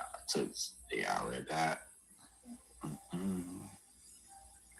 It's the best I ever made. I'm gonna do that from now on because my sister buys rotisserie chickens. I read that. Frozen Brandon. Wait, hold up. I had a therapist. I read that. That'd be awesome. Potty mouth. Okay, I'm caught up. Used to enhance many Mexican dishes. They used to enhance many Mexican dishes. You're talking about mole, I believe. I'm still bad. He's still bad, but at least cut back a little bit. At least you're trying. Phoenix, I don't think. Okay. Jen Mine was a good therapist. J Mine was a good therapist. Canadian, it's a brown sauce, not thick and not runny. He was an amazing therapist. I think that he had deep in my heart. Sometimes it was like I was his therapist and he was. I love mole sauce. It's good to mix the green one with the brown. I'm gonna try that. Nigga. Alright, nah, it ain't gray no more. I don't know how them other messages turn gray. This chat be tripping. All this talk about food, I'm with you on that. Got me hungry too. And then, you know, I love your dark humor. I love dark humor too, to be honest with you.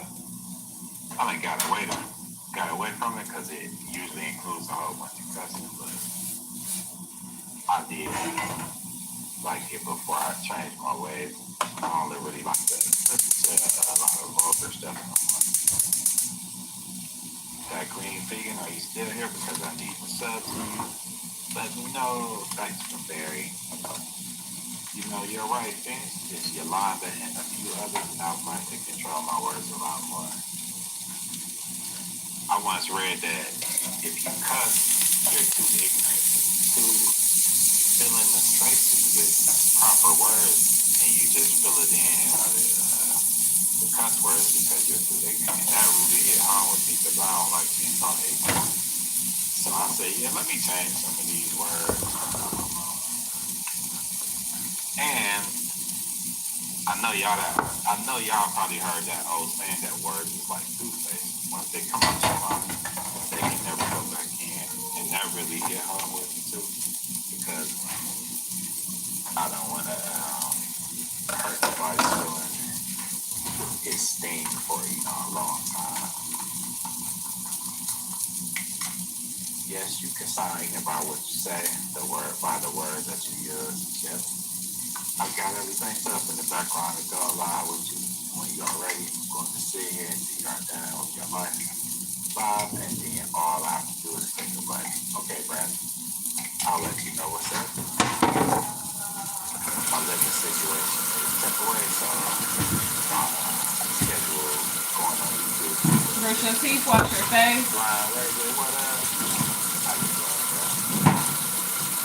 Where you from, Blind Lady?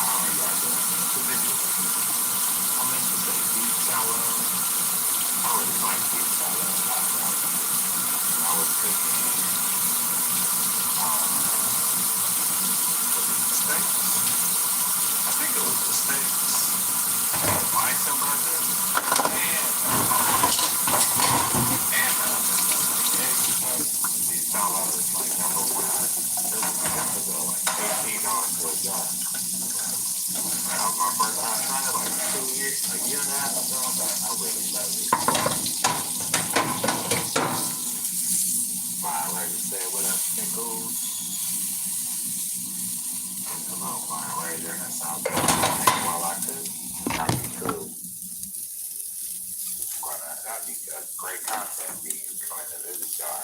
Y'all doing what y'all do while I paint or cook, you know. Gonna have a collection for my friends. So that's made me something. I haven't seen your gift yet. I like what you made me, Missile, and I like the coins that you made. I like almost everything you shared in the past week because you know I'm honest. It's pronounced Mole. Okay. Mole. I know you're used to being kind of king of the castle. I wish.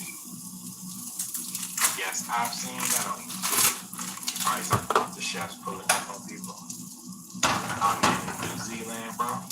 Doing good. Oh, wow. New Zealand. Shout out to New Zealand. You're the first person I've ever met from New Zealand. Doing good. Just getting ready for lunch with my Black community. Okay.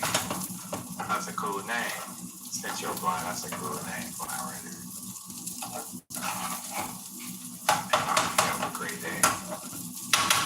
10 Tuesday. Unless you're a teacher and you're not blind. But either way, it's still a cool name. 10 a.m. I don't even think I can find New Zealand. Like, it's been a while since I've seen it. I'm gonna go and find it on the map. It is. We're going to have two. It's called the Nichols Journey and Nichols Extra Arrow down this channel. Okay. I forgot I'm gonna dip out for a minute and put me alive for a second, and I'm gonna post thank you. Blind Ranger says shout out Phoenix. I'm all caught up with the chat. It is 1,000 people in the building. Even though it only says 100. I posted a post on my channel saying I'm here. Let's see who come on through.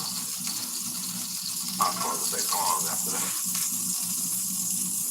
I used to watch it, Dad say pause. I got the pause thing. I used to put it if y'all didn't know, that's hard.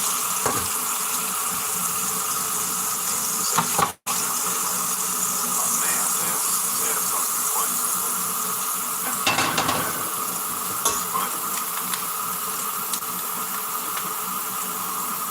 I appreciate y'all for laughing. It's the last of the bread. That we call it booty bread.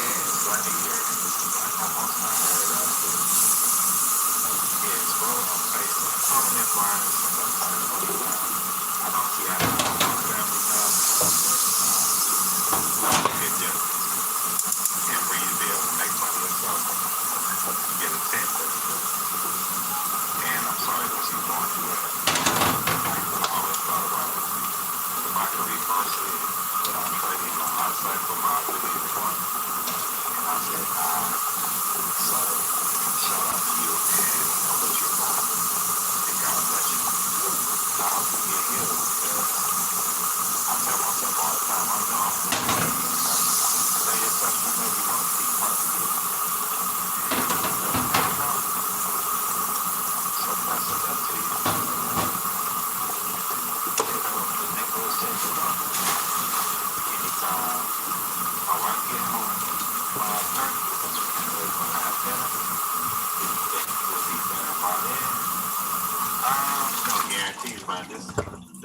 might be the best day. As you can see, I got some background noise right now, but yeah, since I'm staying here temporary, I can't really be the best thumbs up on the scheduling. And I don't know if you've seen my previous 2 videos. I was talking about what's going on here. No problem, Blind Reggie. Anytime you need some encouragement, man. You're welcome. I don't hold my head down, and I've never blamed God for me being paralyzed. I talk to God like this, Blind Reggie. Booty Like, bread. God, I know it was my decision to play football, and I know I shouldn't have been playing no sport where you running into each other, crashing your body into each other. But I never get down on what happened to me at 14. And if you're new here, I know for a fact that I got MS from getting hit in my spine super hard when I was 14 playing football. I could have been walking with a walker from the age of 14, but God let me live to be 37, 38 before it started taking over my body. So I'm blessed, 14, that's crazy. I could have been in this situation from 14. That's what's up. I don't know your situation, but no situation is ever perfect. I was just gonna have to live and talk with you. Yeah, I'm at a temporary spot. I got illegally evicted 2 weeks ago, Brandon, and I filmed it. It's a private video. I'm probably gonna save it for members only, but yeah, I actually filmed the incident leading up to it. They broke the door down and busted the glass off, and the bailiff said don't film me, so I shut the live off then. But I filmed it all the way up until when they were about to put me out. It was -2 that day, y'all. So it's a private video, but I'm about to hit 500 subscribers. I'm gonna talk that into existence because I'm at 312 now. So at 500, I'm going to do the member thing, and then I'll have that available. Among other stuff that I have, I'm gonna give super detailed information about, especially when I got napped and hard as a rock when she touched me, thinking how good she could have loved me. Only stuff that only y'all be able to hear. Yeah, it's definitely a humbling experience, especially Blind Reggie. I went from being an athlete, playing football, baseball, basketball, you name it, and then having to walk with a walker. It's very humbling, but I don't let it get me down at all. What the fuck is the Brandon said hot hello, Christine, dog, thank you for coming. She said hello, everyone. Like done. I appreciate you, Christine. And thanks for stopping by. I appreciate your time. No, I know. Oh, I read that. It's been the most time I read that. And Christine says to the goes. And you're welcome. I'm all coming. I cannot wait. I'm finna just go. Oh, Q, I've been doing this too. Tell me about that. And my left nose too.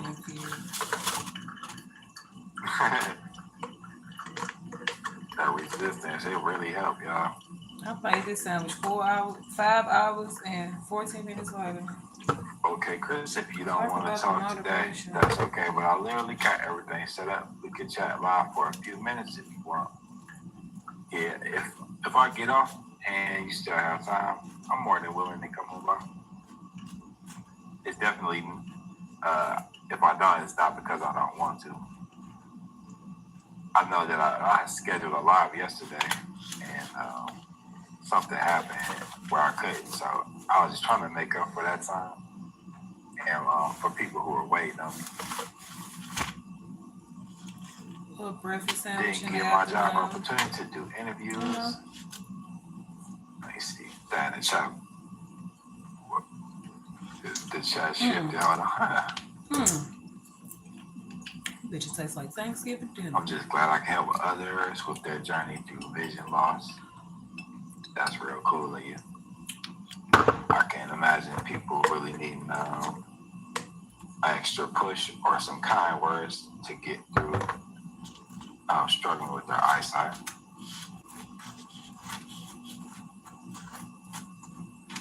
I was reckless all my life until this happened to me. Sometimes stuff like that happens to you because you need to sit down. The same goes for me. I was definitely headed down more of the wrong path, and I don't mind sharing this with y'all. And I'm not glorifying this, but it was some people who I was mad at and had beef with. And I believe if I wasn't in this situation, that something bad would happen. And I'm not going to go into it, but to glorify it, but I'm pretty sure y'all can read in between the lines on what I'm trying to say. Okay, Chris, I read that. It goes to Christine. Hello. I don't get an opportunity to jump on and do interviews, but I do now. Yeah, that is cool doing interviews. I don't mind sharing my life so I can help other people out there. So I definitely will be sharing my testimonies. I changed my life. I even pray for my enemies, y'all. So I would have never prayed for anybody who crossed me when I was younger, y'all, because I was stubborn and had a bad attitude. It wasn't the worst, but it wasn't the best. But I definitely wasn't praying for no enemies. And I do that now. So I've come a long way, y'all. And it's only through the strength of our Father that I can do that. I would never pray for anybody that crossed me before. Y'all gotta cook y'all on. I know they say never, but I knew my younger self. That wasn't in me. But Wipe out this counter. The thought of our Father and his son going through so much stuff really motivates me to be a better person. And I'll be thinking like, man, when I was younger, I didn't think that Jesus, all the stories was real, and on the cross, how he suffered. When you're young, it's hard to grasp that our Creator sent his son down here to like do all of this cool stuff for us. But the older I got, the more evidence I'm a believer. So when I go through like trials and tribulations, I'll be like, man, if Jesus or Yahuwah or Yahuwah, I know some people call Jesus through that name, the Greek name. If he can go through What's all up? that How stuff, you chilling? How you trouble feeling? So that gets me through too. Now this I know everybody's not religious or spiritual. I'm just sharing my life with y'all. I wasn't either, even though I went to Baptist church when I was young. I went to Lutheran middle school and a Catholic high school. I still really wasn't convinced because the religion. I look like the lady at the Wendy's fucking commercial. And once I even had an hour-long conversation with a preacher who preached his whole life at a Baptist church, and I was painting their kitchen. And shout out to you, Sherry and Willie, if you ever see this. But I had an hour-long conversation. He was a preacher his whole life. I said, there are so many religions. Who is going to go to heaven or hell? And he, at the end of the conversation, he still really hadn't clarified it. And he said, well, I just follow Jesus Christ because that's how I was raised. So even after an hour-long conversation and the talk about religions, at the end, a preacher. Where the fuck you think you going, little piggy? Still didn't give me a clear answer on who's going to heaven and hell according to different religions. So that made me not really want to be into any religion and just a follower of God. I've set up the live. I'm going to do it. I've been waiting for 5 hours. But if you see me on live, still welcome to jump in. I would love to talk with you. I will do open. I appreciate it. And if I do finish in time, I will come over there. And if we don't today, then think about maybe tomorrow if you're not busy. I appreciate it, Brandon. Slow down. Breathe. I hit an hour on this one. I forgot when it started buffering on the last video. But I'm gonna open book if y'all want to ask me anything. And I had really just started talking about the family stuff when it started buffering. So I was just really like catching up with y'all and seeing how y'all were doing. Ooh. Not really getting too deep in it. Now you got the last slice of the booty bread. Shoot, maybe I'll even go live like later it's business. cover some Who stuff. the fuck wants the booty when bread? I didn't jump right into talking about it. Mm-hmm. Is it cheap hot sauce? It won't even come out. Where are you from? The Nichols? I don't think I asked you where you were from or seen in your description in your channel yet.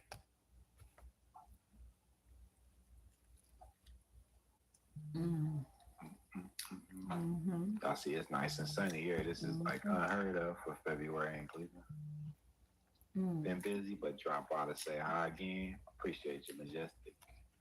That's a cool name too, Majestic Lion Eyes. Super cool. Peace to you as well, Majestic. From here to Sweden.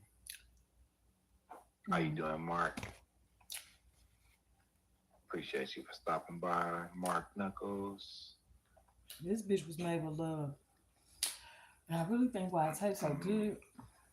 I be spending so much time watching y'all content. Sometimes the time be going so quick. I'll be like, oh, it's time for me to do something, get on.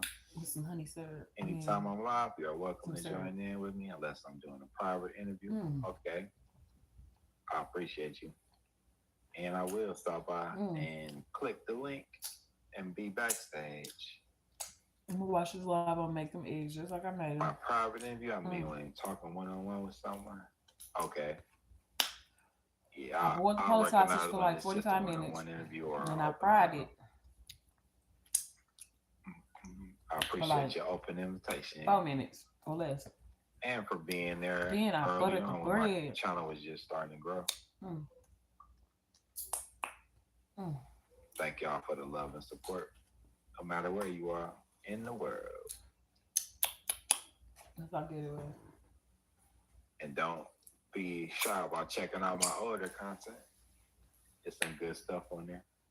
On one of my shorts, I showed that I went from a private school that I went to in high school for 3 years, and then I transferred to a public school, and I had to play that school the first game of the year when I went to my new school, where the Cleveland Cavaliers play. And unfortunately, we lost to them by like 8 points. But then my senior year, we went on a 26-game winning streak. And the state championship game is on YouTube, y'all. And I watched it on one of my lives and titled 12-Hour Live, ? Then I said, let's do it. Knuckles is my pup's name. Oh, that's cool. I love dogs.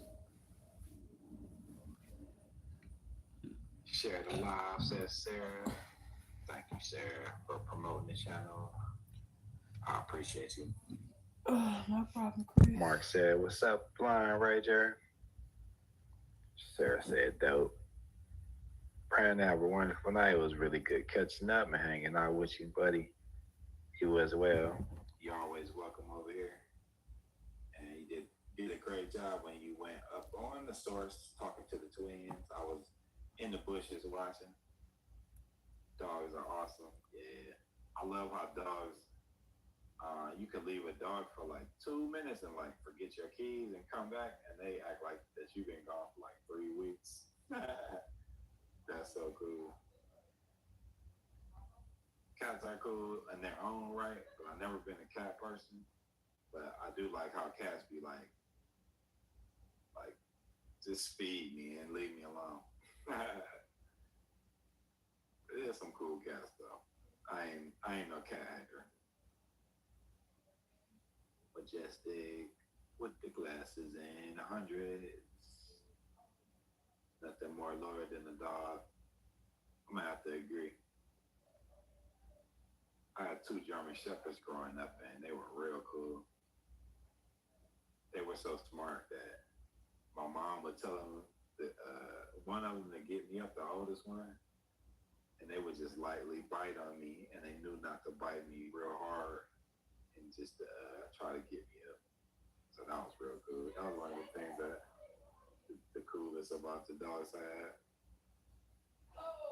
I don't miss all that, the hair that they shedded though. I would wake up with hair all in, dog hair all in my hair. I had 2 boxer patties, Knuckles just for me.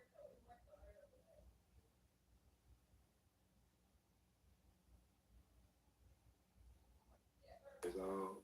Mr. Potters is 5 months old. I'm gonna look up that breed. I haven't heard.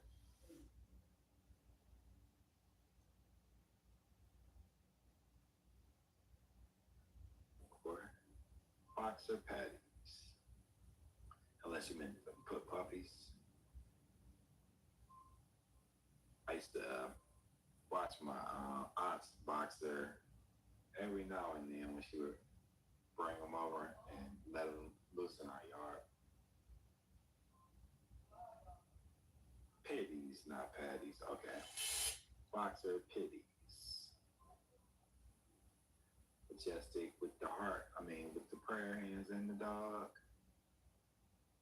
Yeah, dogs are cool.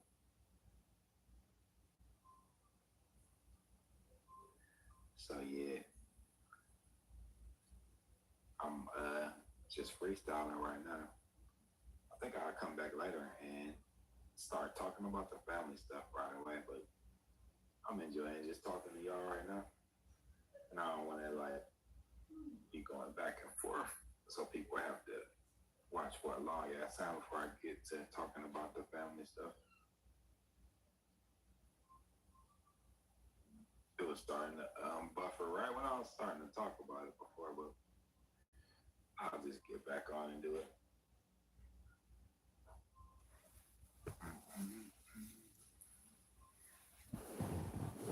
Between me missing doing the lives and me getting bumped out, I'm gonna have to get on a regular schedule so people won't be disappointed. Especially when I say that I'm going live at 2 in the morning. I know people be salty if I don't show up on that one, if they stayed up. But I promise I'll get better at that. I don't like being pump fake myself. So, thanks.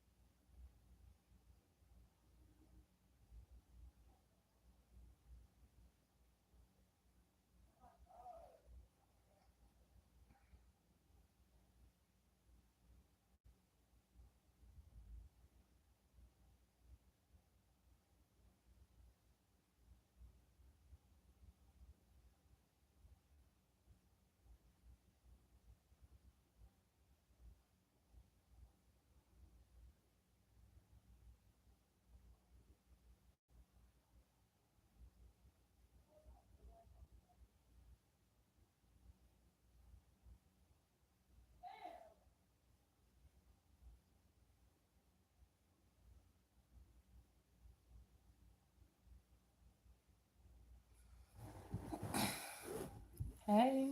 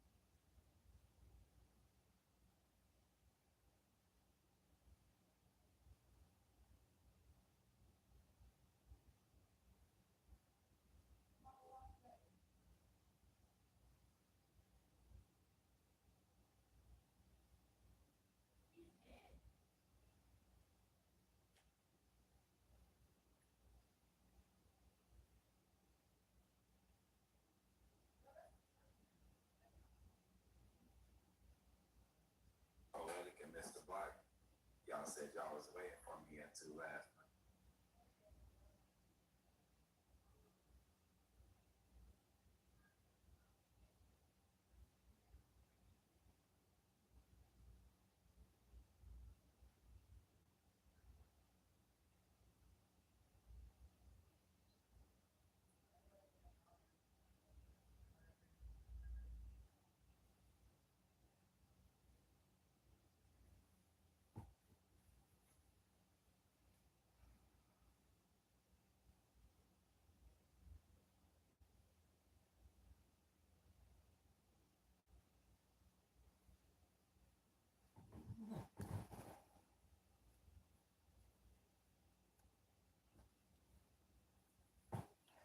Well, bitch, get the fuck off my live. I'm not gonna entertain you, bitch. Fuck is you? Fucking weird bitch. Fuck you.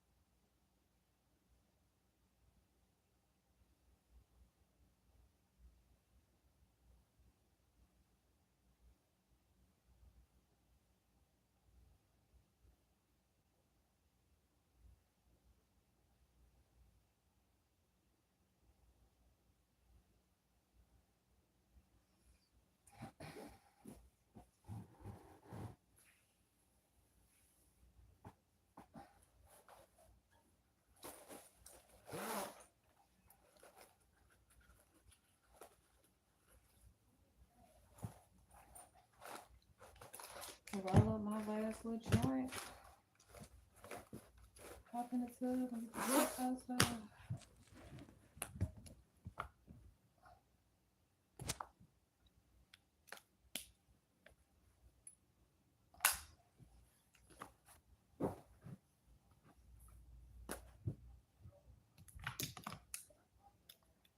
Bitch, I'm over here handling business. Show some motherfucking respect, bitch.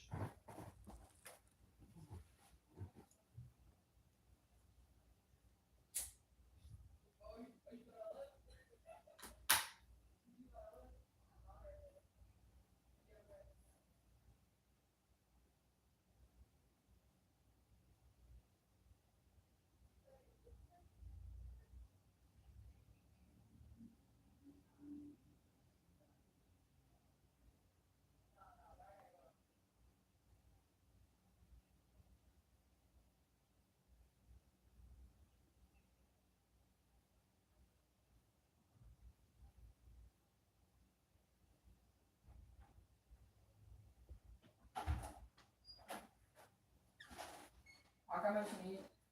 Mm-hmm.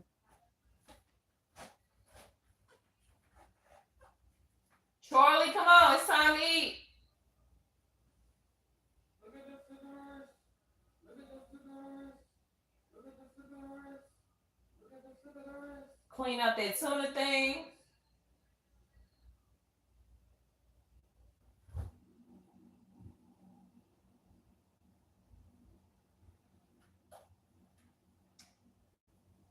Let that soak in some dishwater. You ain't got no bread. There's some bread on top of the icebox.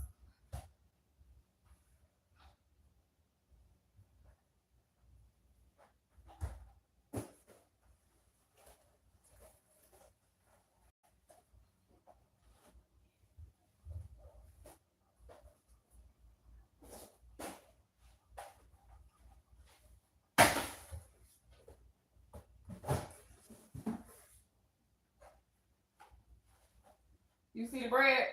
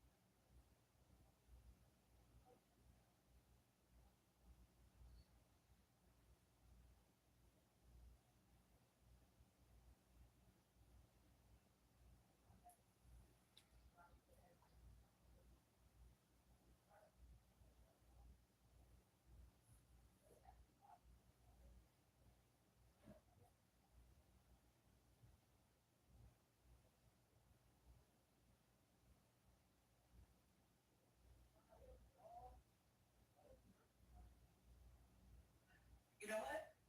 Y'all hoes got me today. Y'all got me today, but tomorrow I'll get my get back. I don't think you should do that. I don't. I think you need to let that go. You know, just hold that. You know what? Y'all Just hold the L on this one. You know, 'cause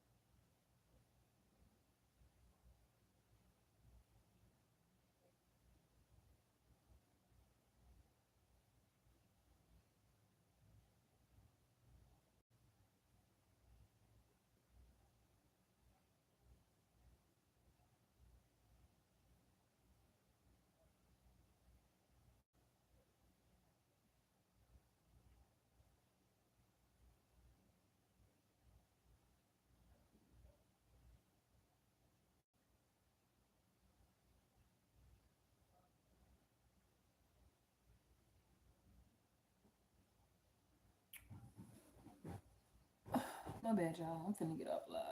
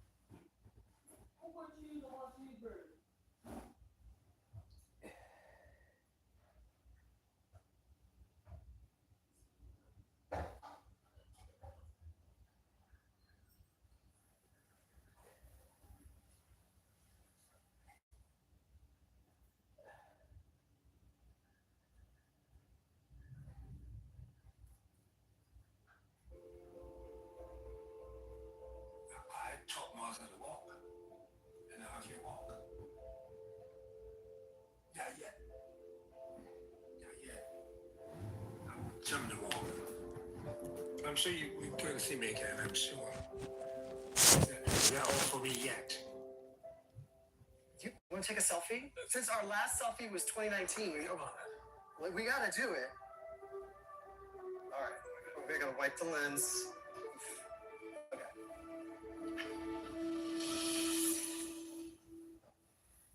Did Tyler come and visit you? No, not yet. She just sent me a text.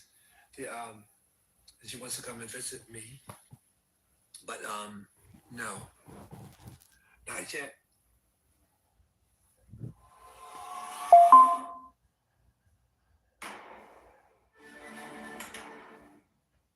Let's see if he'll sit and give. Yeah.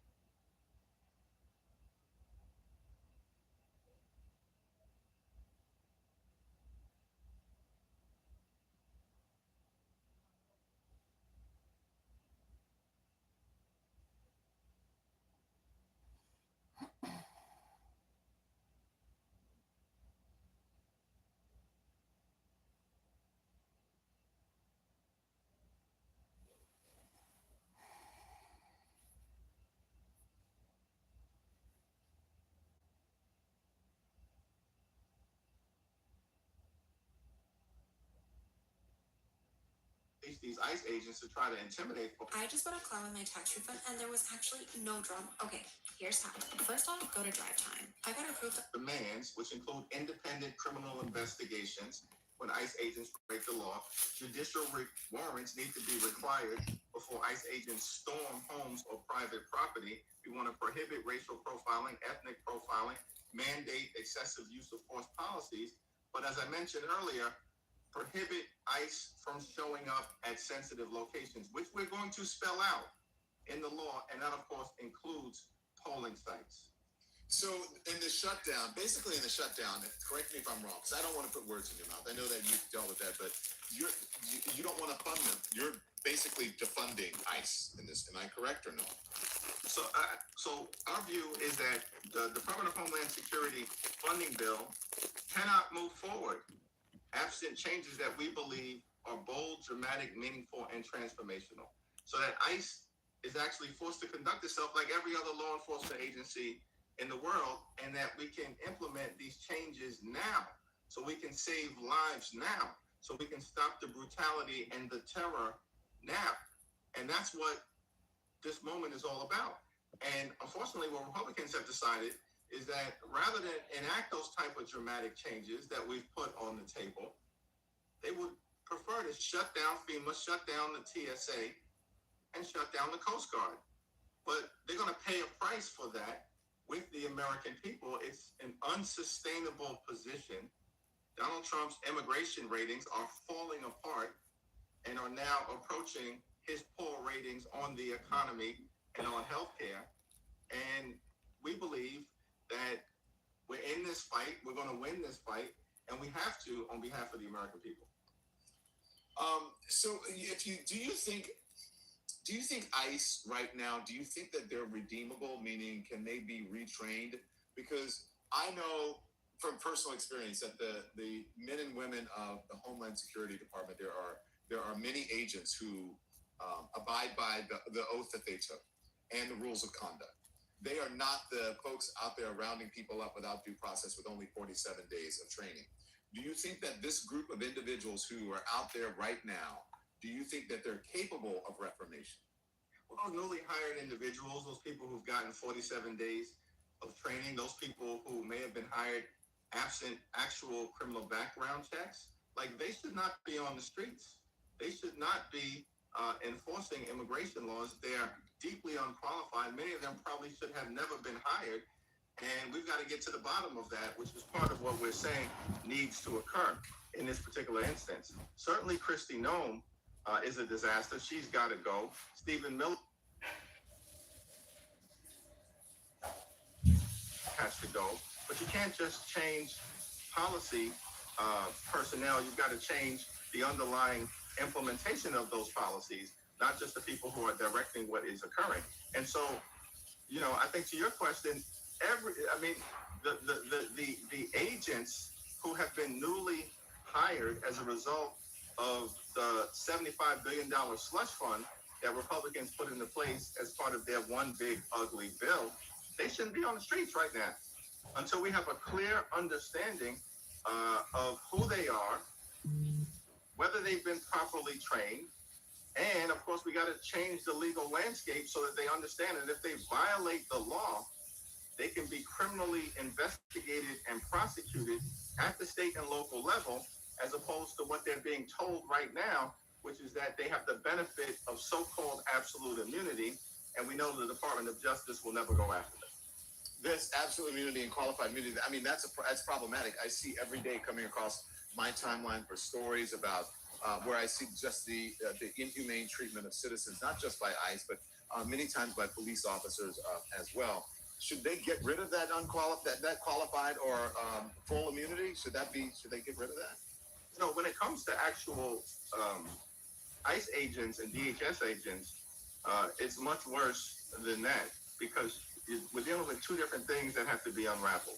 So it's this notion of absolute immunity, and it's this notion of sovereign immunity connected to the fact that they are federal law enforcement officers, which is why part of what we have demanded in the context of the type of changes that are necessary before the DHS funding bill can move forward is that state and local authorities Attorney generals like Keith Ellison or Tish James have the explicit authority to actually investigate ICE agents when they break the law, particularly violently, and to criminally prosecute them if the facts in the law justify that action. And we believe this is absolutely critical to changing behavior, because if ICE agents actually know that they can be held accountable for the type of violence and brutality being unleashed on the American people, as opposed to the Department of Justice looking the other way under Pam Bondi, she's a disgrace. Or even if they were somehow convicted, we know Donald Trump in all likelihood would at some point pardon them, but he can't pardon anyone who's convicted of violating state law, which is why this particular effort in terms of accountability, state and local independent investigations is such a key demand in order to change behavior. Yes, I know you have to run, and I'm going to be respectful of your time. So now, where are we on the funding? Are we at a standoff? What's going on? Unfortunately, we're at a standoff. We haven't had any serious engagement from the White House. Donald Trump was on the golf course yesterday. I mean, are you kidding me? This guy is not real interested in trying to find a resolution here. But they do know, Don, that we're deadly serious about the type of dramatic, bold, meaningful, and transformational changes that have to occur. And until that happens, the DHS funding bill is not going to move forward. Democratic Minority Leader in the House, Hakeem Jeffries. Thank you, sir. I appreciate you, and thank you for your time, okay? Man, appreciate what you do. Thank you so much. Okay, so there you go. Look, we like to go right to the source, all right, to talk about these things. So we went right to the source, and I thought he was pretty candid there about what's happening, especially as it relates to, it's pretty scary to think that during an election that you can have folks standing, members of ICE or whatever, law enforcement, any kind of poll watchers and threatening or whatever, intimidating, to have them intimidated and just standing there at polling places, I think is just beyond the pale. I think it's beyond the pale. And regardless of how you feel about Hakeem Jeffries, at least he's out here talking about it. And look, he is the minority leader, and we like to hear from the source. And he is the source. And he says this funding bill is going nowhere until they get some of their demands. And we'll see. Look, I know you guys, I've been saying it, you Democrats cave a lot. But this time, I'm hoping that they don't cave, because this is really, really important for the country. And election integrity is really important for the country. And someone who I know, have known for a long time, is Kurt Bardella. He has a few ideas about what should happen as it relates to election integrity and what should happen in the State of the Union. Kurt Bardella is here. There he is. 2 minutes, a word from our sponsors, and we're back with Kurt. This episode is brought to you by Graza. Now, let me tell you something. Once you start cooking with really good olive oil, you just cannot go back. And Graza is the one I keep in my kitchen. I cook, I host, I'm always experimenting, and flavor really matters to me. Sizzle is my everyday oil, roasting vegetables, sauteing greens, marinating chicken or fish. It's smooth, fresh, and you can actually taste the difference. And then there's Drizzle, and that's the finishing move. A little over a salad. How old are you, Bulldog? I just turned 40 now. Just wondering so I could see what era of video games that you came up in.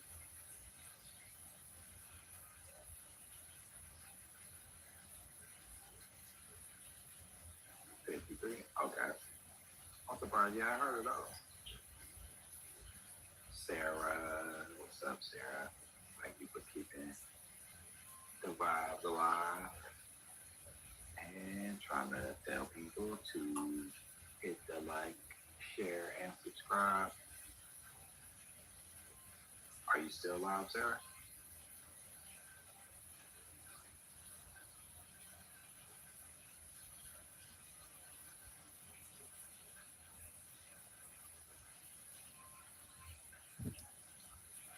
I'll be on tonight, Sarah. 6 hours in. Nice. Can you gain any more subs? Said you was at what? 16 now? Or is it 605?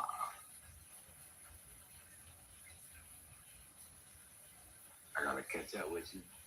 I'm at 312. 608 now? Okay. Congratulations. Let's keep it moving to the moon.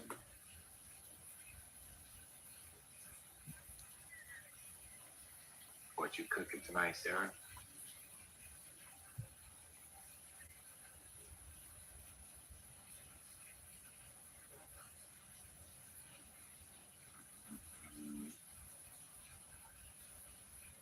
And what's like one of favorite thing that St. Louis people like?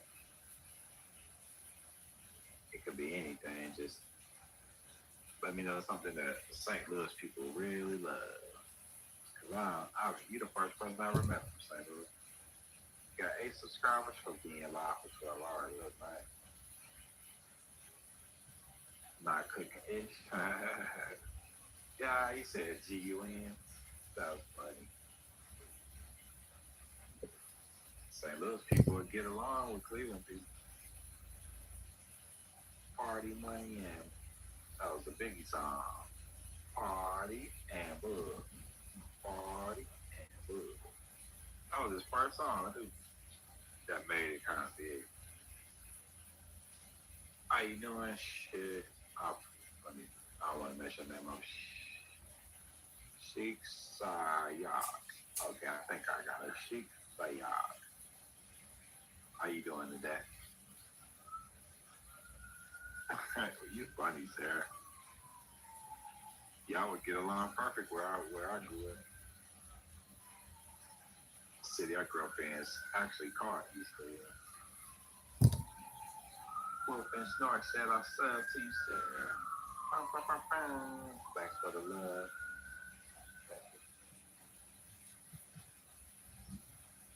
Hello. This call is from This call will be recorded and subject to monitoring at any time. To accept this call, press 5. To block this call, you may begin speaking now. Hello. What's up? Bothering you in there? I'm fine, Jerry. What's going on? Huh? Child, miss you. What's going on? Miss you talking. You ready for it? Same place. I said, you got fired. I said I had got suspended. So, I love you, though. Go ahead. Have a nice day at work, Jimmy. Love you too. Hey, now your phone work? Yeah. All right. Tell them I'm calling them. I love you. Love you Have a too. nice day at work. Tell them kids I love you. I guess I did tell him I got fired. On Sarah Love Bulldogs. I watch Bulldogs almost every day, Sarah. We trade watching each other live. We show love like that.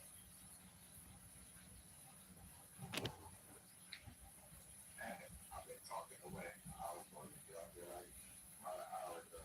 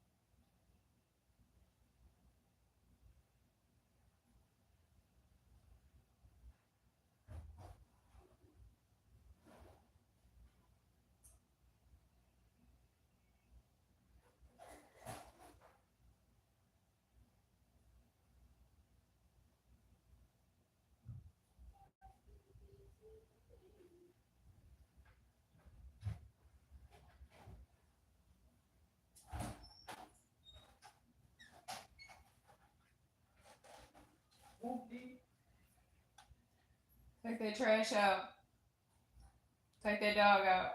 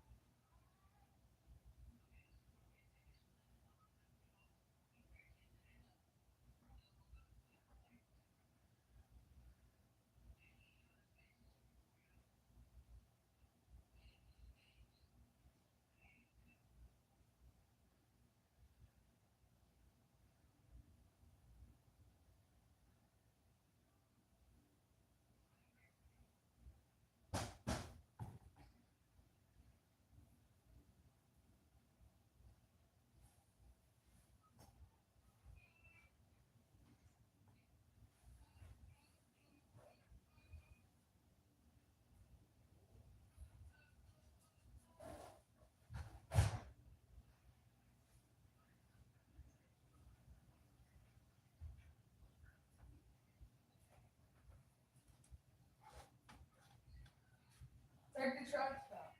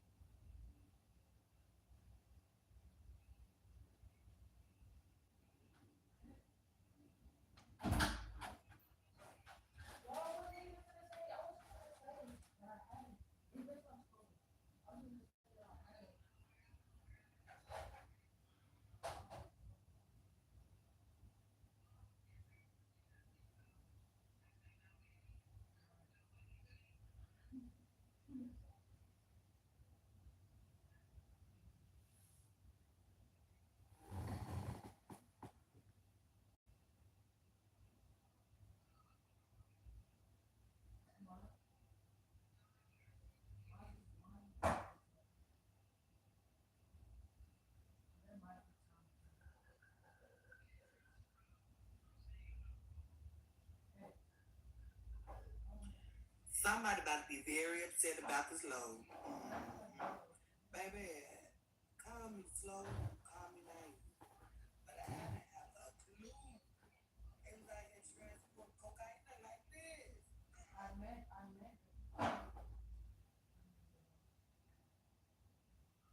Nothing about nothing.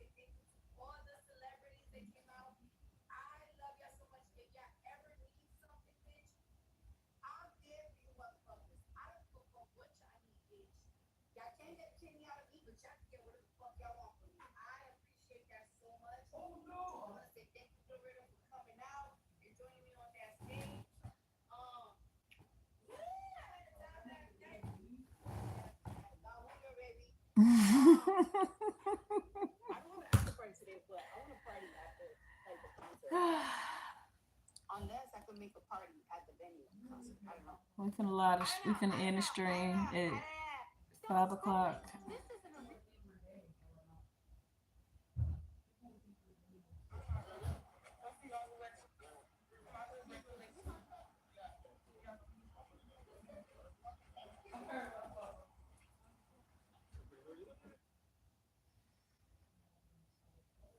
Hell yeah, I did 11 hours already.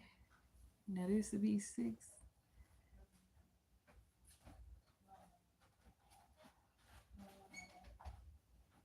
Where Ann at?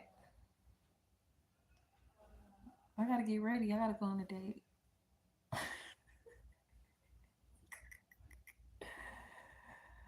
gotta get dressed, y'all.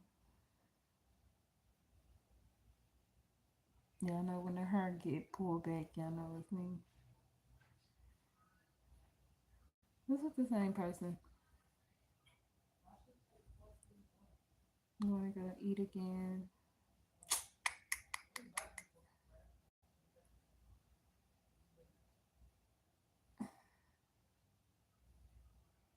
Yep, 11 hours, only got 8 subscribers. That's some bullshit. But I'm grateful.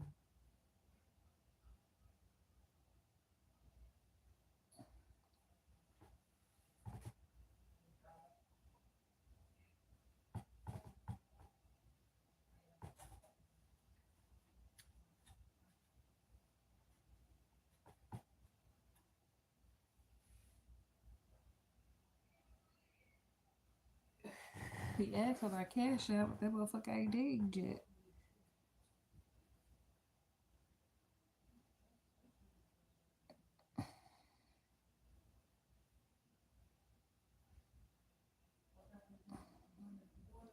And what's so crazy was it was 13 hours. The live was 13 hours when I ended it. When I saved the live, it said 11 hours. Bitch, run me they stole my fucking hours. I promise you. I think I even took a picture of it. Let me see.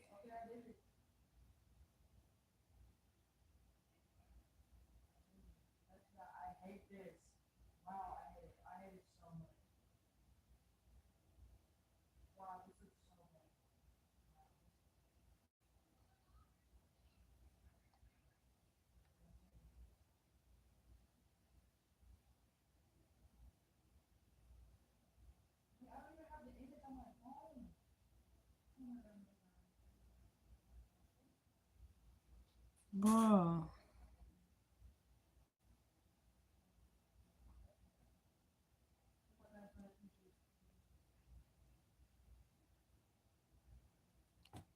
Oh, you got 11, 8, 16.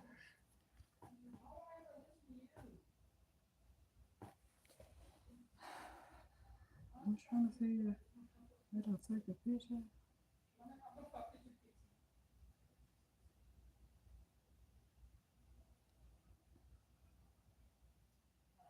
I should have screen recorded.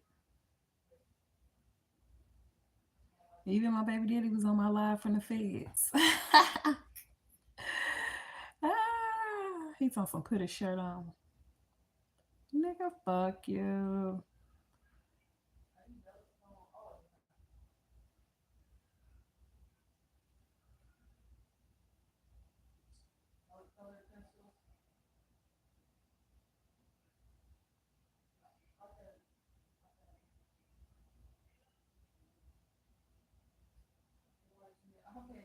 I ain't know they did that.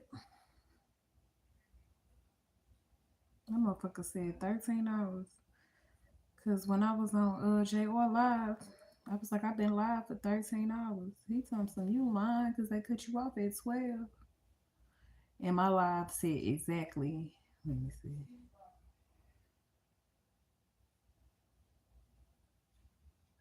That motherfucker say 11.54.57.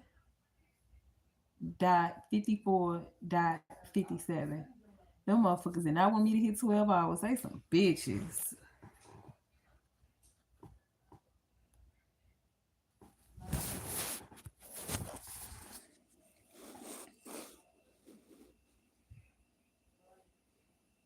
$11. I ain't even want to give me 12 hours.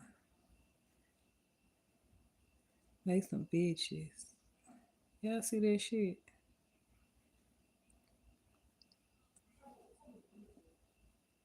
They want to give me shit. And all my lives it was copyrighted. I cleaned them bitches up.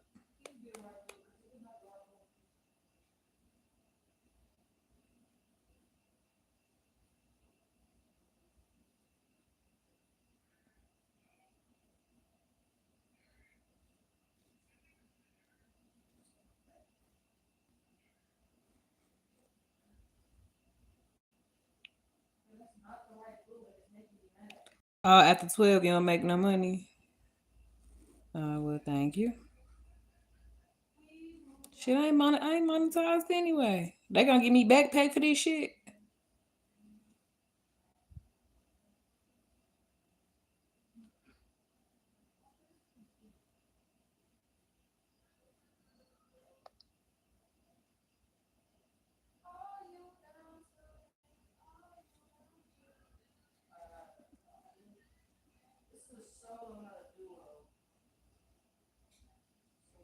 Alright, Hello Lives is fucking private.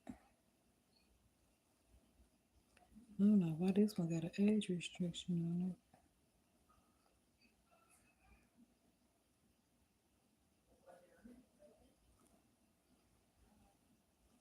A nigga be live.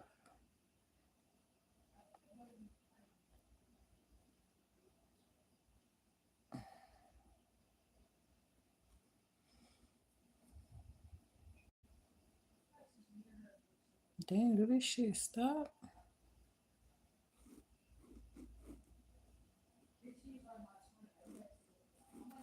Motherfuckers can't tell me shit about the bottom around here. So this will be 16 hours. That'll be 17 hours I went live today.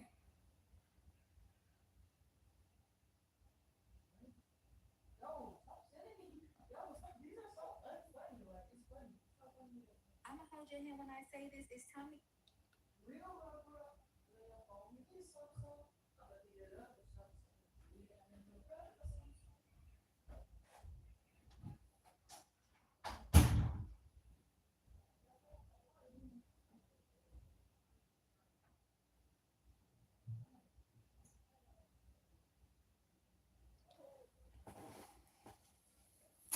Thank you so much. I appreciate it. It's gonna be safe. That nigga better be safe for himself. Bitch, I'm the one y'all need to be worried about. Not the other way around.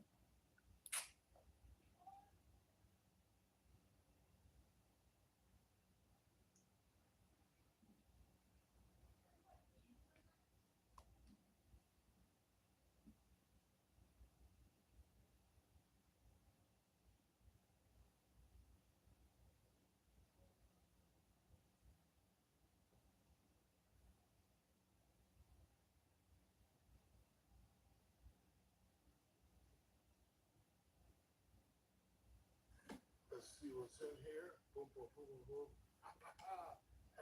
Looking good. First and foremost, what does it even mean for someone to steal your YouTube identity? Bruh, they took everything besides my social. But what do I mean? Let me zoom in on y'all. Y'all, they copied my description box, bar for bar. Copied and pasted and added their own little page to it. Not only that, That is so fucking funny, bro. bruh, Bro, the petty hour was perfect for her ass. and told me to follow their channel. And I love the support. But when I pulled up, I noticed they were mimicking Now we get on my the fucking same nerves. thing I talk on my channel. But here's why. I think I had like 8,000 views this morning. I Now I'm can like imagine 12. if you gain 1 million subscribers I should have been going live all by these not days. being Let me yourself, see. 1, 2, 3, and then 4, that day 5, you 6, get 7. out of I need to there, go live 7 days straight, $7. $7. I need them watch you think offs. those same subscribers are going to stay on your page. So that's why I don't get mad. Don't get me wrong, I was upset because I felt like it took me a while to be comfortable being me. I emphasize on being me. And for somebody to come and take that from me like a thief in the night, I'm mad.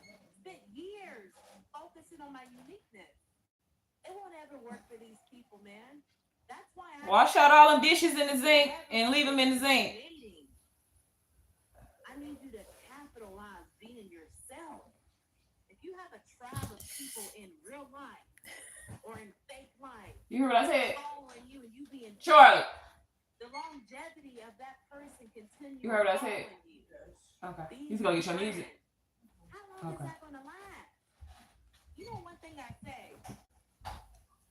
I say I'm not an everybody hoe. I'm not an everybody hoe. What does that mean, not to be an everybody hoe, Natalie? I know deep down not everybody is going to like me, and I'm okay with it. In real life, if I'm okay with people not liking me, do you think I'm not going to be okay with it online? No, because I've already established that foundation, bruh. So that's why I say, if you're going to do content, focus on being you. I can't tell you how many times,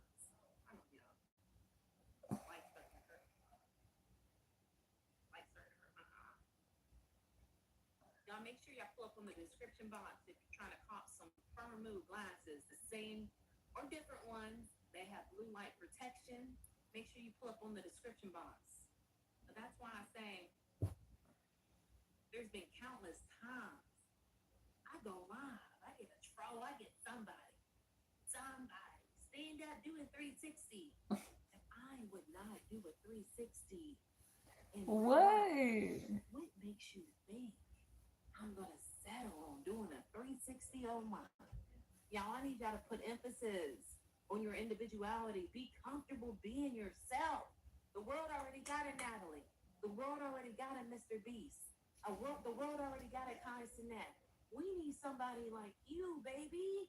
We need your tribe to flock to you. They're gonna come. And speaking of I need to get individuality, ready. I'm bullshitting. y'all, I done got 2 emails from this AI group that want to duplicate me to make me an AI. Girl, I'm so sick of this lady. Fake stuff, man. I'm not about the fake. I don't know what. We need one more subscriber to make my myself into AI. 610 go. Trying to get 610 subscribers. That is just a fake version of me. And I pride myself on the authenticity, y'all. I'm too tired or too lazy to be sitting down and doing a YouTube video. I shouldn't be doing it. That's all I got for y'all, man. But if you like live streams like this or videos like this, I need y'all to pull up to my...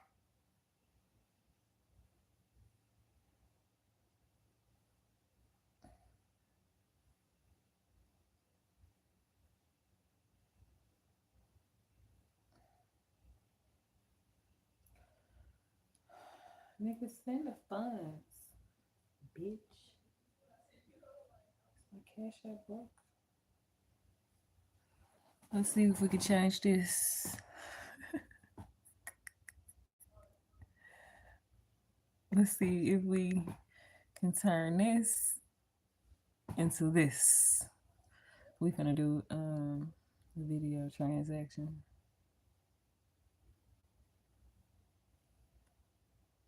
Come on, y'all, everybody deposit $1.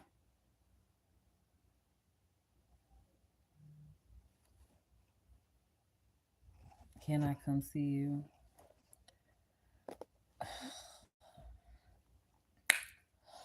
Baby, I wanna come see you.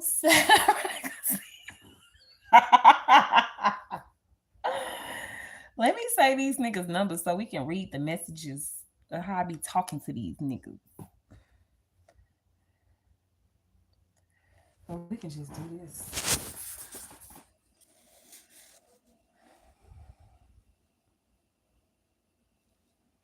All you do is ask. Damn, I didn't spouse a nigga number. All you do is ask for money. Nigga, the fuck? Yeah, bitch, I need money, ho. Can I come see you? Bitch, get in line, ho. Get in line, bitch. Get on the list. Cause bitch, I ain't got time to be chilling with no niggas. I'm up here hanging out with the realest motherfucking niggas. And that's yeah.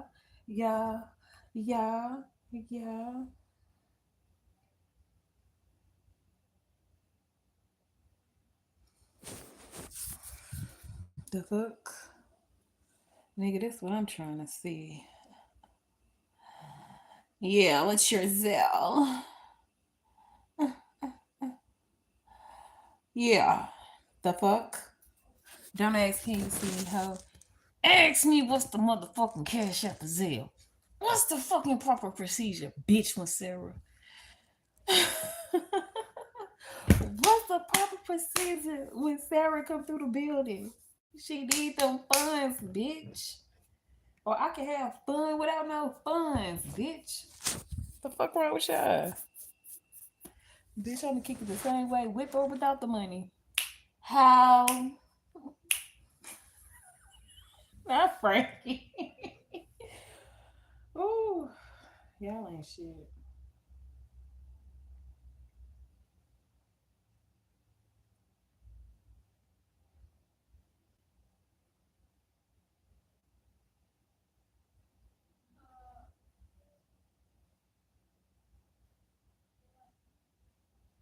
If you owe over $7,500 to the IRS, there are three Oh, things I'm you need bullshitting. to know. One, the IRS can garnish your wages.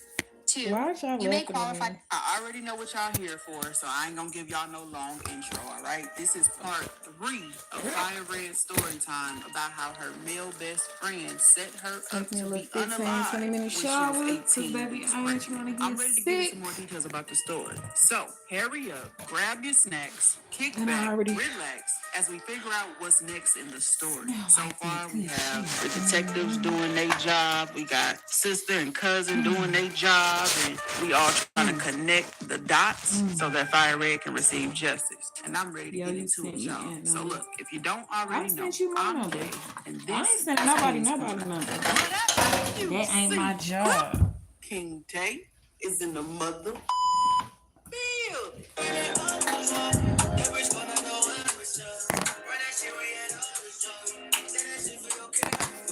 Warning. Everything said in this video and on this platform is strictly my opinion and all alleged. Here, we speak about hot topics on YouTube and other social media platforms for entertainment and conversational purposes only. Viewer discretion is advised. What it do? It's your homie King Day here in King's Corner, and I am back with another reaction video for you. Now look, what up, y'all? We are back with another reaction video. This is part 3 of Fire Red's story time about her best friend setting her up to be unalive when she was 18 weeks pregnant. Now, y'all know she's still uploading parts of this story, so it's not me taking all day. I gotta wait on Fire Red to do her thing, all right? So look, I ain't gonna hold you no longer. I never do. If you mess with me like I mess with you, you know what to do. Hit that subscribe button, like, comment, share. We're gonna get straight into this video. Let's get it. Let go. Part 9 of when my best friend set me up to be unalive, and I was shot 5 times for 18 weeks pregnant. Okay. So a couple days go by, and the police come back and pay me a visit again. They want to talk to me about the unknown number that's on the call log. So they have pretty much established that the unknown number belongs to the big homie. Y'all remember he was sitting in the front seat, and they put me in the whole seat, and my homegirl was in the car. But when they go and talk to my best friend and the enforcer, neither one of them will tell them that that is who the number belongs to. And when they did the research with the number was nowhere near the trailer at the time of my shooting. So because all of this, they cannot connect him to my shooting and they cannot make an arrest. So he just roaming around free, y'all. So they just want to make me aware that they're doing everything that they can to connect this other person to my shooting. But until they get some more evidence, they won't be able to make an arrest. Okay. So after talking to with the detectives over the next couple of days, I end up having an ultrasound. And that's when I find out that I'm having a girl. So when one of my homegirls comes to see me, I ask her, can I use her phone? So I reach out to my ex because I done told him that this is his baby. So I reach out to him to tell him that I'm having a girl. So we end up getting into a big argument, y'all, about all the things that he had been doing while I was in the hospital. So when my little sister, because he been in the club. Oh yeah, y'all remember part 2? You know, he been in the club. He been chilling. He been acting like everything peachy. Like our girl ain't up in the hospital fighting for her life. You know what I'm saying? And I done reached out to my ex, and we done got into such a big argument. They stopped everybody from coming to see me because at this point they don't trust anybody. So the doctors end up coming to me and they're like, hey, we have a new drug that's on the market, gabapentin, and we would like to give you this drug because we feel like it would help you with paralysis in your legs.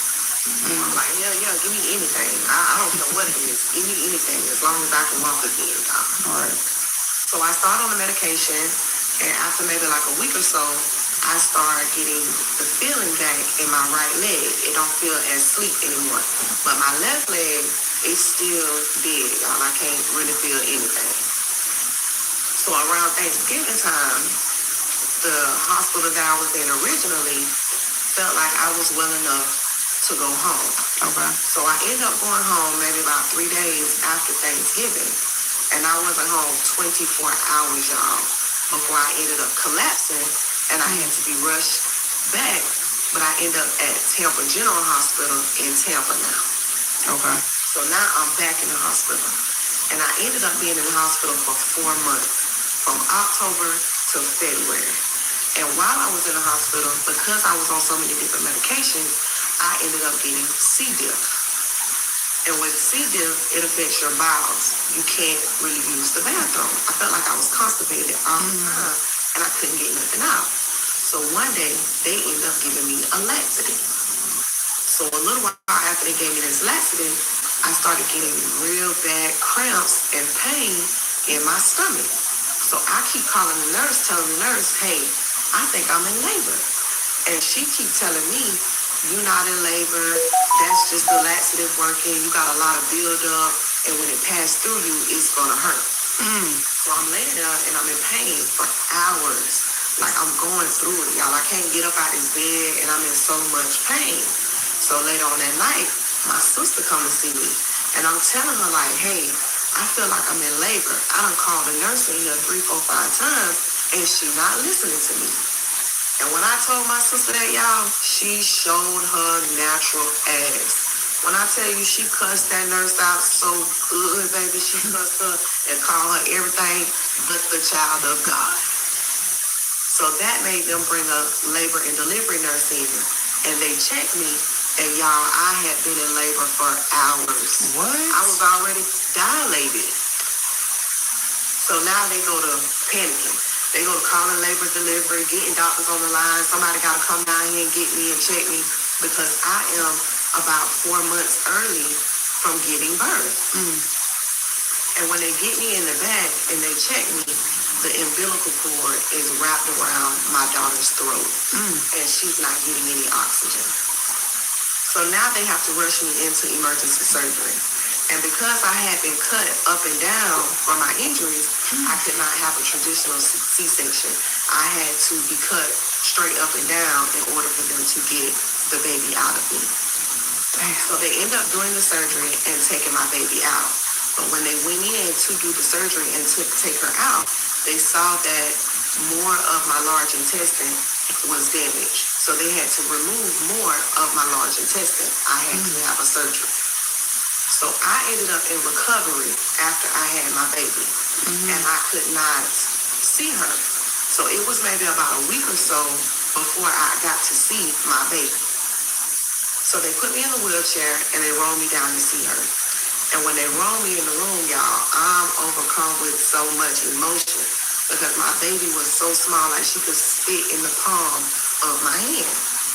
So while I'm looking at her, you know, I'm checking her out. I'm like, okay, she got 10 toes. And when I get to her hands, my baby got 12 fingers, y'all. She got an extra digit on each hand. And when I seen the extra digit, y'all, I knew who baby that was. Because my son was born with 12 fingers. And my baby daddy was born with 12 fingers. So y'all, the baby ended up being my baby daddy's baby. So after I had my baby, they were able to start me on certain medications that I could not take while I was pregnant. And because I was taking these medications, I could not breastfeed my baby. And we are a breastfeeding family. But y'all, my little sister saved the day again. While I was in the hospital and all this was going on, my little sister was pregnant too, y'all. Okay. And she had just had her baby. So she started pumping extra milk and she breastfed my baby. So now maybe about 2 weeks go by. My sister, she pumping every day, sending her milk to the hospital. I'm rolling down there every day seeing my baby. My mama and daddy coming to the hospital every day to see me. And on February 17th, y'all, they finally released me from the hospital. So I was in the hospital from October 30th to February 17th. Dang. My baby ended up having to stay in the NICU for about 3 months after I had her. So when I first get home, y'all, I'm so happy. Like things, you know, they finally making a turn for the better. My baby's doing good. I'm doing good. But all that was short-lived, y'all. Maybe a week or so after I get home from the hospital, my family sit me down and they explained to me that while I was in the hospital, my mother has found out that she has cancer. Damn. So over the course of the next year, my daughter has been released from the hospital and my mama fighting her cancer. So I'm rehabbing like crazy, y'all. I gotta get out of this chair. So now I'm up and I'm walking and I'm moving around. And my mama, she's so weak and fragile from fighting this cancer that she can't work. So our family business is struggling. So in my mind, the only thing I know to do is get back outside with the movers and the shakers, y'all. Because I gotta provide. Right, I feel it. So I go to one of my homeboys and I let him know, hey, I gotta get back on. Tie me up. So he give me what I need and I'm back outside with it, y'all. But word get around that I'm back outside. And if y'all remember, they never made an arrest on Big Homie. He outside and I'm outside. So stay tuned for part 10. Never ever sue the driver who crashed into you after a car accident. There's a better way to get compensated that's faster, easier, and could get you way more money without spending years in court or paying expensive lawyers up front. If you've been in a car accident... Let's get it.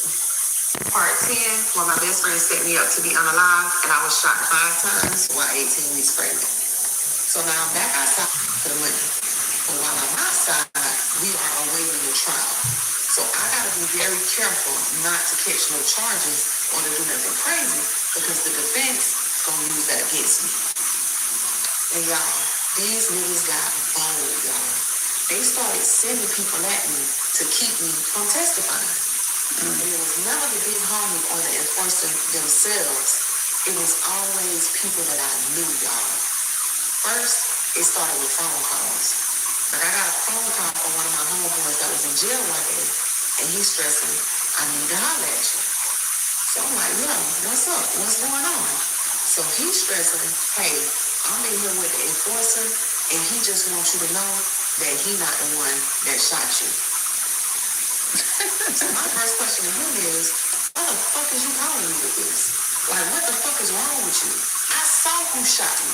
How you gonna tell me that this man didn't shoot me? Like you slow or something. Who shot me?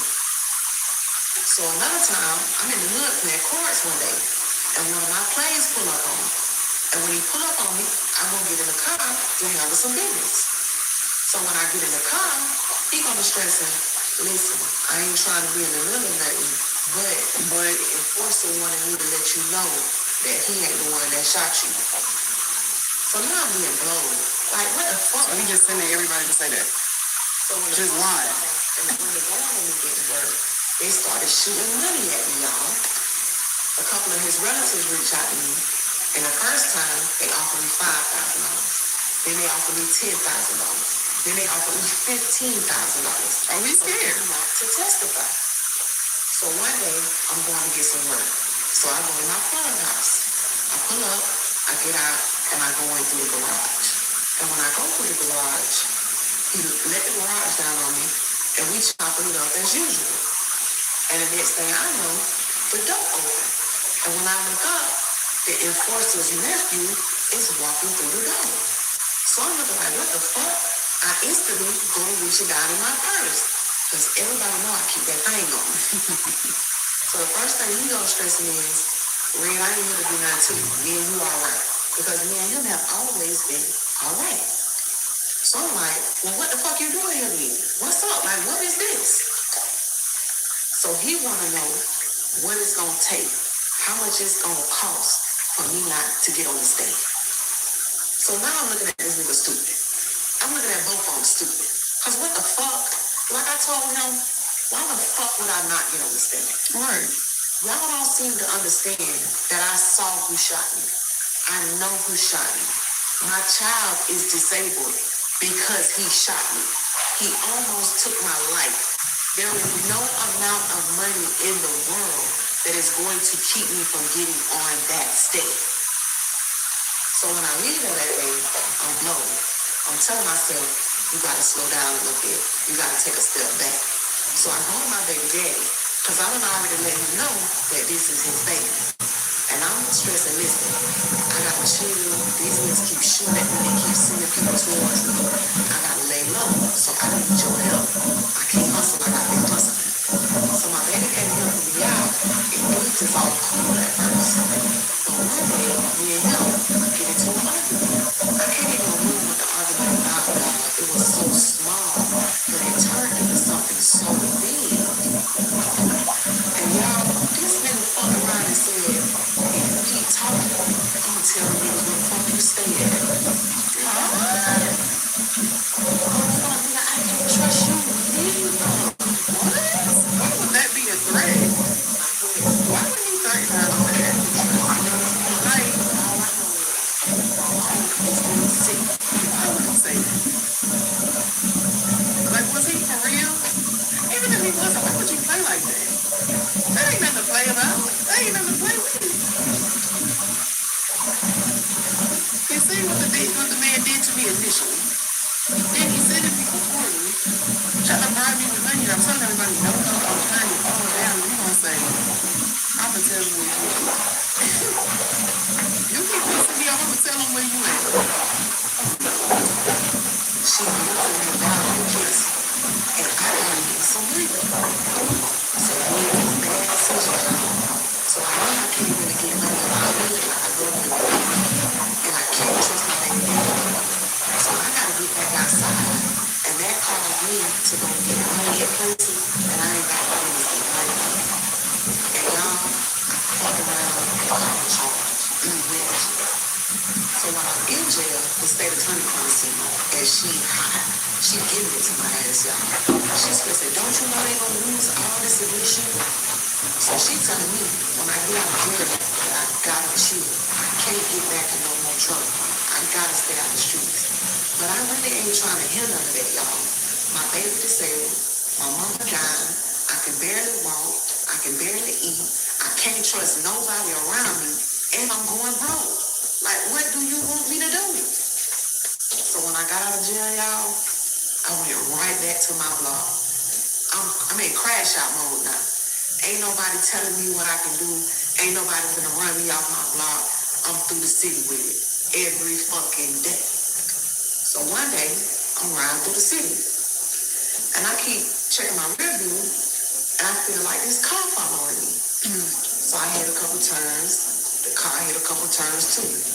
I hit a couple more turns. The car hit a couple more turns too. So So I'm like, damn, is this car following me? So I hit it, boom, and I'm sliding. I look back, and the car's still behind me. So I head straight to my cousin's house. I jump out the car, I go around the front of the car, and I get on the side of the car. And I kind of lean down a little bit. And when the car come passing by, I step up, and I look inside the car, and it's the big homie in the fucking car. This nigga following me. So maybe like 2-3 weeks go by. I'm like real cautious now. I'm in my rear view every day. Like I'm really paying attention to what's going on around me. And my homegirl hit me up one day, and she like, "Hey, can you give me a ride to the jail? I need to go see my baby daddy." So I'm like, "Yeah, cool, I got you." So while we on our way to the jail to see my baby daddy, something inside me say, "Go see that fuck nigga." So I made a visitation to go see my best friend. And I go in and I sit down, and it's a virtual visitation, like on a computer screen. So I'm sitting there like 5-10 minutes. Like he took forever to come to the screen. I know he was kind of like surprised or maybe shook. Like, damn, what the fuck is she doing here? So when he finally come in and he sit down, the first thing I say to him is, "You got something you want to say to me?" And the first thing that nigga say is, "I'm sorry." So I'm stressing, what the fuck you mean you sorry? Like, I could have died. Like, what the fuck is wrong with you? How could you let something like that happen to me? And what he said, I didn't know it was gonna happen. The same thing he was stressing about me being in the backseat of that car. I didn't know it was gonna happen. I didn't know till after the fact. I would never do anything like that to you. So this time, I'm calling bullshit. Fuck nigga, you a liar, you a bitch ass nigga. I'm spazzing. Like, I'm going out, like, I'm so angry, y'all. I just let every bit of emotion that I had been feeling since I got shot, I just laid it all out right there in front of him. Like, I went the fuck off. So I leave visitation. I feel a little better. But shit still fucked up for me, y'all. And a couple weeks later, I'm through the city, and I pull over at the racetrack. And when I pull over at the racetrack, I'm pumping my gas. And when I'm pumping my gas, I look towards the door of the racetrack. And it's the same car that had been following me a couple weeks before. But while I'm looking, the big homie get out of his car. So then he get out of the car, and he walks to the back of his car, and he go leaning on the car like this. So I go leaning on my car like this. So he looking at me, I'm looking at him. And I'm like, what's up? What we gonna do? And y'all, this nigga laughed, got in his car, and drove off. So when I left the store that day, I said, something gotta give. I gotta make a change. I got too much at stake here, and shit is getting ugly. So I left the streets, I got a job, and I enrolled in school. And now I'm out the way. So now I'm out the way, I'm doing good, I'm sticking to the script. And then the next thing I know, my world come crashing down, y'all. I'm on my way to school, and I get a phone call, and my mama done died. And y'all gotta come back for part 11. Sheesh. Part 11, when I was set up by my best friend to be out alive, and I was shot 5 times while 18 weeks pregnant. So after my mom passed away, caused by grief, I was managing a lot of emotions. It's grief, it's guilt, it's anger, and they're all directed inward towards myself. You know, I'm thinking about all the things that I put my mom through, all the expectations that she had of me, that I let her down. I'm thinking about all the time that I missed with her while I was outside. All the family functions I didn't attend, like just everything, you know. And during this time, I'm also dealing with my daughter's disability. She was diagnosed with cerebral palsy and epilepsy. So she could not walk, she could not talk, and she was eating through a feeding tube in her side. And she was also having reoccurring seizures. So because of all this, I was spending a lot of time in the hospital. And I just became very depressed. Like I was battling a major depression.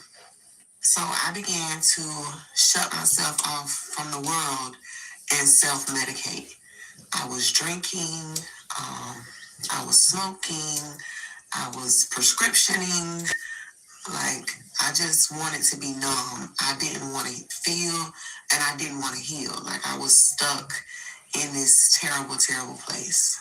You know, during all this, there were times that I felt like I just didn't want to be here. Like, why did you even save me? Like, is this what you saved me for, God? Like, what am I doing?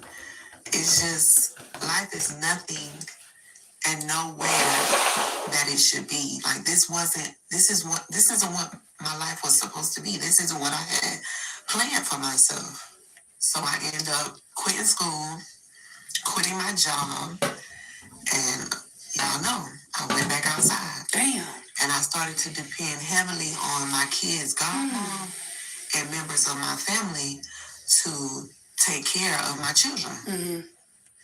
And even though I am drowning in this grief, I want to make it clear that I still was a present mom. Like, I thought about all the time that I missed with my mom, and I did not want to miss that time with my children. So I was there for any type of functions or, you know, things at the school or doctor's visits and things like this. But I was also an intoxicated mom. And even though I thought that I was doing a good thing by being present, even though I'm intoxicated, I still was causing harm to my children and the people around me because the state of mind that I was in while I was at any of these things. Right. And so what ended up being a turning point for me in this situation is my kids' godmom came to me and she was like, hey, I'm getting ready to move away. You're going to have to start taking more responsibility with your children. And so she moved. And in the beginning, I'm thinking, you know, I can handle this. Like, it's taking care of kids. I've been taking care of kids for a long time. But I'm trying to take care of my children. And I'm still very much depressed and intoxicated. So then there came a time where I had been up for a couple days, running the streets, dropping my kids off at this sister house, that sister house. And I picked my kids up, and by the time we got home, I'm coming down, and I'm exhausted. So I lay down to go to sleep, and I ended up sleeping for the whole day, like hours, y'all. And when I woke up, my son had been trying to take care of my daughter. He was trying to feed her. He was trying to change her diapers. He was trying to give her medication. Like, we're going to just start with a regular company domain. We'll use clay.com as our example. And then we'll use the analyze image enrichment. We're going to configure the analyze enrichment prompt to say, analyze and return a comma-separated list of the company names for every logo you see on the page. Then make sure to include the domain URL in your configuration box. That's how we instruct AI on what homepage to go to. And once we've got all of that set up, we can click save and run. And that enrichment is going to go run and find a list of every logo found on the website.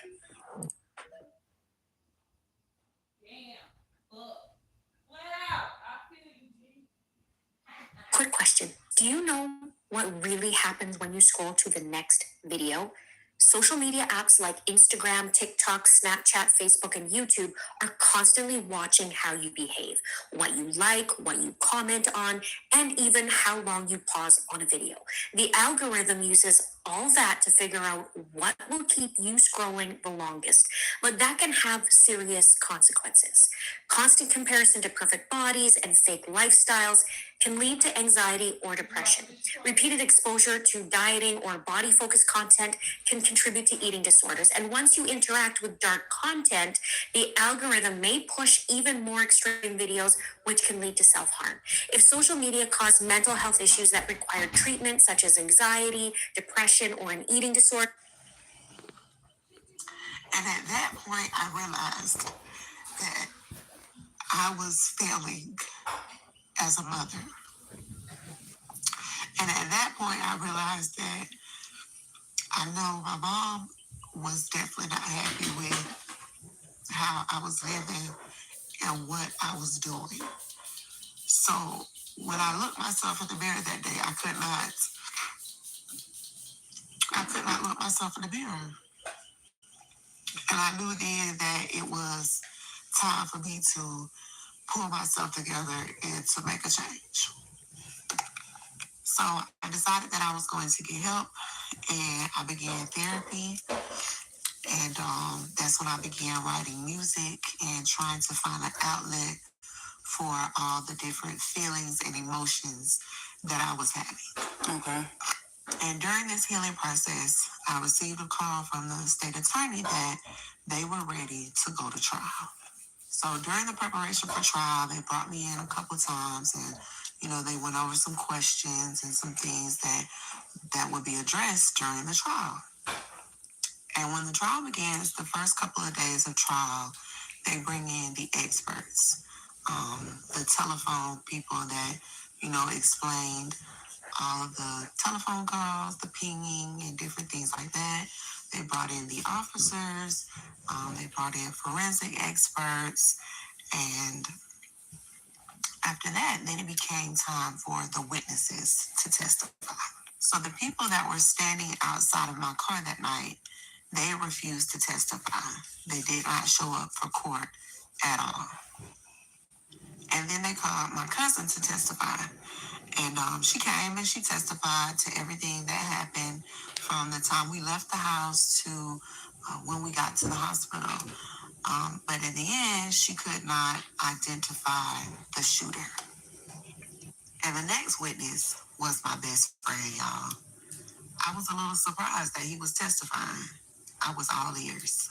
But when he testified that he did not know about the shooting until after it happened. He testified that a few days later, after the shooting, him and the enforcer had a conversation, and the enforcer told him he was the one that had shot me. And when he asked the enforcer why he shot me, told him that the big homie was the one that wanted him to shoot me. He said that him and the big homie were at the casino gambling, and he had lost like $3,000 or $4,000 that he borrowed from the big homie. So the big homie told him in order to pay that money back, he needed him to take me out. So when he asked the enforcer, why did the big homie want me taken out?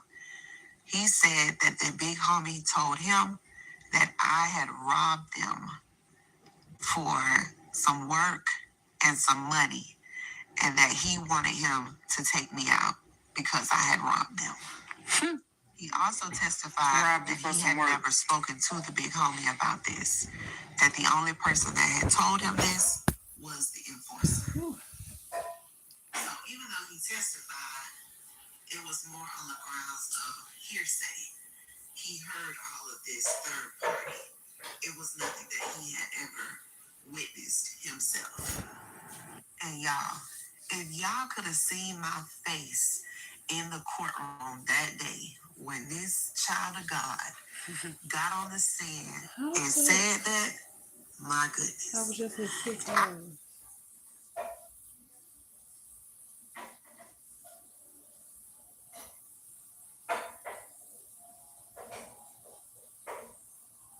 I'm supposed to be at 7 hours.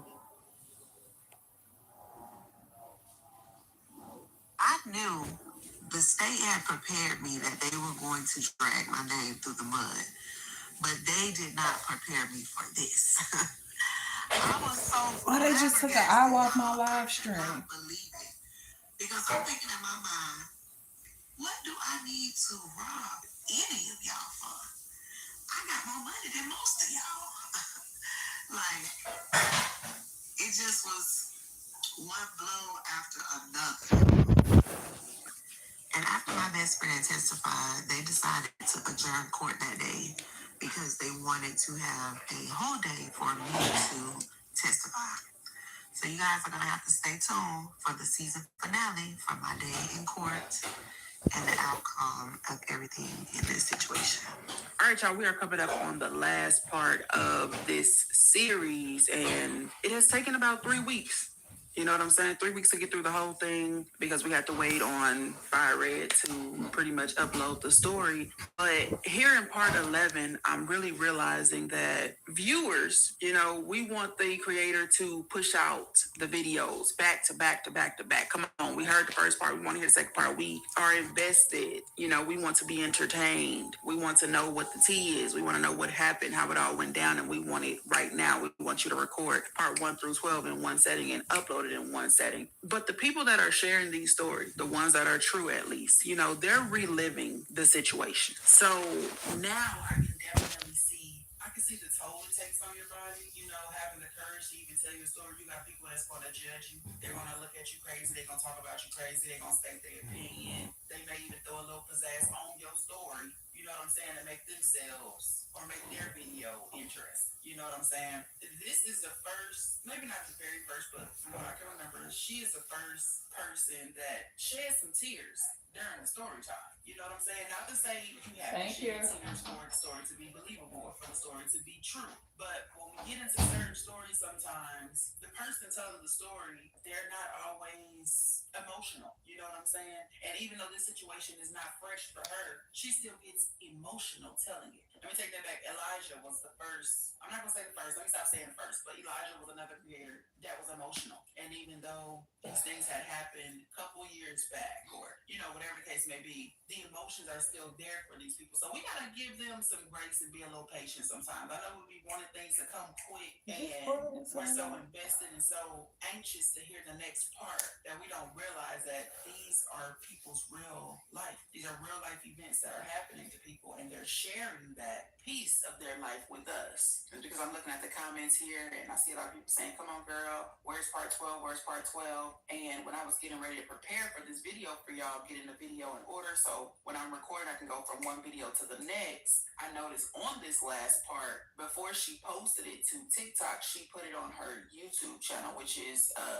Fire Red Music on YouTube. She put it on her YouTube channel first, and as I kept scrolling, she eventually put it on TikTok. But people were under that post saying like, "Oh Lord, we started here on TikTok. Now we got to go to YouTube, or I'm not going to another platform, or you started here, you should keep it here." It's like she's sharing her story with us. If you don't want to go to the next platform to watch it, so be it. Don't. But you're already rushing her to get through this story, to relive these events. And then when she uploads it, even if it is on another platform, you huffing and puffing. Like, come on, y'all, we gotta give these people some grace. They are sharing something with us. We're not obligated to these people's story, okay? Let's go ahead and get into part 12 and conclude this story time. Can you deduct state and local taxes on your federal return? We'll break down this type of deduction on this edition of Tax Tips by TurboTax. If you pay income, sales, real estate, or personal property tax to your state or local government, the IRS may let you deduct these taxes on your federal income tax return. Deductions for state and local taxes are only available if you itemize deduction. Part 12, where my best friend set me up to be unalived, and I was shot 5 times while 18 weeks pregnant. So when I leave the courtroom that day that my best friend testified, livid, y'all. I'm so mad you could see the smoke coming out of my ears. So I go straight to the state attorney. And I'm like, did you know that he was going to say that when you put him on the stand? This lady looked me right in my face and said, yes, I did. So now I'm confused. I'm stressing, how could you put him on the stand knowing that he was going to say that? And how could you not tell me that that is what he was going to say? So that's when she tells me that they needed a motive to go to trial. And even though I had told her about everything that happened at the gambling house, my best friend would not confirm that story. Because if he did, it would implicate him in another crime.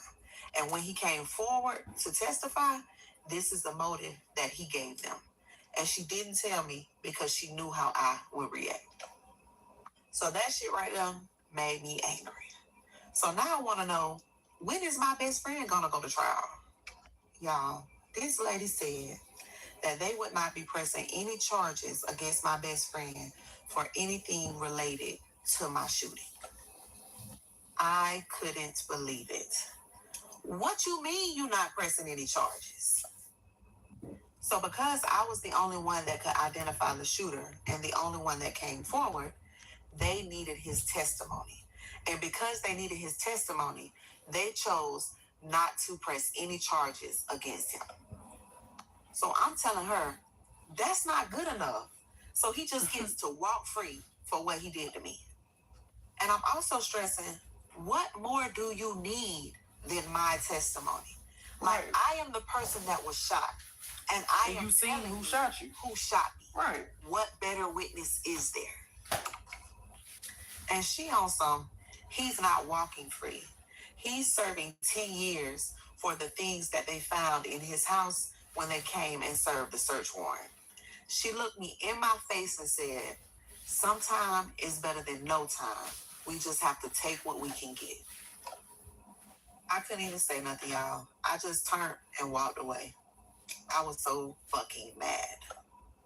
So I'm coming back the next day to testify, and I'm always having to manage my emotions.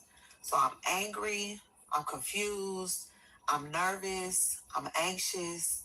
Like, I'm just ready to have the opportunity to speak my truth. And when I take the stand, at first, everything is cool, calm, and collected. Mm-hmm. The prosecutor is questioning me, and she's asking me all the things. What happened? Who shot you? Do you see him here today? You know, the regular rigmarole. So then it becomes the defense's turn to question me. And at first, the lawyer was real smooth. He apologized to me for what I had been through and what my child had been through, what my family went through, blah, blah, blah. And baby, that man went from 0 to 100 in the blink of an eye. First, he brought up my street life and how I was living.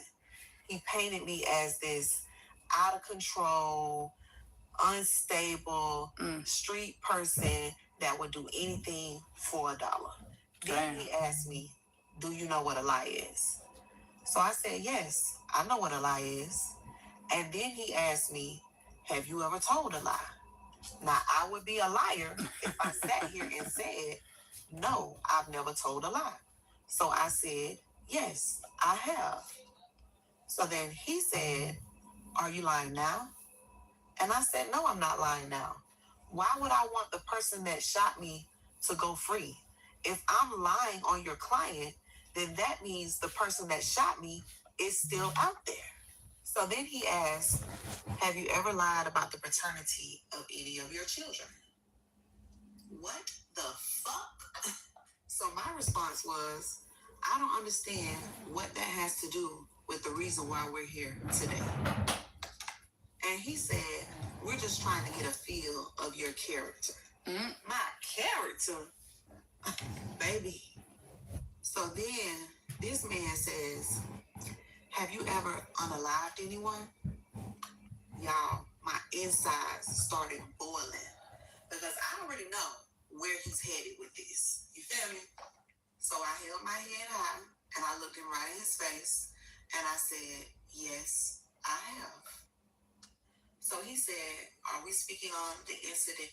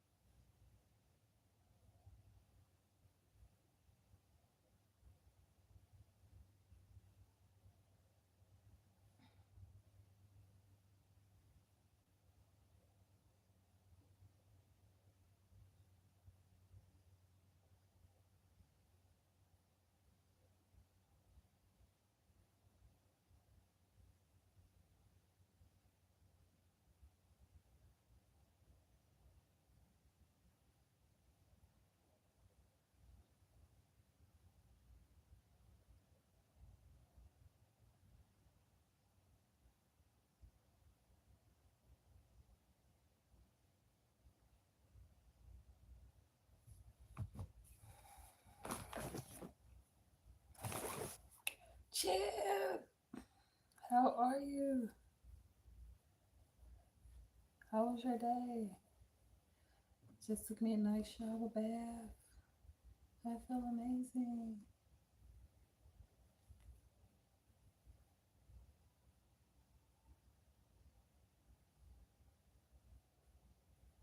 When you wear contacts, do you ever look at them and wonder, no, that was my last. Alive to anyone? Y'all, my insides started boiling because I already know where he's headed with Well, this. I was just You at feel me? 700. So I held my head high seven, and I looked him right 7 in his hours. face. Why did and you I put me said, down to 5 hours? Yes, 500. I have. I mean, So he said, are we back to speaking 5. on the incident that happened a few years prior with the young man that you were dating at the time? And I said, yes, I am. Because a couple years before this, I was a victim of domestic violence. I was in an abusive relationship, and one day, my boyfriend at the time attacked me and stabbed me. And during that attack, he ended up losing his life. So he said, how do you know that it was not his family seeking revenge? How do you know that they are not the ones that shot you? And I looked at him and I said, because I saw who shot me, and it was your client, the enforcer, who shot me. When I tell y'all the person that I had become over the last couple of years was put to the test that day when I was on the stand, this man drug my name Send through some the mud questions, and Chip, so I tried can to copy and push paste. every button I had, y'all. When I got off the stand that day, I felt terrible on the inside. Here I am, a victim of a heinous crime. And I'm here, I'm being vulnerable, I'm speaking my truth, I'm seeking justice for something that was done to me. And I get on the stand and I'm victimized all over again. And that day, I fully understood why many women who are victims of abuse don't come forward. We're never believed. We always have to prove that it is something that we did not deserve. So after I testified, they informed us that the enforcer would not be taking the stand in his own defense. So now it is time for jury deliberations. So the jury is out deliberating, and I am all over the place. You know, a part of me is feeling all of these terrible emotions, but another part of me is kind of relieved because I'm like, okay, this is finally over. I can finally move forward with the next chapter of my life. So we come back in from jury deliberations, and I got my head down, and I'm praying, I'm talking to my mama, and I'm listening, and the next thing that I hear is the jury could not come to a decision. We have a hung jury, y'all. That's crazy. I couldn't believe it. I couldn't believe it. I got up, and I walked out the courtroom, and I waited for the state attorney. And when she came out there, baby, I was ready to give her a piece of my mind. So she's stressing, calm down. We're gonna get him. We're going back to trial. Not only is he going back to trial for this, he's about to go to trial because a few years before he tried to unalive me, he unalived someone else, and a witness has come forward. Just trust me. And baby, I don't trust you. Look at what you just put me through. There's no way that I trust you. So I leave the courtroom that day. I'm broken. I'm defeated. I'm deflated. But I gotta pick up and I gotta keep moving. So life goes on. Some time passed and I end up getting a call from the state attorney. And I'm expecting her to call me to tell me that we're about to go to trial. So she says, I have some good news and I have some bad news. So I'm like, what's up? And she says, we're going to offer him a deal. A deal? What you mean you're going to offer him a deal? She says that there was an incident at the jail where another prisoner tried to take a guard's life, and the enforcer stepped in and saved the guard's life. And because of that, they would be offering him a deal of 12 years. Y'all, I snapped. My daughter can't wake up in 12 years and say, I don't want to be disabled no more. I can't wake up in 12 years and erase everything that has happened to me over the last few years. I can't wake up in 12 years and have my mama back. And she basically said that there was nothing that they could do, that they had already offered offered him the deal. She was just giving me a courtesy call to let me know how the case had ended.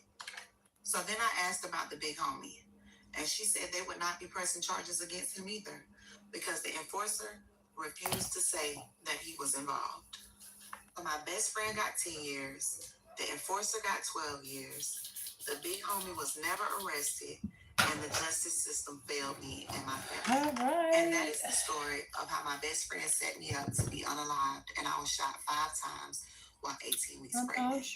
I want to thank everybody for their love and support. It really meant a lot to me for you guys to go with me on this journey. Turns out, if you've been in a car accident in the past year, they may have to give you a huge check.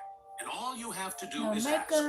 No, seriously, I got $100,000 as a passenger for my car accident without having to sue the other driver or deal with insurance directly. If you've been in an accident recently, whether you were driving or just riding along, what I'm about to share could be the most valuable thing you hear all year. That's crazy. I hope and pray that everything is going well for Ms. Red. Reliving the situation, still grieving, you know, her mom and her daughter. She said her daughter is a topic she is not ready to actually even talk about yet. So I pray for her healing journey. It's so unfortunate when our justice system fails us. It's unfortunate. It's like damned if you do, damned if you don't. You know what I'm saying? It seems like those who deserve it the most ends up with the easy judge or the easy jury, and they get those weak sentences or don't get a sentence at all. You know what I'm saying? And then those with minor charges get done dirty, get thrown under the jailhouse. It's just so freaking backwards. But I hope that if you are watching this video and you have the time, get out. You on the block, you in the streets, you outside, get out. You thinking about getting in, getting put on, don't. It's absolutely not worth it. Find you something you're passionate about, follow your dreams, and make a difference. Make a difference. Don't even put yourself in a situation where someone can be this type of evil towards you. You're supposed to be my homie, you're supposed to be my best friend, you know? And then the best friend and the homies, they all in situations where they have to do something someone else is telling them to do. Even if they don't even want to do it, even if it's out of their heart, they gotta do it. They in the streets. That's how the streets operate. And I know things can happen with just friends. You cannot be involved in the streets at all, and you have a friend group around you or even family members around you that's on that malicious stuff when it comes to you. Just don't get too comfortable with anybody. Stay focused, keep your eyes on the goal. All right. I'm not sure if Irene is going to continue to upload on YouTube or if she was just putting her story there. I don't know if she's going to start blogging or releasing some music. I don't know. I'm not getting down to on that channel. All I did Be was sure wash my to go ass. check out Fire Red. Her YouTube channel name is All Fire I Red did was Music. wash Not my hard to find. ass. All right. Y'all comment y'all thoughts below down in the comment Nothing section on the major. finale on this story, talking about a woman telling us how her best friend set her up to be unalived while she was 18 weeks pregnant. Look, if you like If videos this from me, dialed you up, want to see more I hate is to see to your come. bitch. Don't I'm forget just to playing. like, comment, subscribe, share, because right now, King Because Day this is a mess. Peace. This is the clean mess. This is my clean mess. That should be okay on the road. I don't know why I'm playing like I got this one headlight.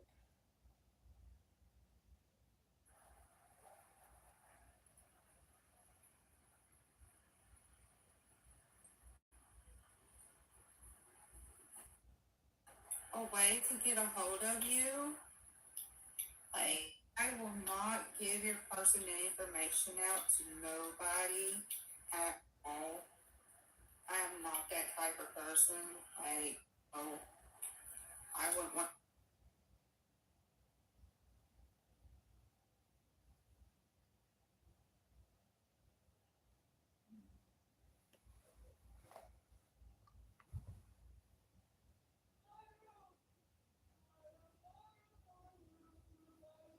This shirt was free. This shirt is like over 7 years old. These pants are a year old. These shoes, October.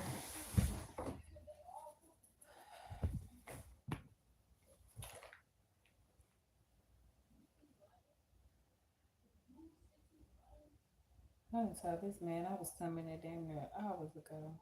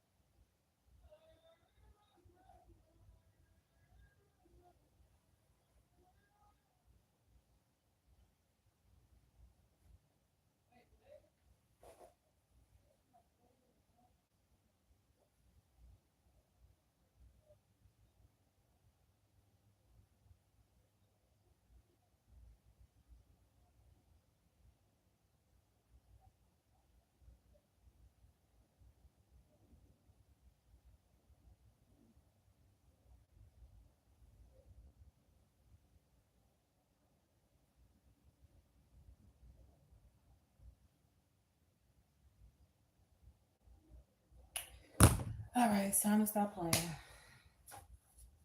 It's time to go be fucking social. Ugh. The ghetto.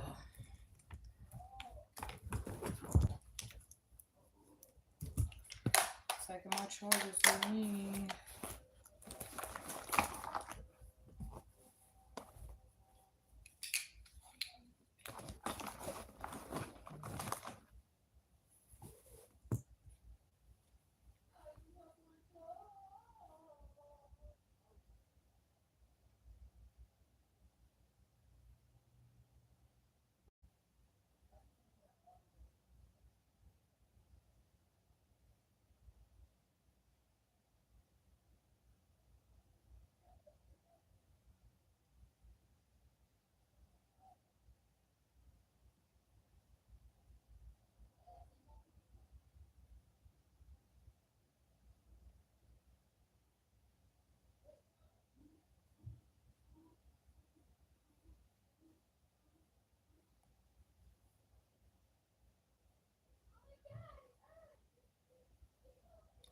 Yeah, bitch, call me Myron.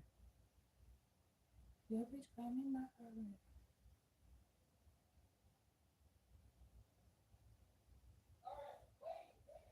People sharing my lost dog, yeah.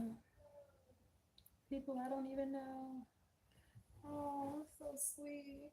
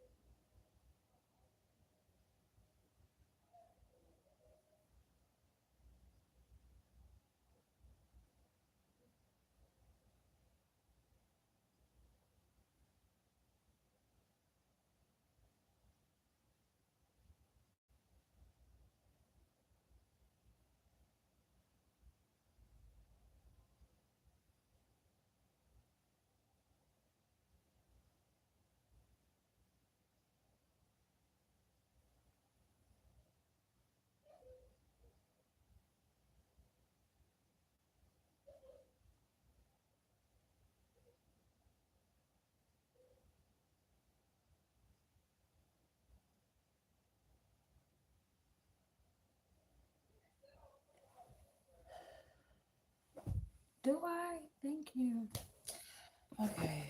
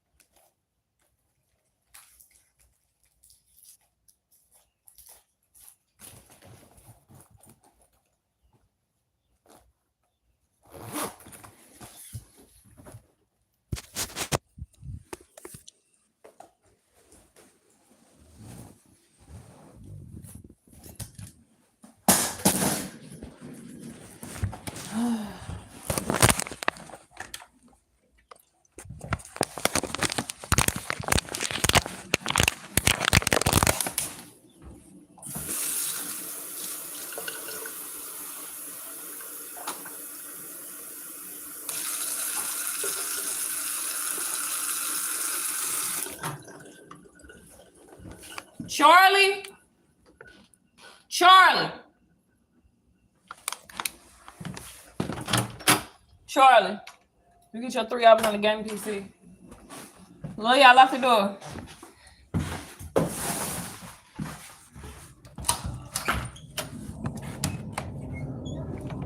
I know they like, yes, this bitch is finally gone. Yes, I'm finally gone.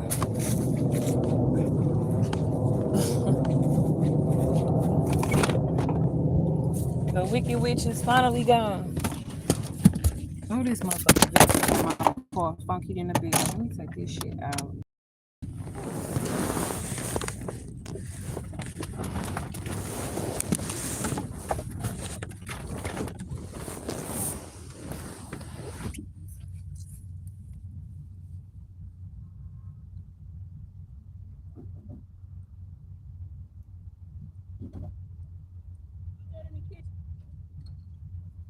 Put that in the kitchen.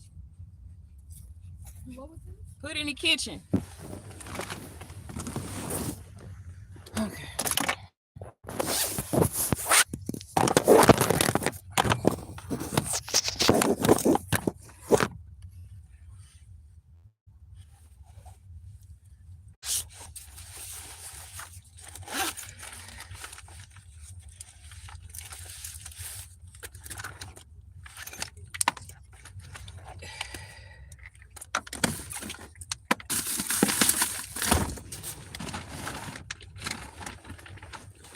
shampoo is a mess. I don't even give a fuck. I don't give a fuck.